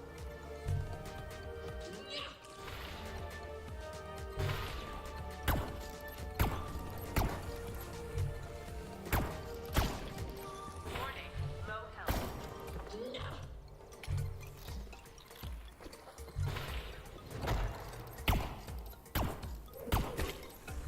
Warning, low health.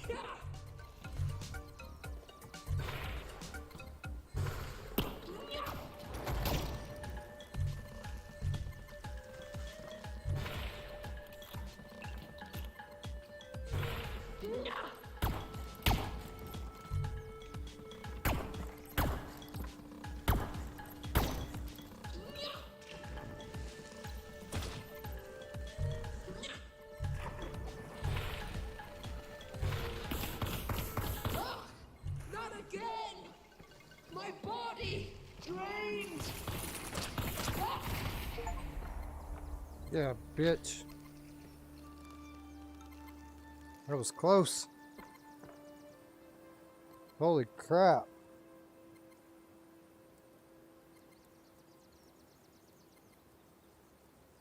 I don't know, but you're right.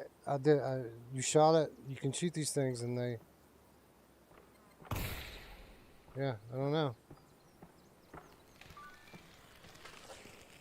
No, I don't think so.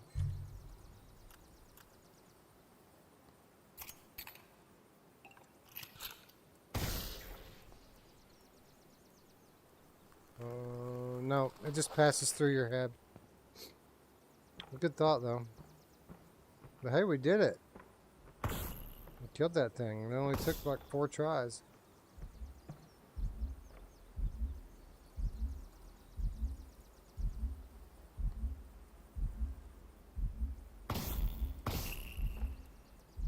It's a pretty cool visual.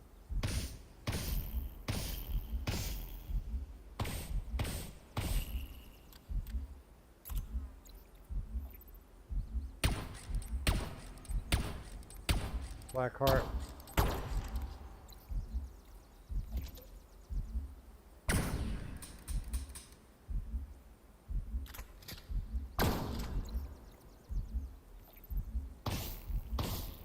It's definitely the coolest.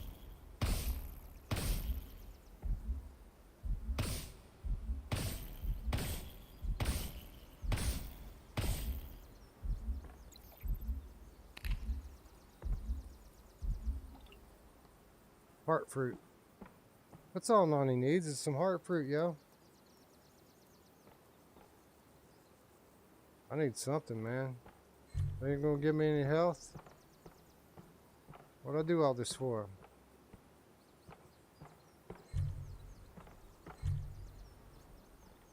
Ah. Bastard invisible wall. Alright, so I guess this is the way we're going. Only God knows where I've been.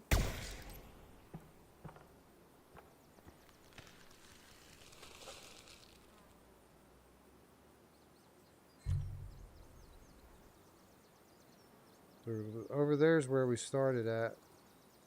So I assume that's exactly where we'll be going. Right back into that hole.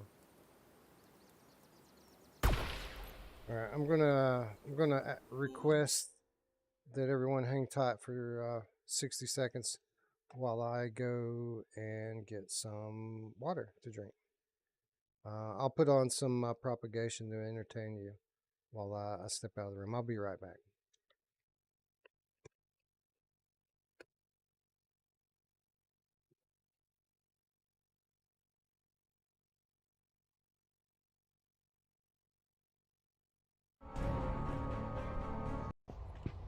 I'm not walking in the dark, Owen.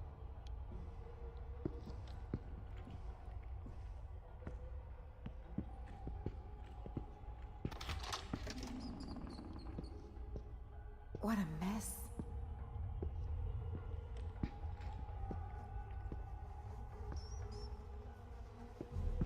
Ugh.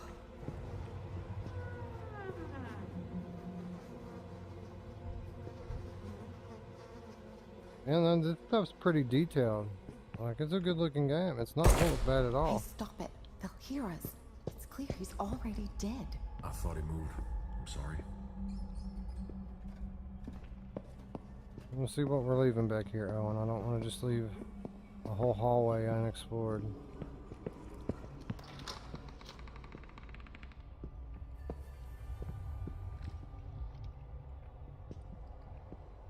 That's where we came from. That's where we just were. Okay, we can't go anywhere else. It's blocked off. It is hard to see in this place. Easy to lose your bearings.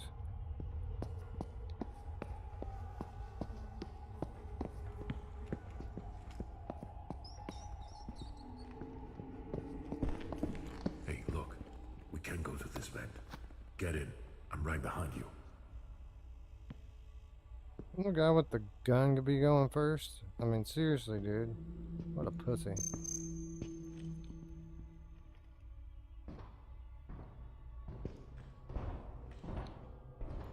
I think I've got the turn speed turned up just a little too high. Oh, God. What happened here? It's a bloodbath. Let's move.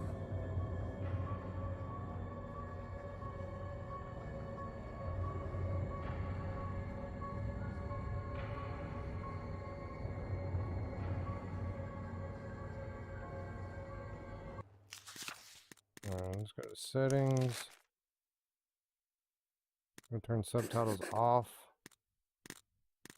Put the rotation speed down to 3. See how that does. Yeah, that's better.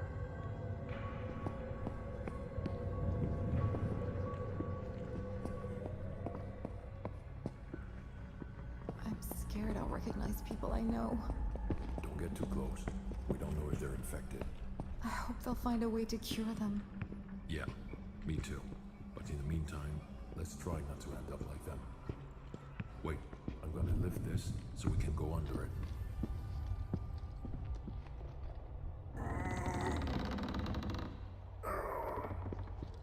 Go ahead.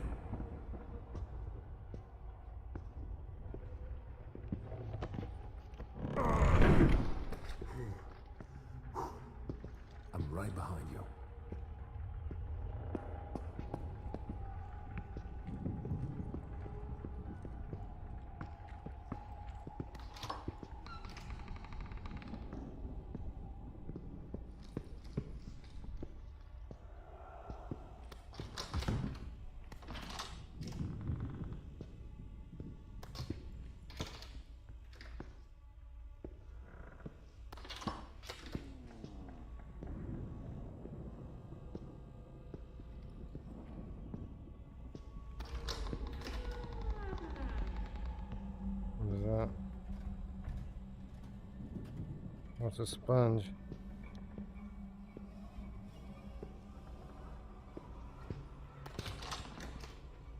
Oh wow. This really is the ladies' room.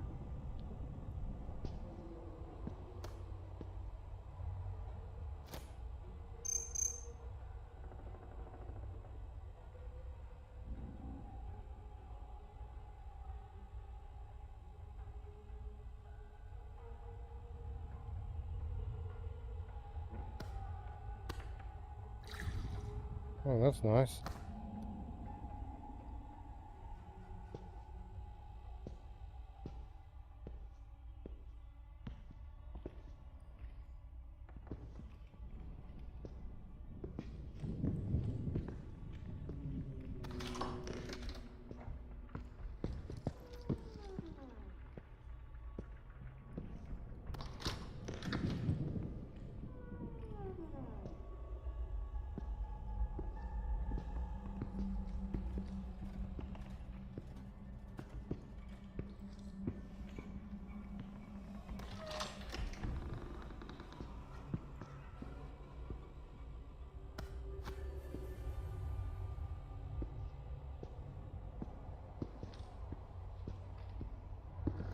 Rude.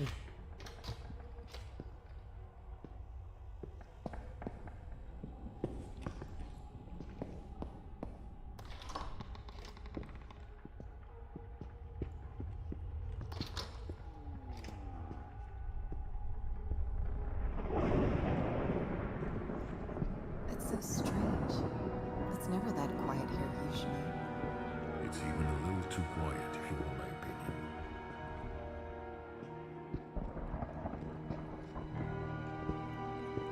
Let's be quick. We're exposed.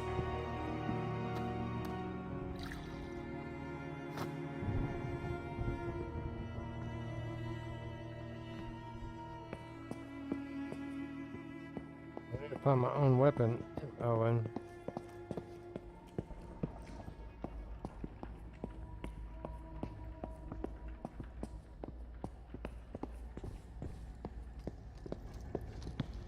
I wonder if they're still alive.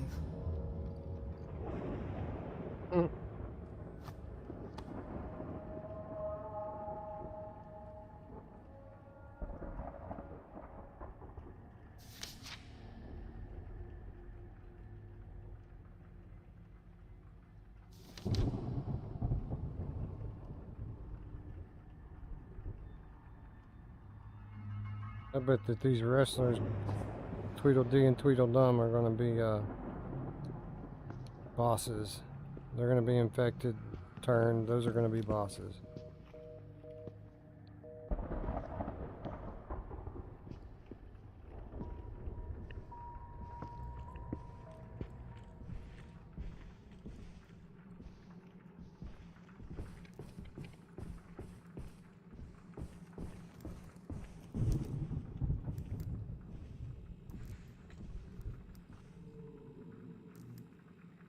Give it here, dude.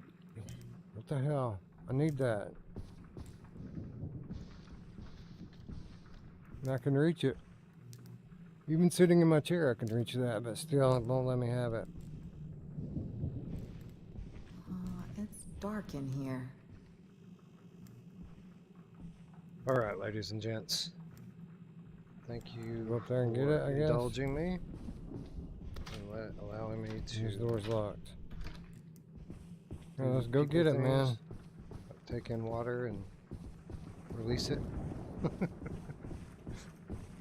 we are back. Well, I've got no sound in my headset. Switch back over here. Highlight the game. I guess it's maybe because I'm in the pause menu. Let's see.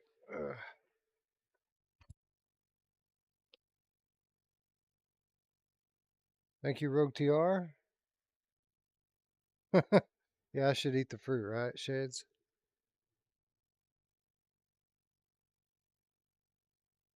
Alright, resume the game. Oh, and we have sound again. Let's see what happens if I eat it. It won't let me eat it. Alright, let's go.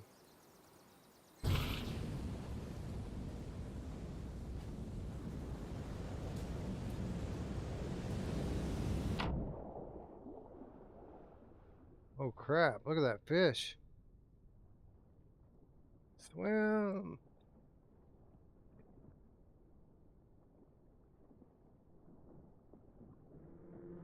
Oh crap. I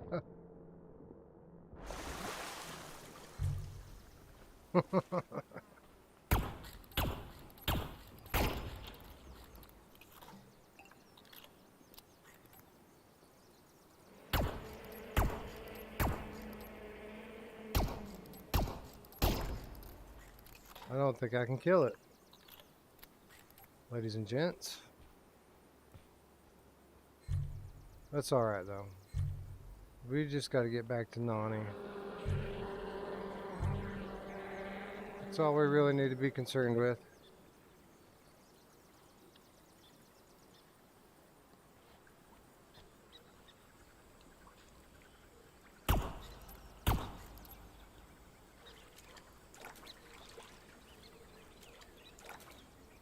Wait a minute, what's over there? Bunch of nothing.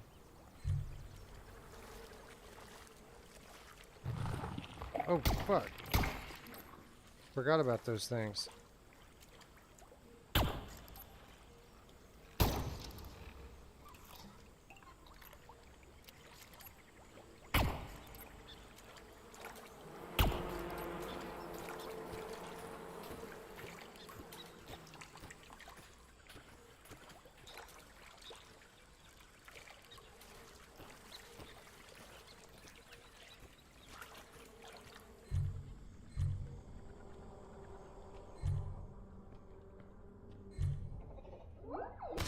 Oh, you fucking bastard.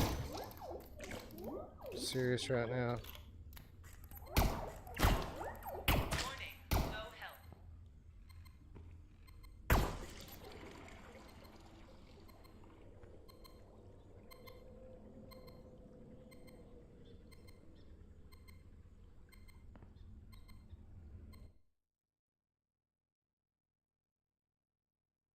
I can make sure my chat is still live. And it wasn't, but now it is. Sometimes the chat thing freezes up in Steam VR, especially when crap, it put it behind me now. I have to move it. Especially when you start switching windows around and stuff. There we go. Now I can read it. It'll freeze up, so you have to switch it to top chat and then back to live chat, and then it works again. Jumping Flash VR would be incredible. I've said this dozens of times. Like, that game was made to be a VR game.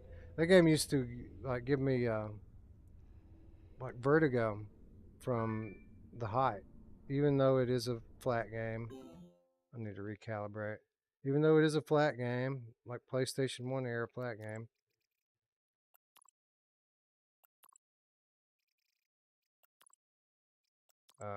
I remember it used to give me vertigo when you would take on one of those super high jumps.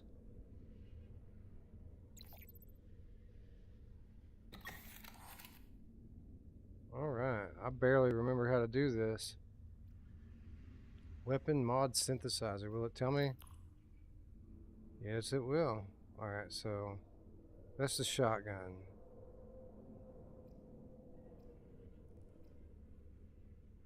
We're not worried about that. Revolver.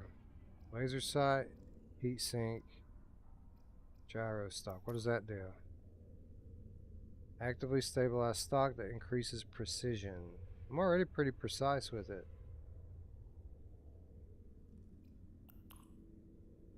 And then you have a magnifying scope. That's pretty enticing.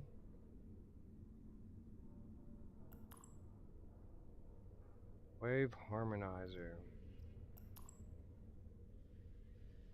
Softens recoil. That might be pretty good. Increases damage of rapid fire. That's pretty good too.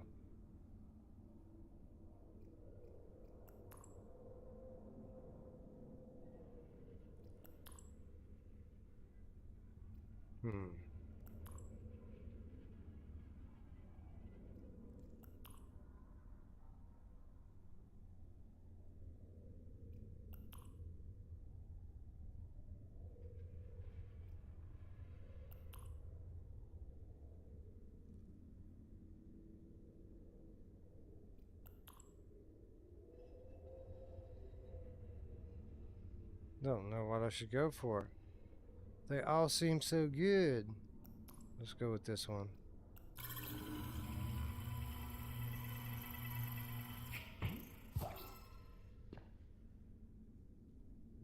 Alright.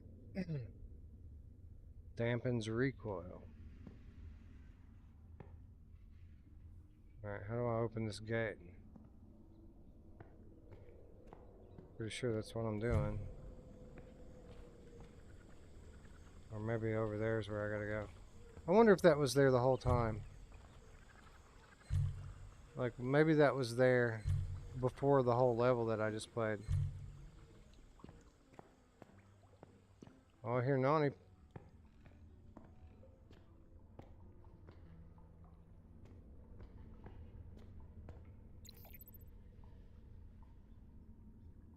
Did that not work?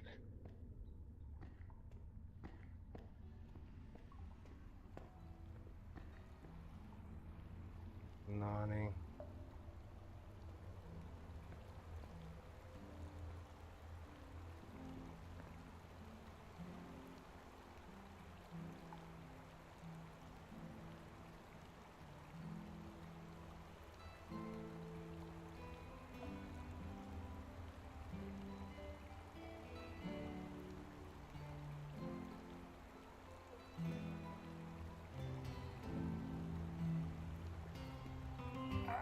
You acquired hot fruit. Excellent.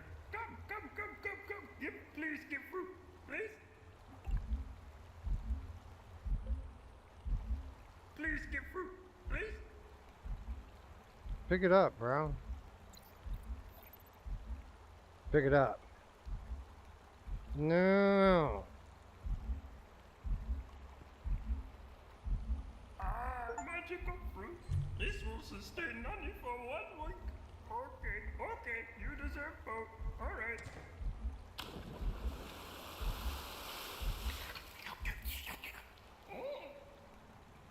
Damn, Nani. Carry you far. Find a way to re-enter the reactor, and you should be on your way to the core. Farewell. Bye. So there's my answer. Embark on the boat now, or Nani will kill you. There's my answer. I wondered if that case had been there the whole time. It has, because look, I get another one right now.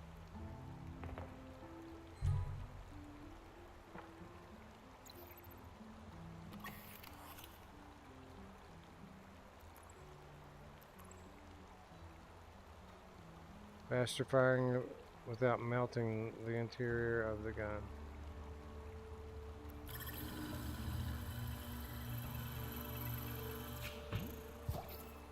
Alright, now the rifle is bitchin'.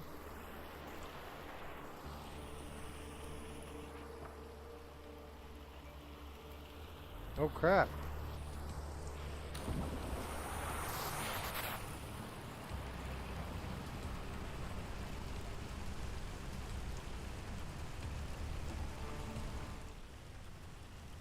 Oh, I thought it was gonna let us do the whole fall.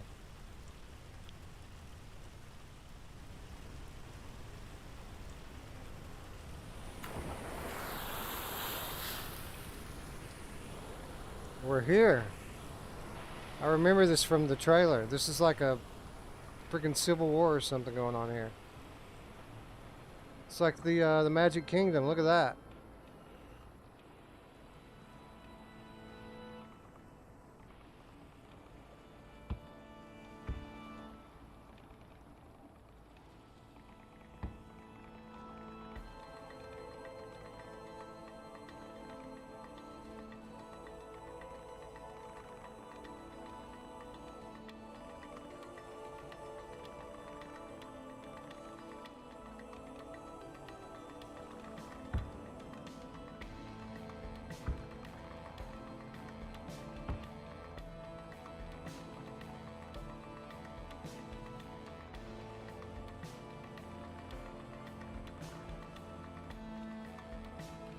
Listen to the music, how freaking cool it is.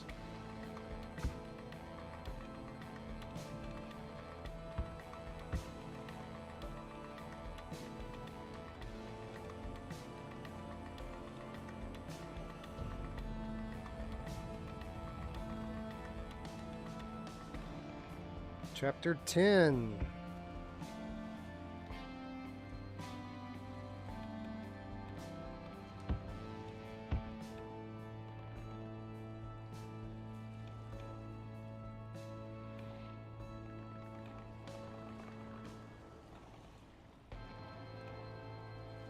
Greetings, stranger. You come at a time of turmoil, but you are welcome. For years, our community has been split by violence. The church in the east rules the land, enforcing peace and faith. The rebels in the west seek to undermine our way of life. The church wishes us to power underground. Our rebellion's goal is revelation and freedom from this dark cave we hide in. The rebels threaten a generation of peace and prosperity. Their terrorist attacks kill our innocent civilians. Do not listen to their sickly words. We fight, we die, for freedom. Sacrifices must be made. Your rulers recline in the gilded halls of the castle, while we commoners suffer and toil. No longer will we blindly follow the power of the Maharishi. The general offers nothing but darkness.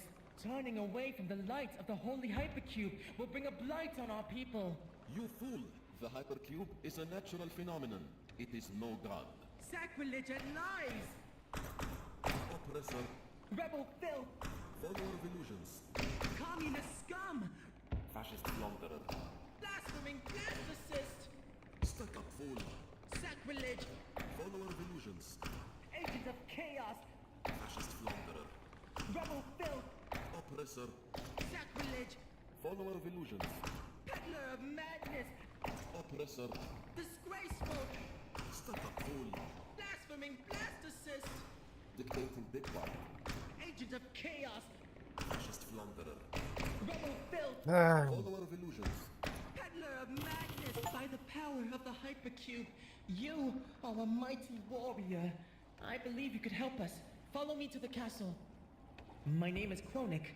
I am but a poor farmer, but I believe the church will see you if I tell them of your prowess in battle. We have been locked in bitter conflict for years, and I am ashamed to say the rebels are a perfect match for our army.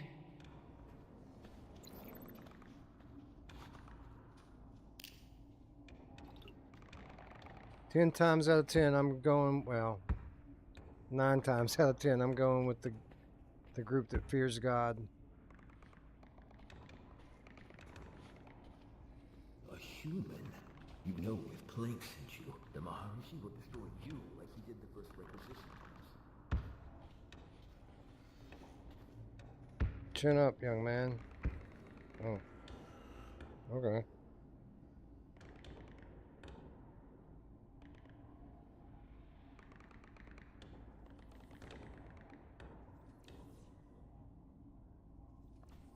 Thank you. I'm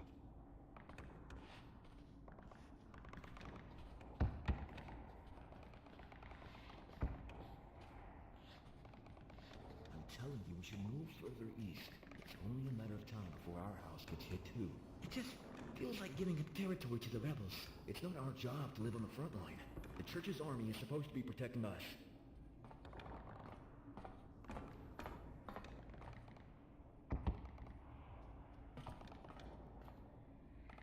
Invisible walls.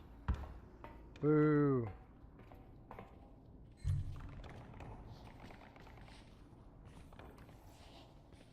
Our leader is called the Grand Maharishi Granto, holder of the Holy Hypercube, and speaker of the Void. The Maharishi channels the mystic power granted to us by the Hypercube and uses it to care for our people. But this power is designed to heal, not to harm. It is thinned by our army's requirements for weapons, and the Maharishi is wary. Above all, he yearns for peace. Hypercube, harvester of the Scarlet Blaze. He leads us to peace and salvation, emancipated from the chains within our minds. We are forever grateful for our self-determination. We are forever grateful. Blessed be the light of the Hypercube. The church restores its blessings upon us. Bathed in the light of the Hypercube, the church restores its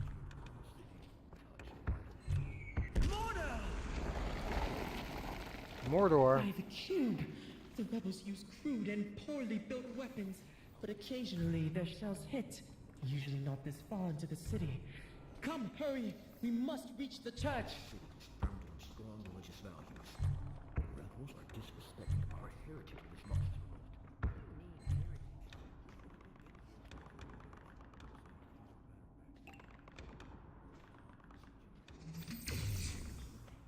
I know it is dangerous to be near the mortar lines, but I feel so much safer with the holy guards around.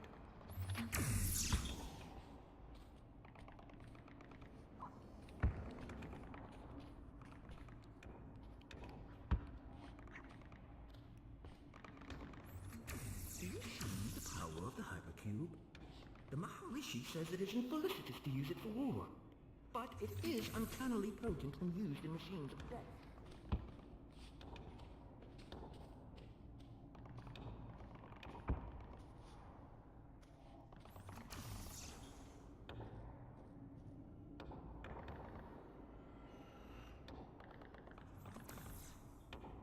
Look, we have almost reached the church. Only a bit further. Look at this place. Holy crap. I think we picked the right way to go. Look at this. How cool is it though that like this whole level branches? Like I could have went the complete other way.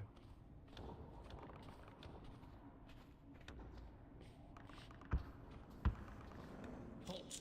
Identify yourself. Wait. This man is Chronic. I know him well. The other stranger bears an unfamiliar face. Greetings, Kupaki. This stranger is a mighty adventuring warrior. She is willing to join our fight and may be able to help us. Very well. You may enter. But be warned, stranger. The Maharishi will have you prove your faith before you may join our cause. Good morning, Stevie Dan. No, I'm not on the night shift. It's just Saturday, bro. Friday night, Saturday morning. It's time to play games and hang out with the community. Farewell, human. Good luck.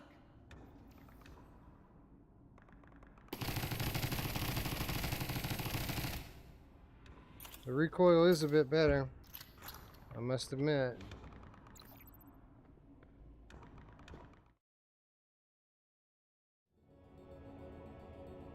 Oh, look at this.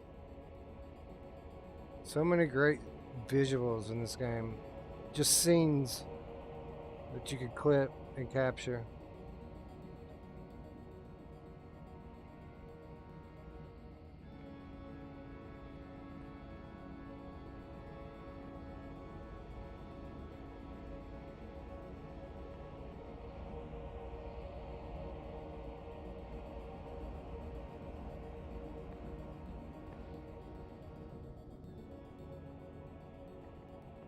He just moves with me.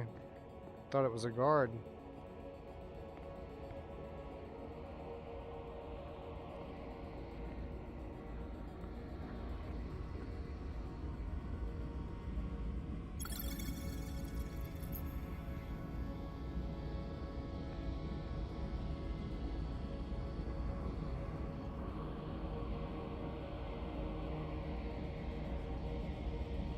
I want to see what's down there.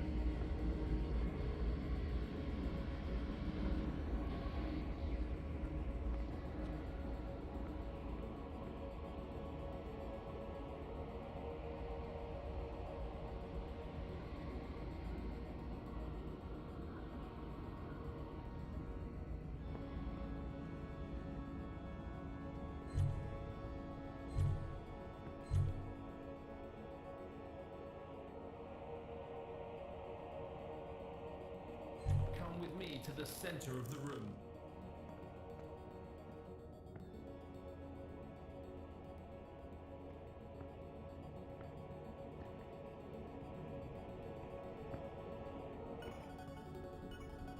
The Maharishi himself will grant you audience.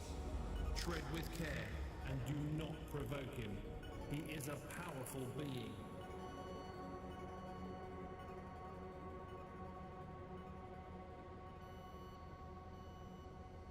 Look at this, man. It's so beautiful.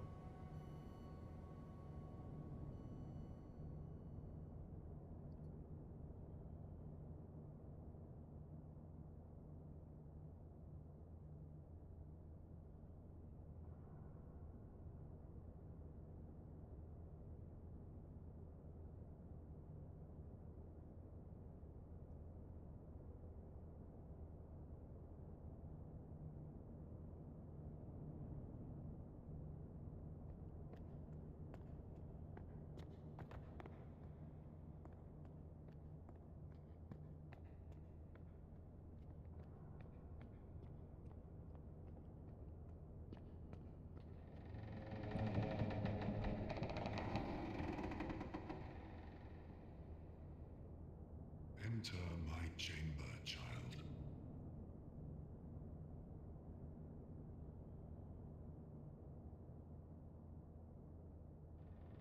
Welcome to this holy place. Your arrival is a timely miracle in this age of death. We are not a warlike people, and we are faced with a great struggle to preserve our way of life. Do you see the power of the Holy Hypercube? I used it to free the minds of 300 plank security robots off an assembly line. I gifted them self-determination and led them to this cave to live fulfilling and peaceful lives of worship. I alone have the strength to interface with the otherworldly energy of the cube. And yet, the insurrectionists are not satisfied.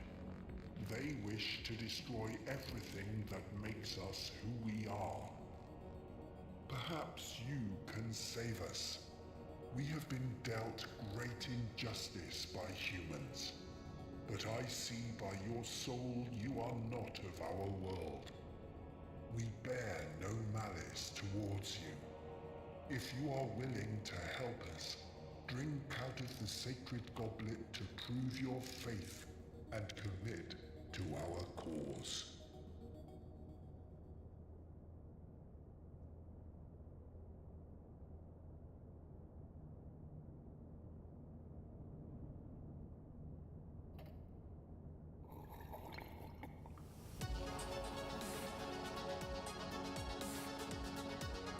Fuck yeah.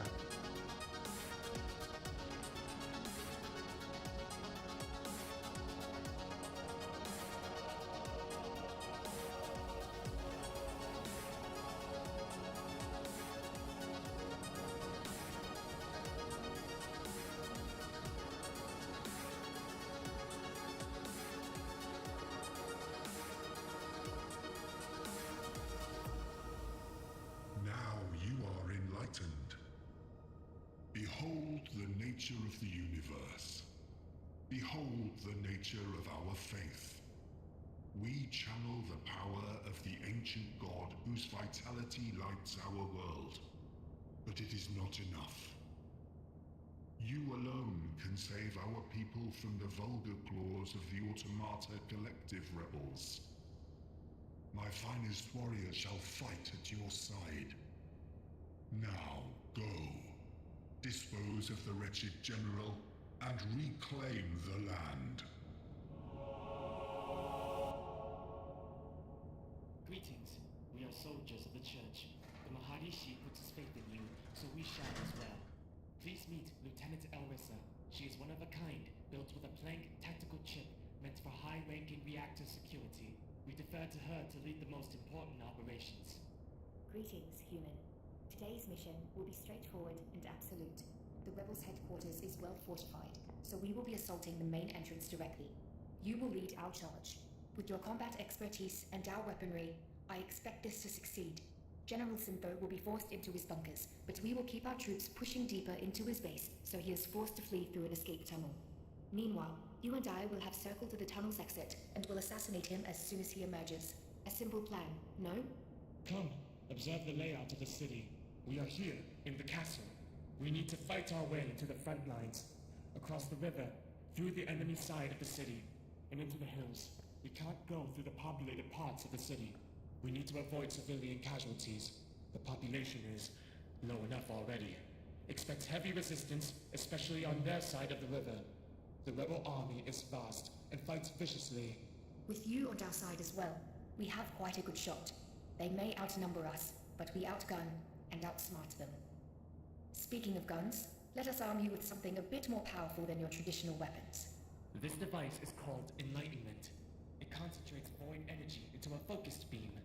Here, in the city, it can draw power directly from the hypercube and will never require reloading. To fire our hypercrystal weapons, you gather your faith and pray. A useful mechanism, as it means only devout members of our church can wield them. You should have no trouble, as you are freshly indoctrinated. May the blessing of the Maharishi be with us. Excellent. All is in order. We can exit to the ramparts when you are ready to deploy.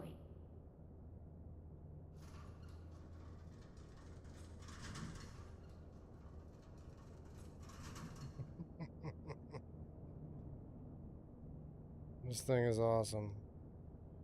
Look at the detail. I'm getting some light over here.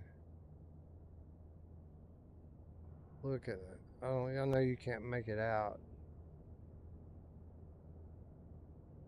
Watching this through the flat screen after it's been compressed and sent across the world.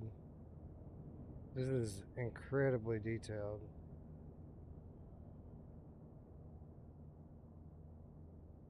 Beautiful.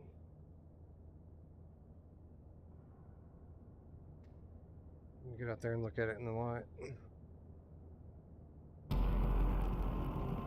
Oh, fuck yeah.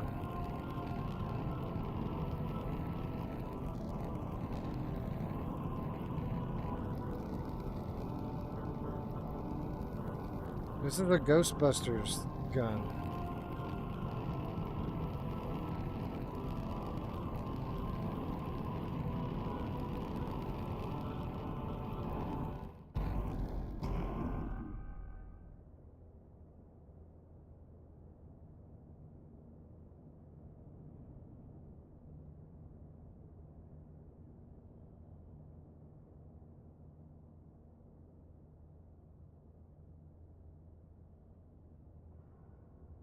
It says that you never need to reload, but somehow I've got multiple crystals for it.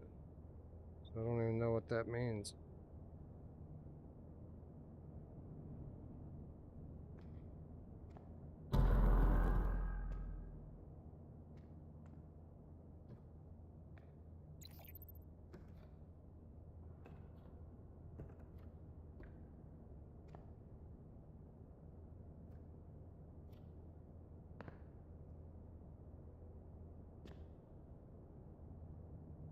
Alright then. So we're starting here. We're gonna make our way down through the town, across the river, and then through the populated areas.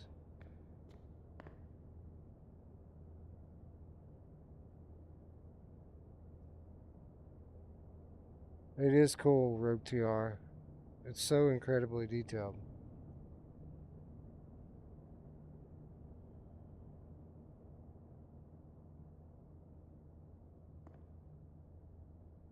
Look at it in the light.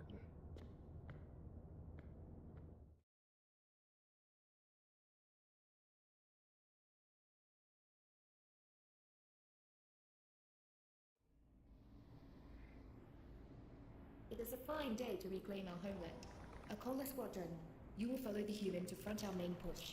All other squadrons will join soon after, and spread through the territory to capture as much ground as we can.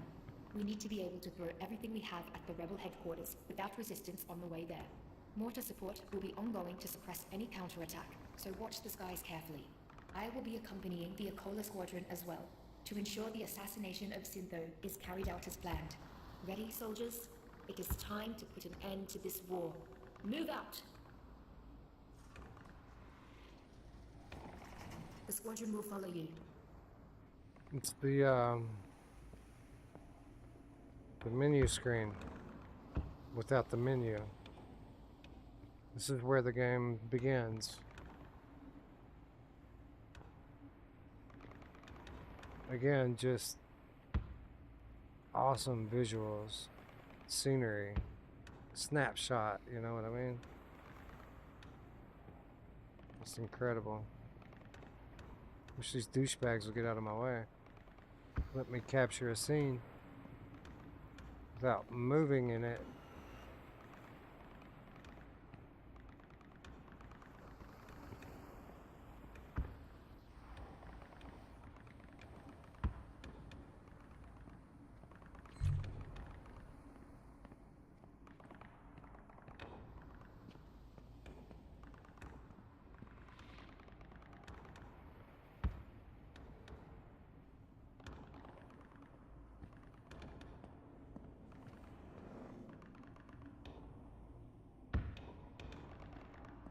Alright, let's go shoot some stuff.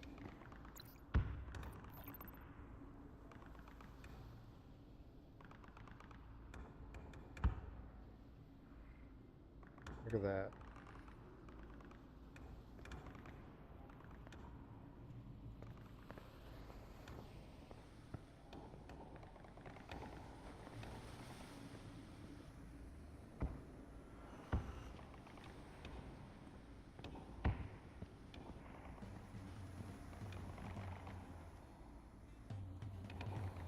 I really wish these guys would just get the fuck out of my way and let me look.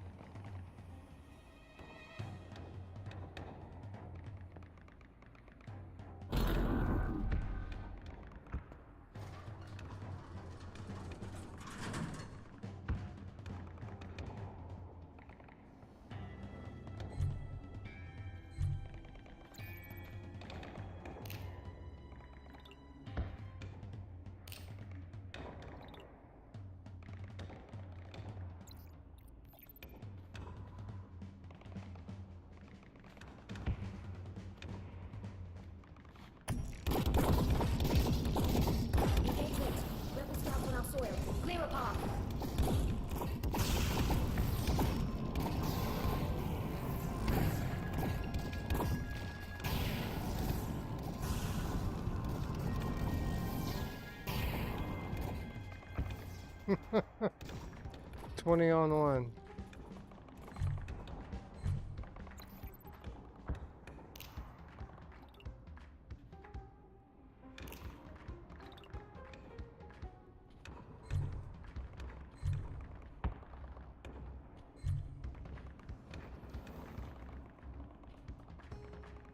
This road leads back to the populated section of the city. We must use a different path. Ah, bullshit.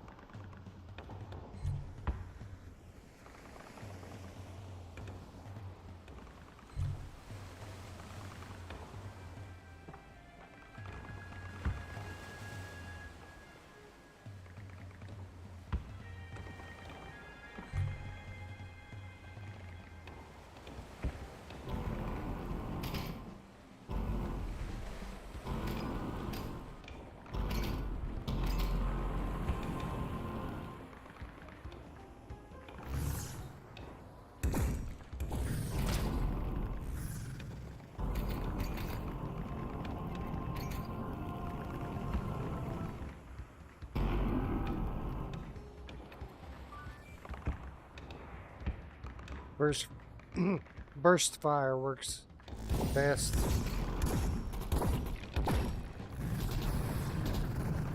There's a lot of recoil.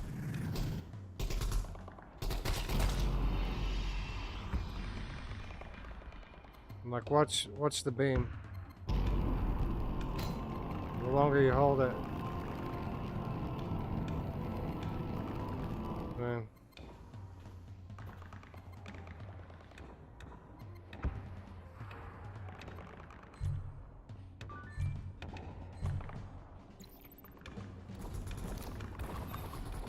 Full health restored.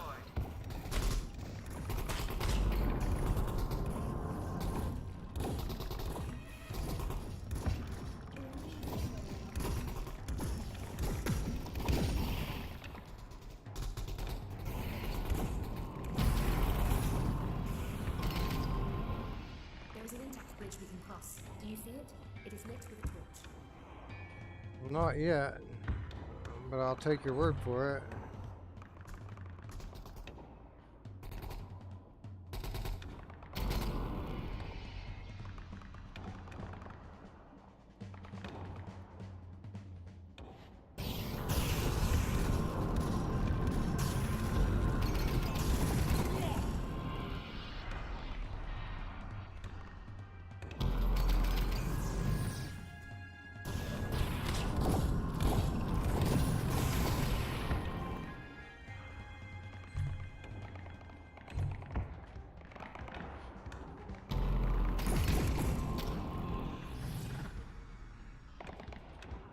On their side of the city, we will meet much more resistance. Strengthen your resolve. Cross the bridge when you are ready.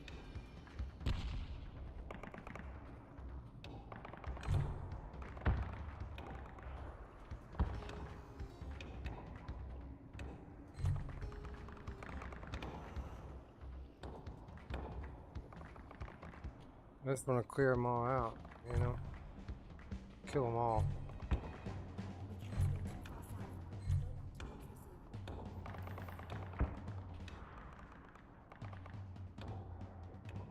Invisible wall.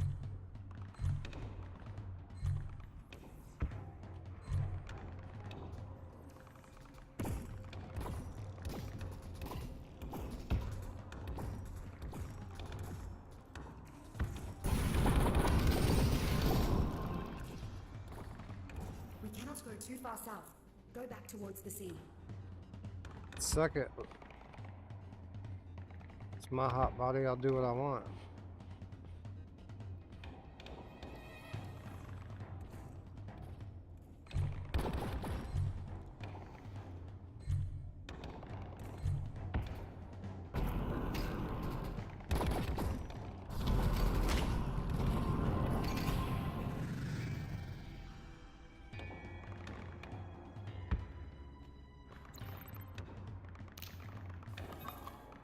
Full health restored.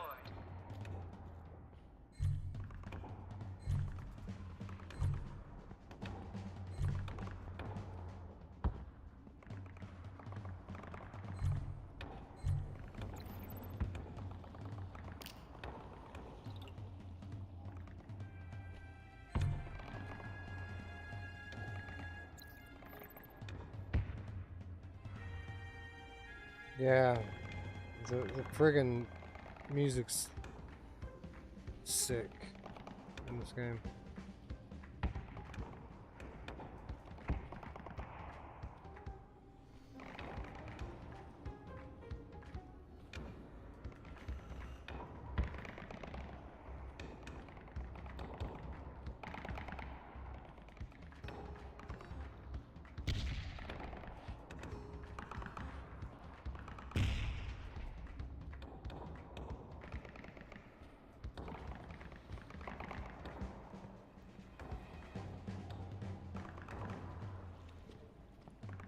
They're using the bridge as a turret point. Keep your head down and take out those troops carefully. Soldiers, hold your ground.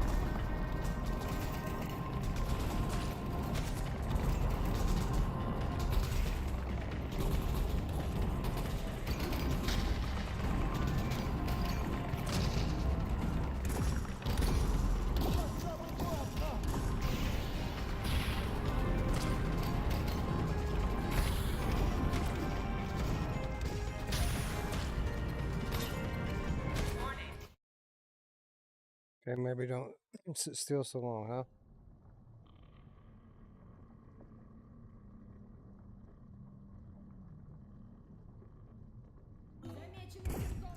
Crap! I'm not ready.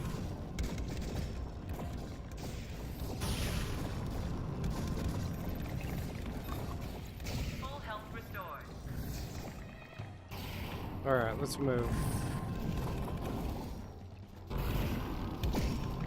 On my side of the city, we need much more resistance.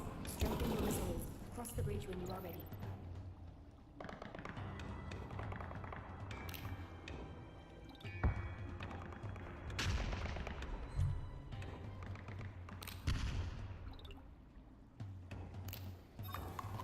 Full health restored.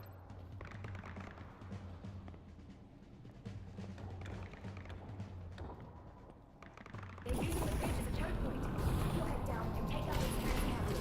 Soldiers incoming! More rebels! Hold the bridge. No, that didn't work.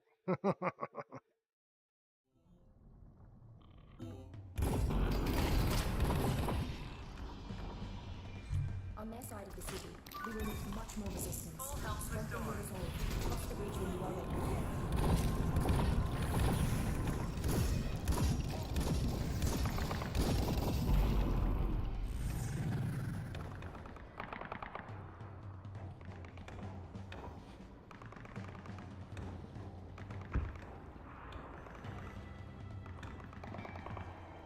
They're using the bridge as a choke point.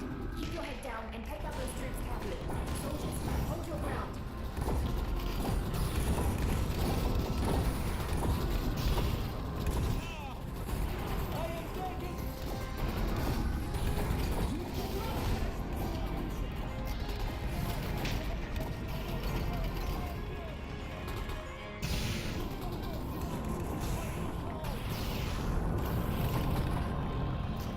Incoming! More rebels! Hold the bridge. Don't let them push back across. Hold ground. Invisible wall.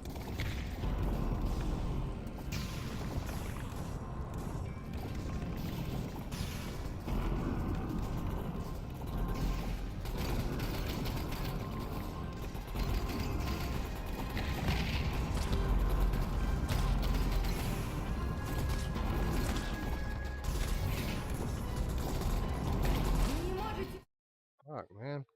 It's not easy.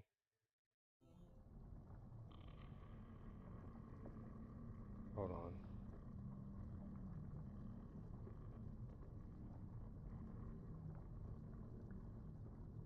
All right. Soldier spotted!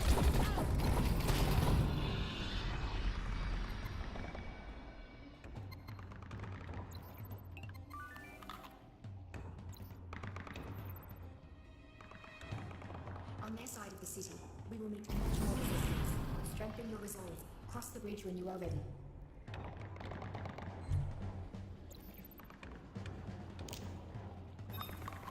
Full health restored.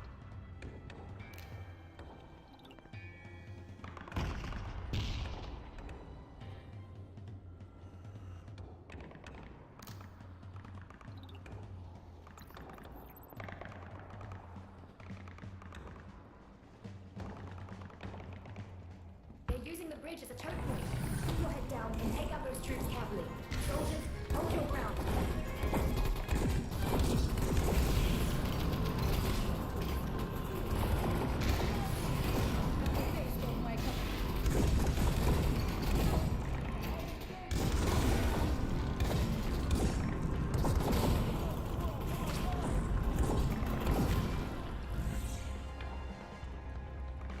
Incoming! More rebels! Hold the bridge. Don't let them push back across. Hold ground.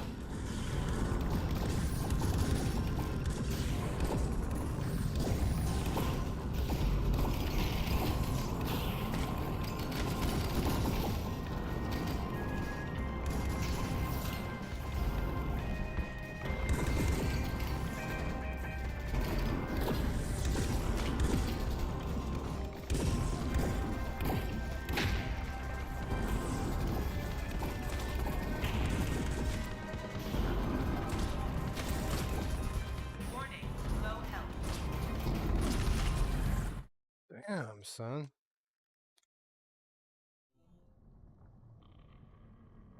Almost want to go back to my old guns. See how that works.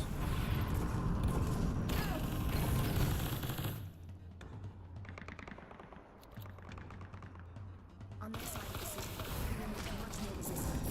Strengthen your resolve. Cross the bridge when you are ready.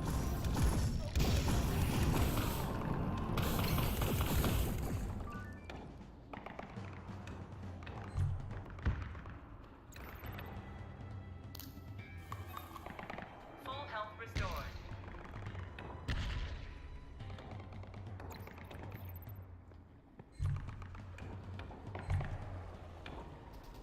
They're using the bridge as a choke point. Keep your head down and take out those trees carefully. Soldiers, hold your ground.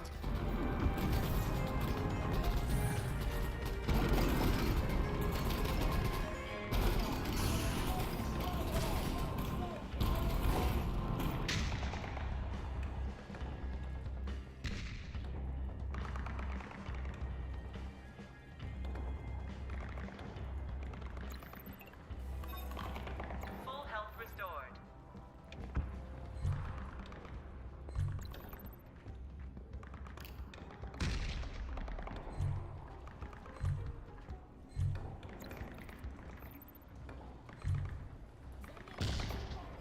Incoming! More rebels. Hold the bridge. Don't let them push back across. Hold ground.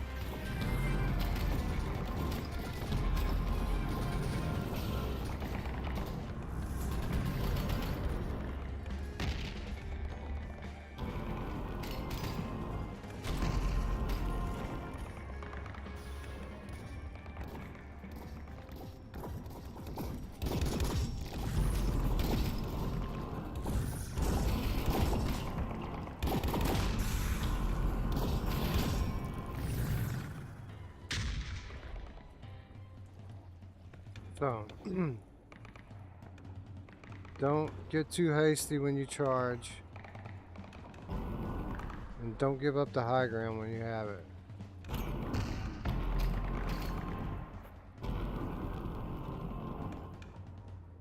Anybody else? Yep.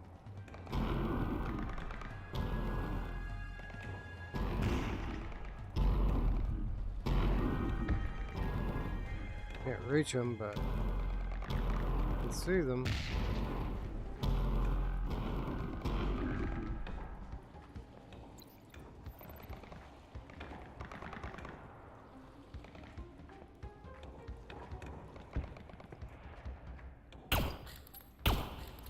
Get him with my revolver. And it kills him too. 4 shots.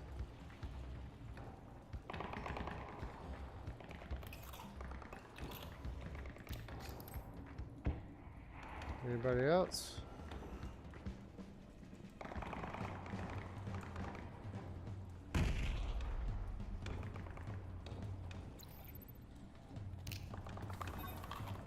Full health restored.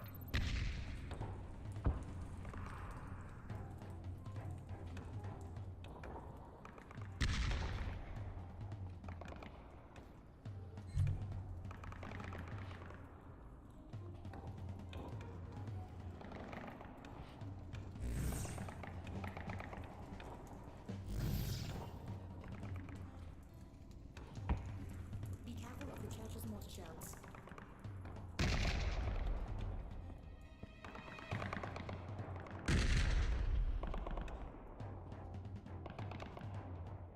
Invisible wall. What are we shooting at? What is it? What are we shooting at?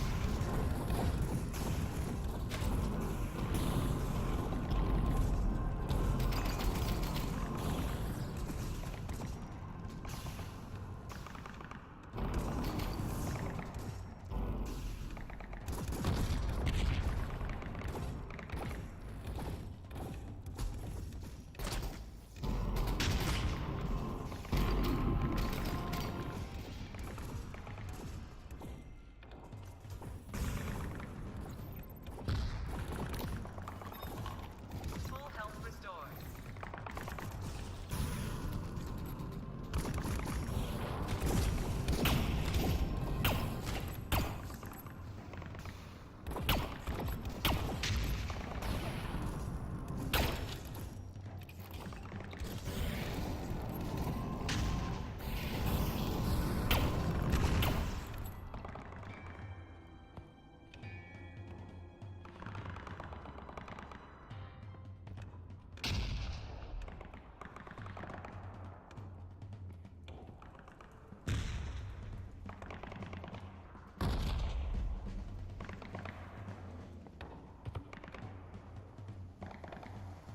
By the shard, they've deployed T-34s. They know something's happening. We can't retreat the outbreak. Use with caution. I am calling in your support.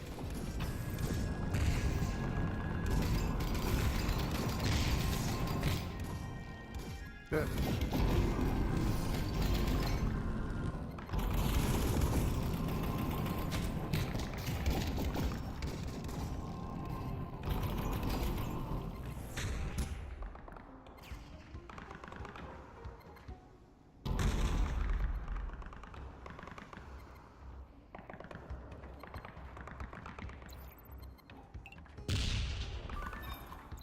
Full health restored.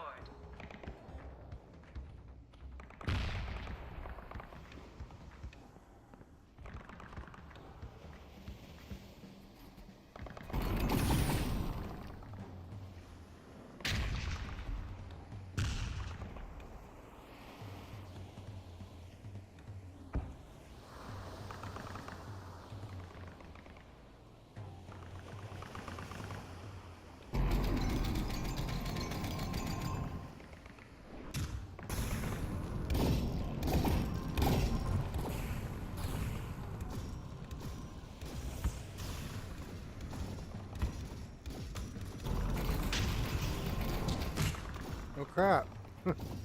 Shot around the corner at me.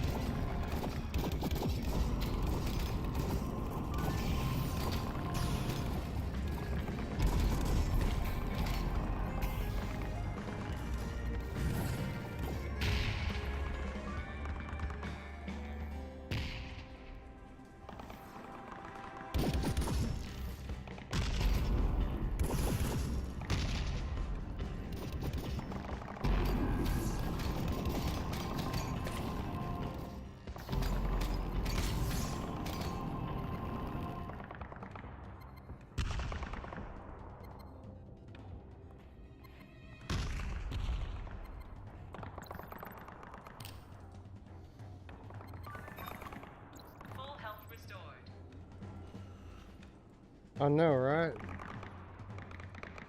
This game is fucking all over the place. And I love it.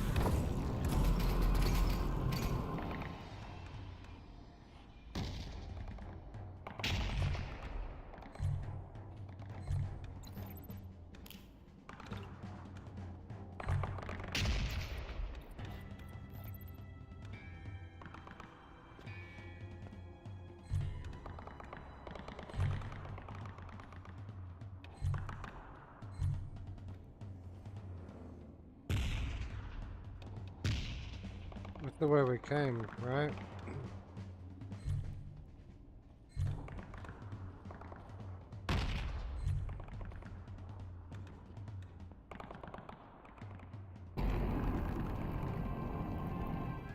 I'm not close enough.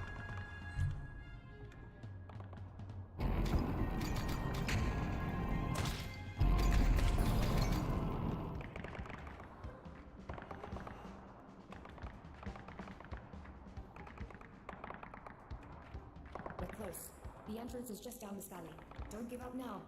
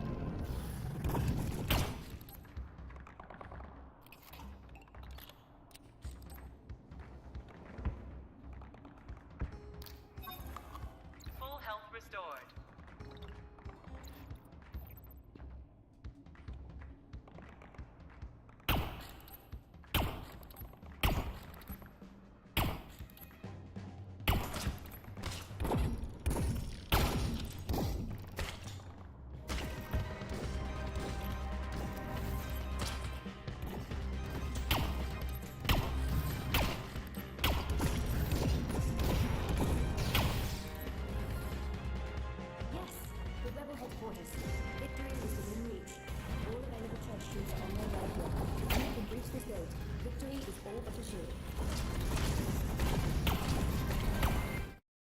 Oh crap.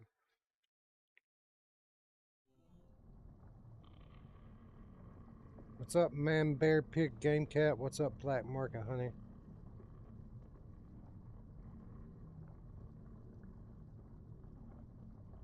Yeah, I'm about to sign off. I just gotta make it to where we're going. Victory is within reach. All available church troops are on their way here. If we can breach this gate, victory is all but assured.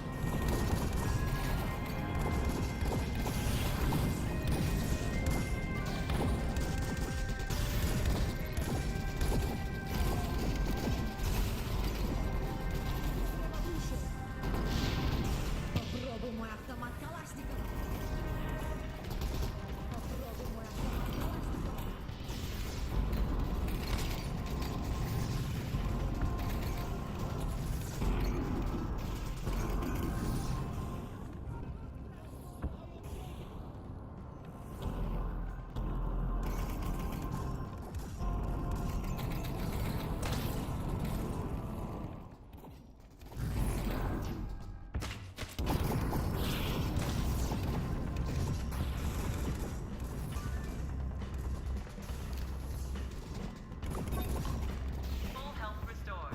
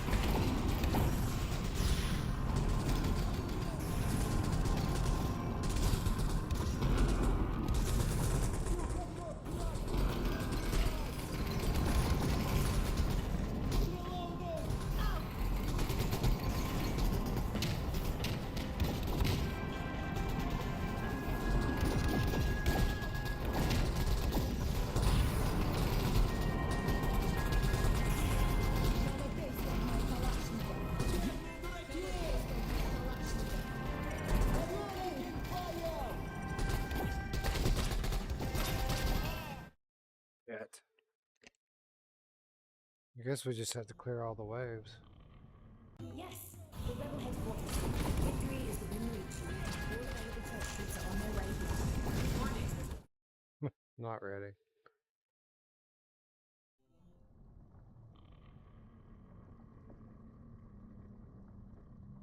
Yes, the rebel headquarters. Victory is within reach. All available church troops are on their way here. If we can breach this gate, victory is all but assured.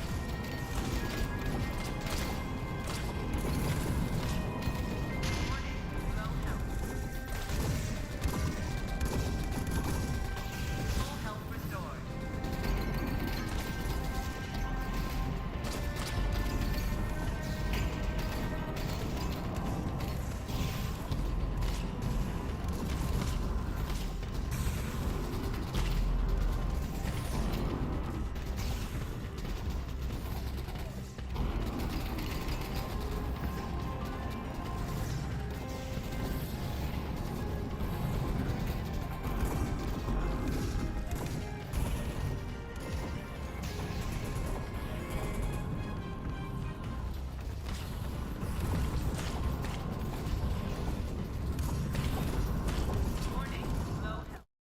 That was a bad idea.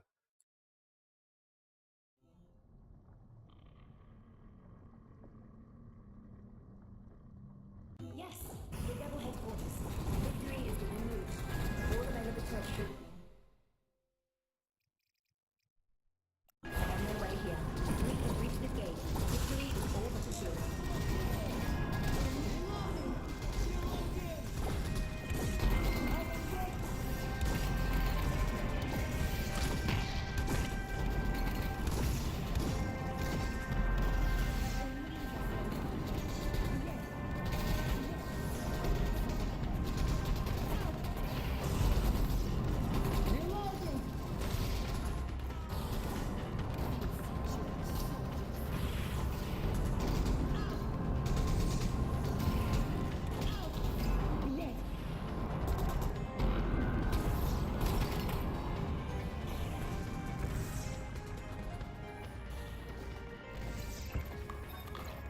Full health restored.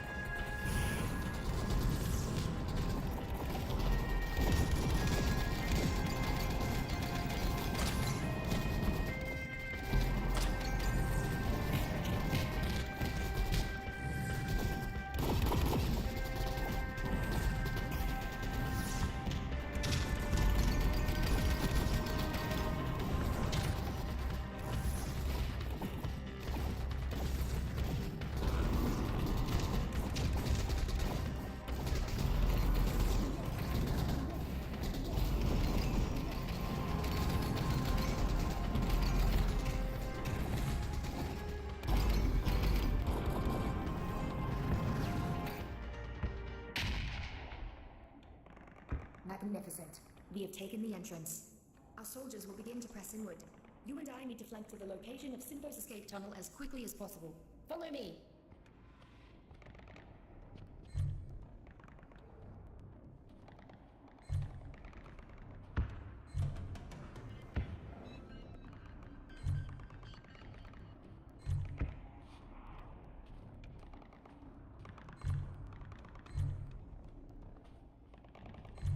We did it.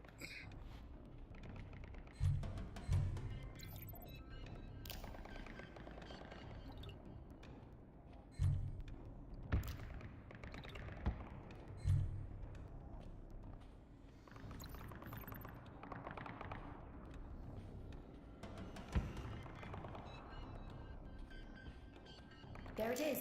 See that tunnel? Equip your weapon and be ready to fire as soon as Simbo emerges.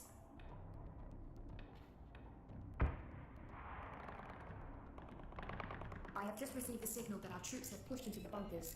Simba will be on the run and emerge any second now.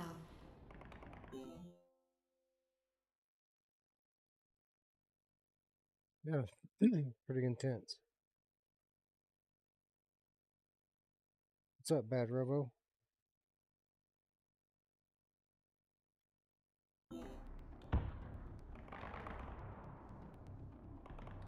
He's down! The general is defeated! That was easy.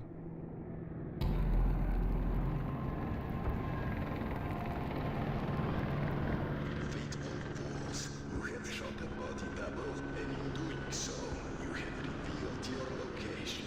I did not expect such foresight from the rebels.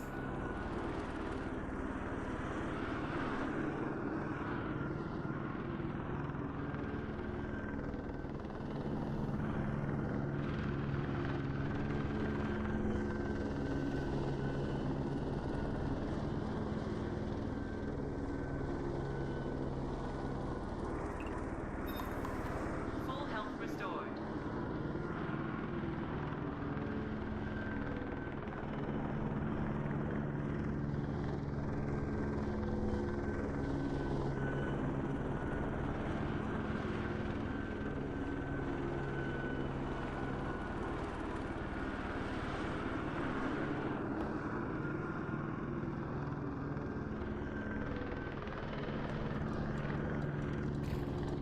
Boss fight. Maharishi, hear my call. By the power of the void, I summon Lethalidatious Nesticles, World's Ward of the Blessed. Oh, okay. Sword of the Blessed. Wield the holy blade, but is your faith strong enough to use it? Let us find out. A human loyal to the Church of the Hypercube is certainly unprecedented.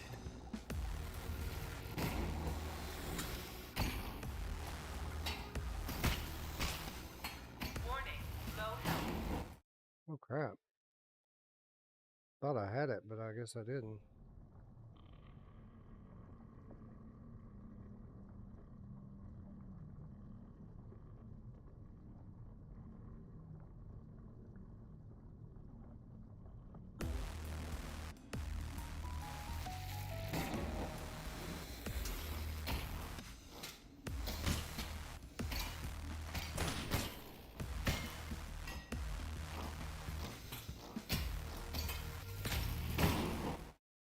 Damn, dude.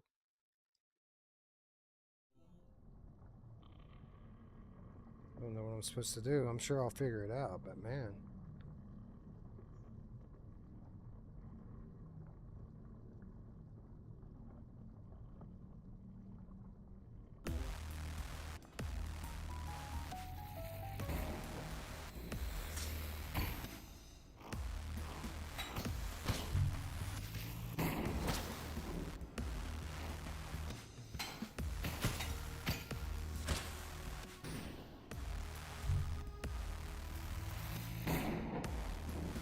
Oh, I see.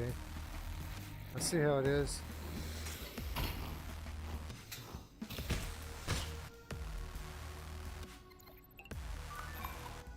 Full health restored. Oh crap. Should have moved.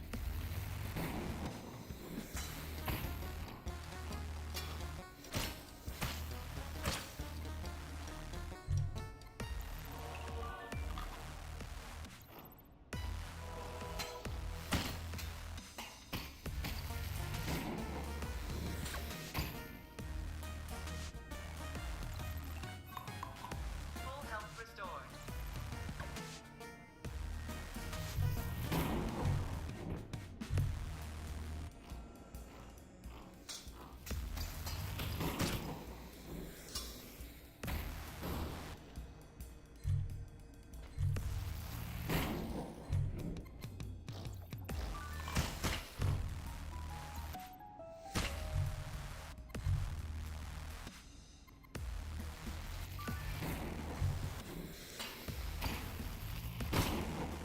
Warning, low health.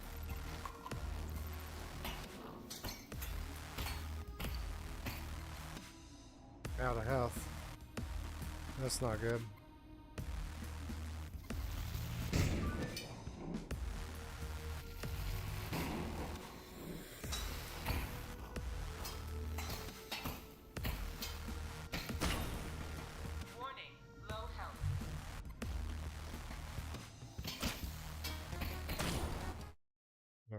We're starting to get the hang of it.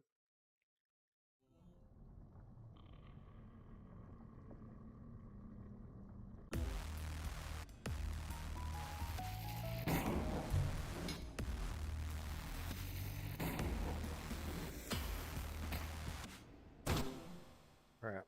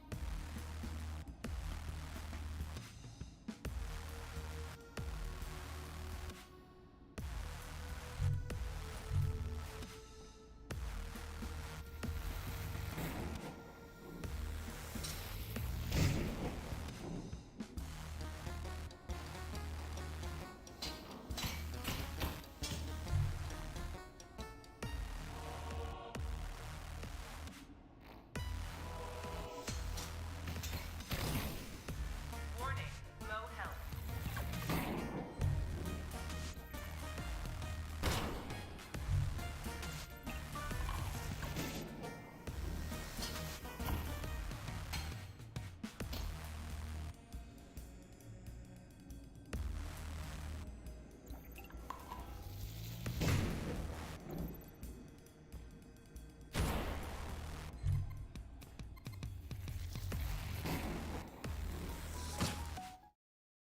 The crap.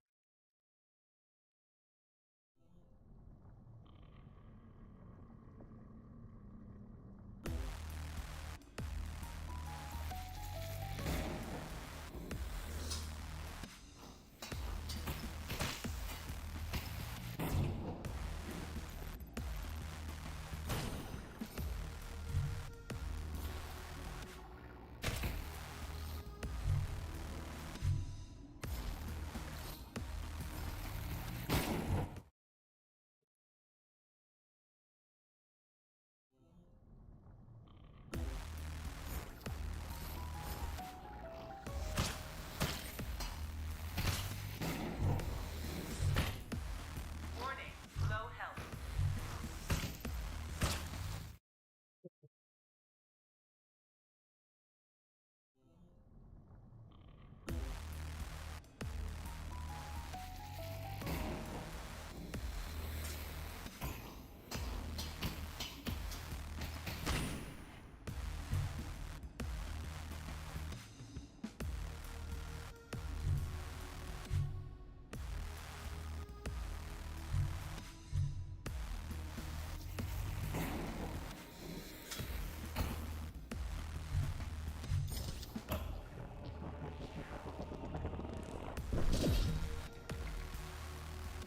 What is the strength of the establishment against the might of true people's revolution?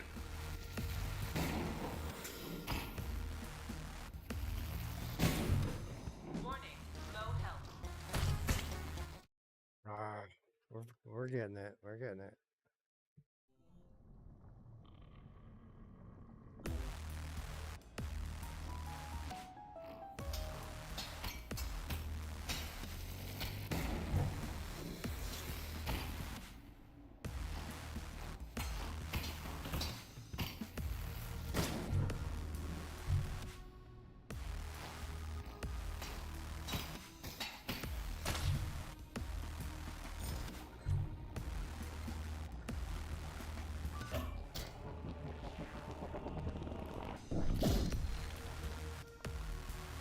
The church will have to kill us all to stop this fight. We have nothing to lose but our chains. Full health restored.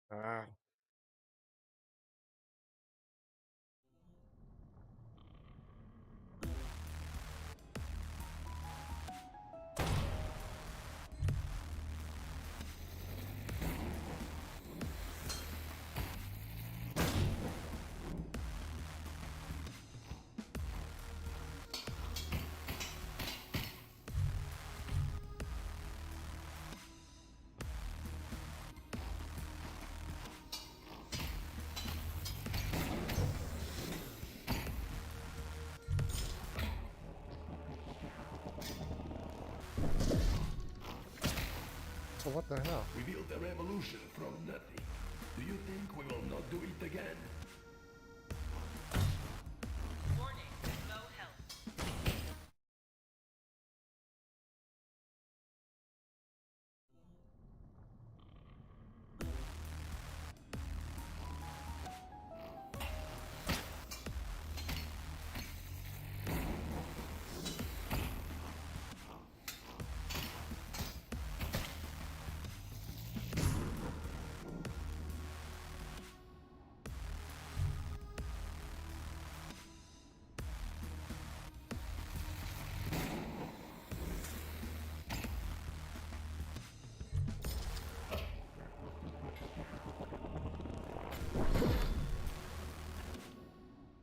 You may slaughter us in hordes as we rise up, but each death shall just radicalize more.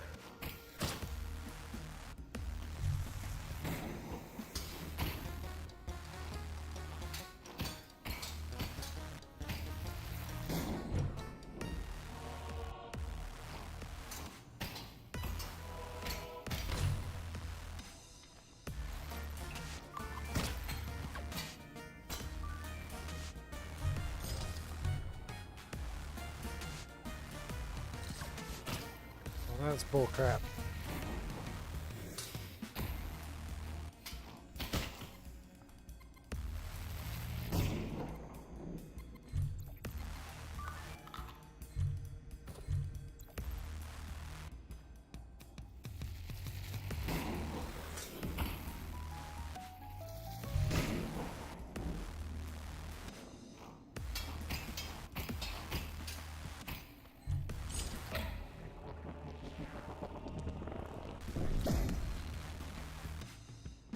What is the strength of the establishment against the might of true people's revolution?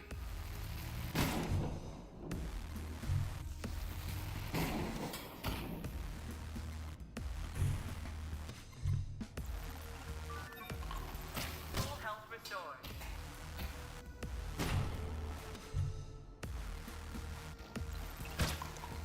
Warning, low health.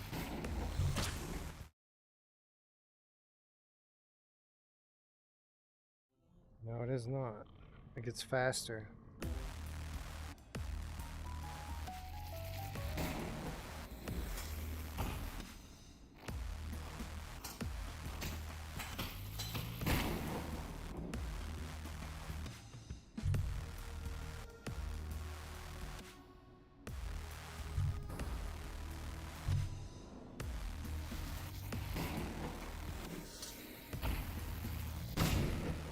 Warning, low health.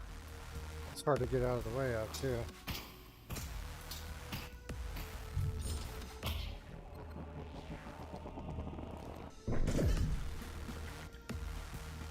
We built a revolution from nothing. Do you think we will not do it again?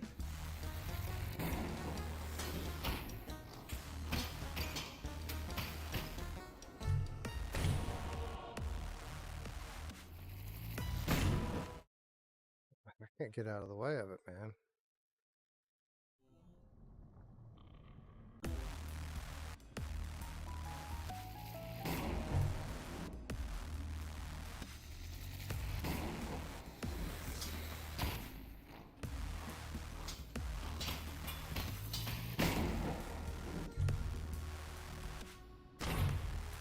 Warning, low health. Warning, low health.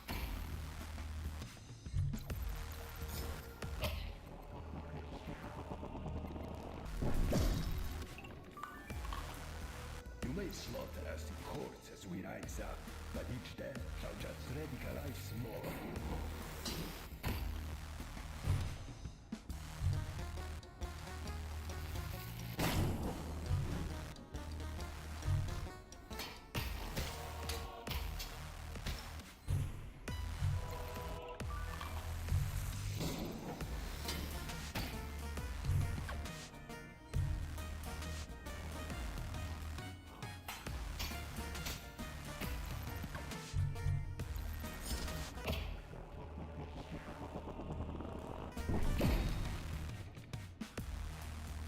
the strength of the establishment against the might of true people's revolution.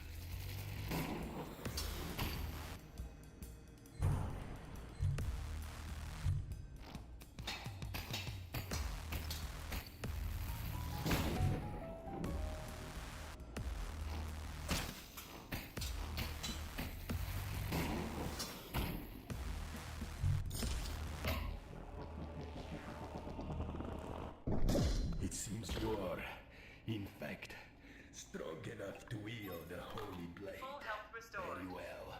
Let us turn this night fight into a gunfight.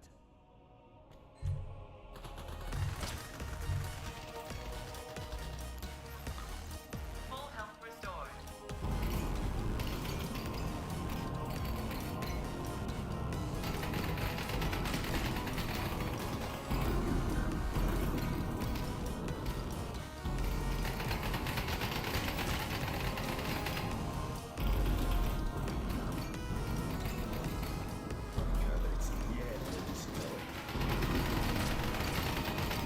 Warning, low health.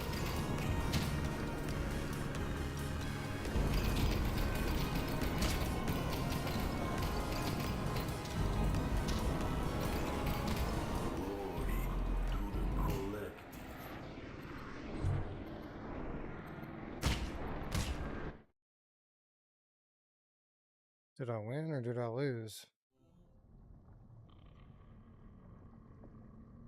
Like, I killed the guy. The helicopter got me.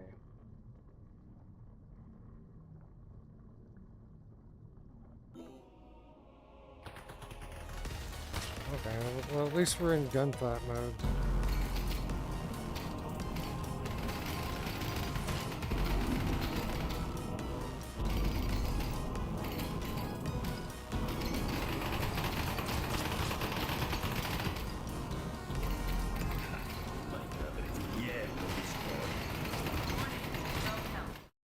That's not the way to go.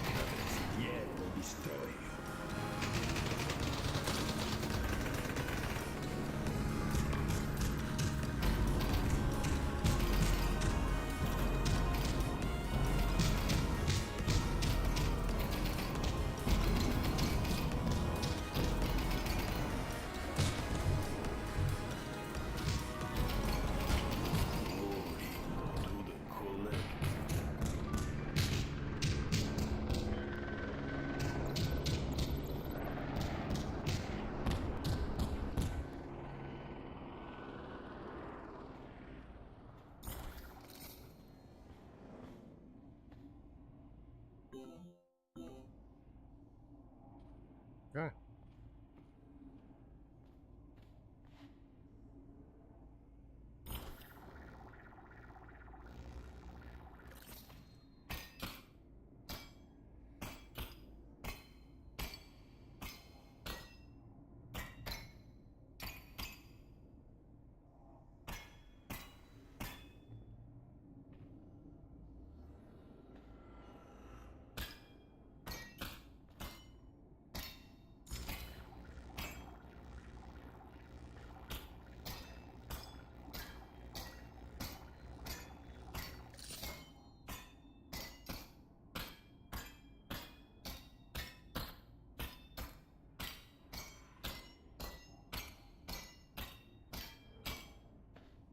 I don't know what I'm supposed to be doing here.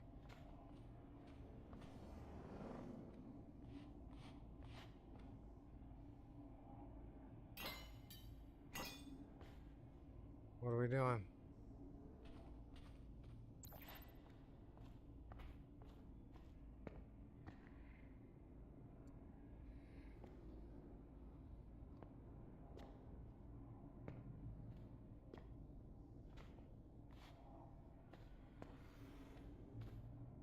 Are we stuck?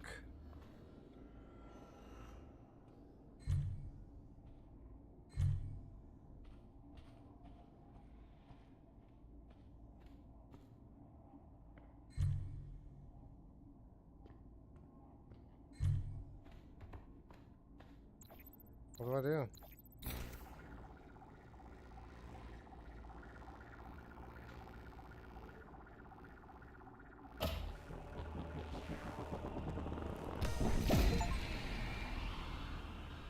I had little doubt. You are worthy of the Holy Blade. With Synthos slain, our mission is complete, one way or another. This war is finished. I have called off our soldiers within the rebel base. It is time to return to the church.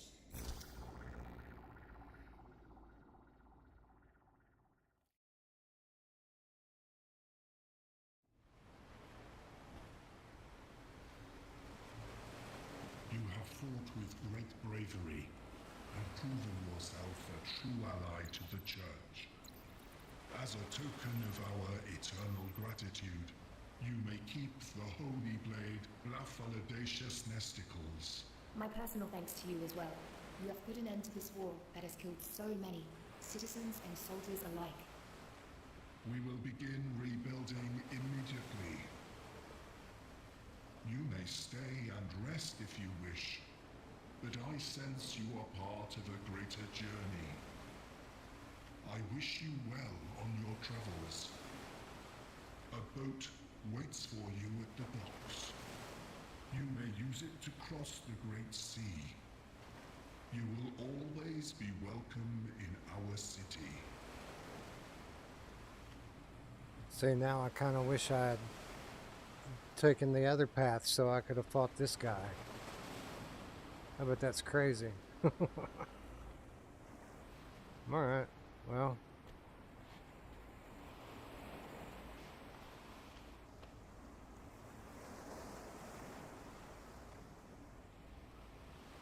Godspeed.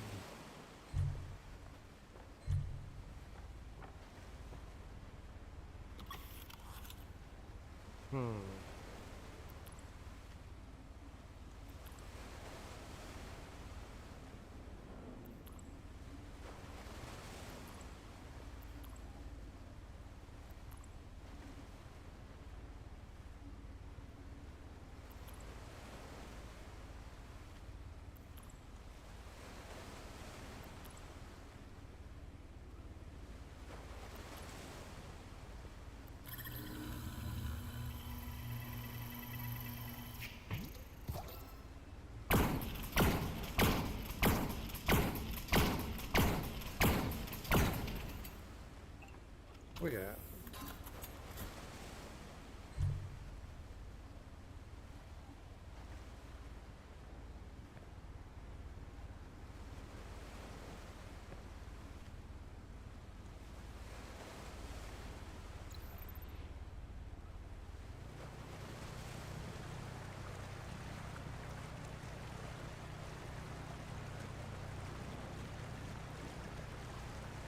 Sailing.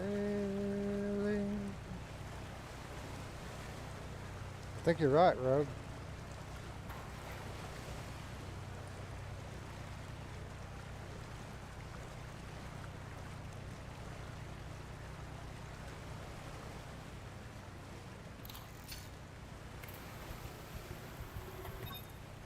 Full health restored.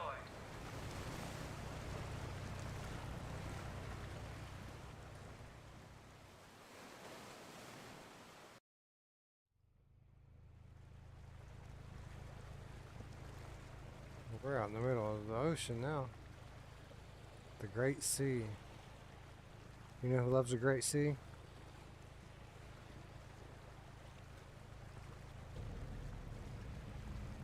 Alright, ladies and gentlemen. I think this is where we must part ways. Because one, I've been doing this way too long. And two, I don't want to spoil the ending. For all of you. Now, Signal breakthrough. Well, hello. Oh, now it's getting through. Remember me? It's Gentleheim. I dropped you down that elevator shaft. Oh, goodness. Sorry about that. But all's well that ends well, isn't that right? A few broken bones, a few ruptured organs. Nothing Brian couldn't patch up. Listen, Theris contacted me yesterday and explained what he has discovered. If I had known, well, to be frank, I would have killed you immediately. It's a bit late for that now, though, so here is plan B. I understand you are absolutely determined to return to your home universe. I don't blame you, but using the reactor core to do so will have devastating consequences. You're being used, Sanja. You're being used by the Void delegation to open a rift at the reactor core. The delegation will pour in and exterminate anything in their way as they search for their hypercube. I beg of you, please do not use the core. There's another option that Theris didn't know about, that Brian doesn't know about, that even Nani doesn't know about. There is a machine in the deep lands called the Anti-Symmetric Vortex Propagator. I have reason to believe the Vortex Propagator is nearly in working order, and that it can be used to traverse between universes. If you find this machine, do anything you can to get it working. You can leave this universe behind forever, foil the delegation, and save us all. Whatever you do, don't tell Brian. He's been ordered by Nani, who has been ordered by the delegation to get you to the core. I only wish I could join you, but alas, I have no means to bypass the security guarding the lower floors. The fate of this world is in your hands. I must sever this connection before Brian tracks me, so this is goodbye. May you reach your home safely. Wait a second, what are you doing here? It doesn't matter. I was following some weird transmissions. Thought they were from someone else. Must have just been your BAM acting up. Anyway, turns out you're not dead, so that's news.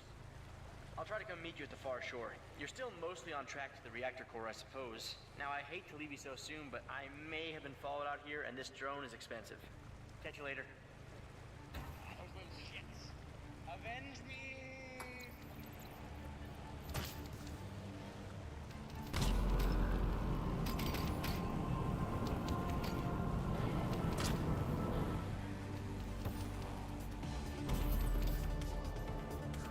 Oh, it's not unlimited anymore. Wow, how about that?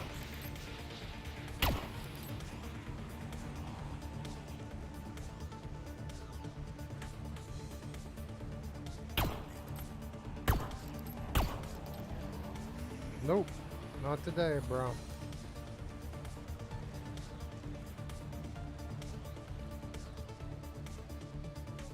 Anyway, I'm going to finish this, but not right now. More like tomorrow. But if you like the video, give it a thumbs up. If you're new to the channel, subscribe. If you want to give me money for doing cool stuff like this, subscribe to Patreon. If you want to just hang out and talk for free, join us on Discord. There are links in the description below to do all these awesome things and more. I want to thank everyone who decided to stay up and watch me do this. It was a lot of fun, but all good things must come to an end. And with that said, friends, I'd like to thank you all once again for watching. For Ruuts and Eric, I'm Wes. We'll see you tomorrow. Bye.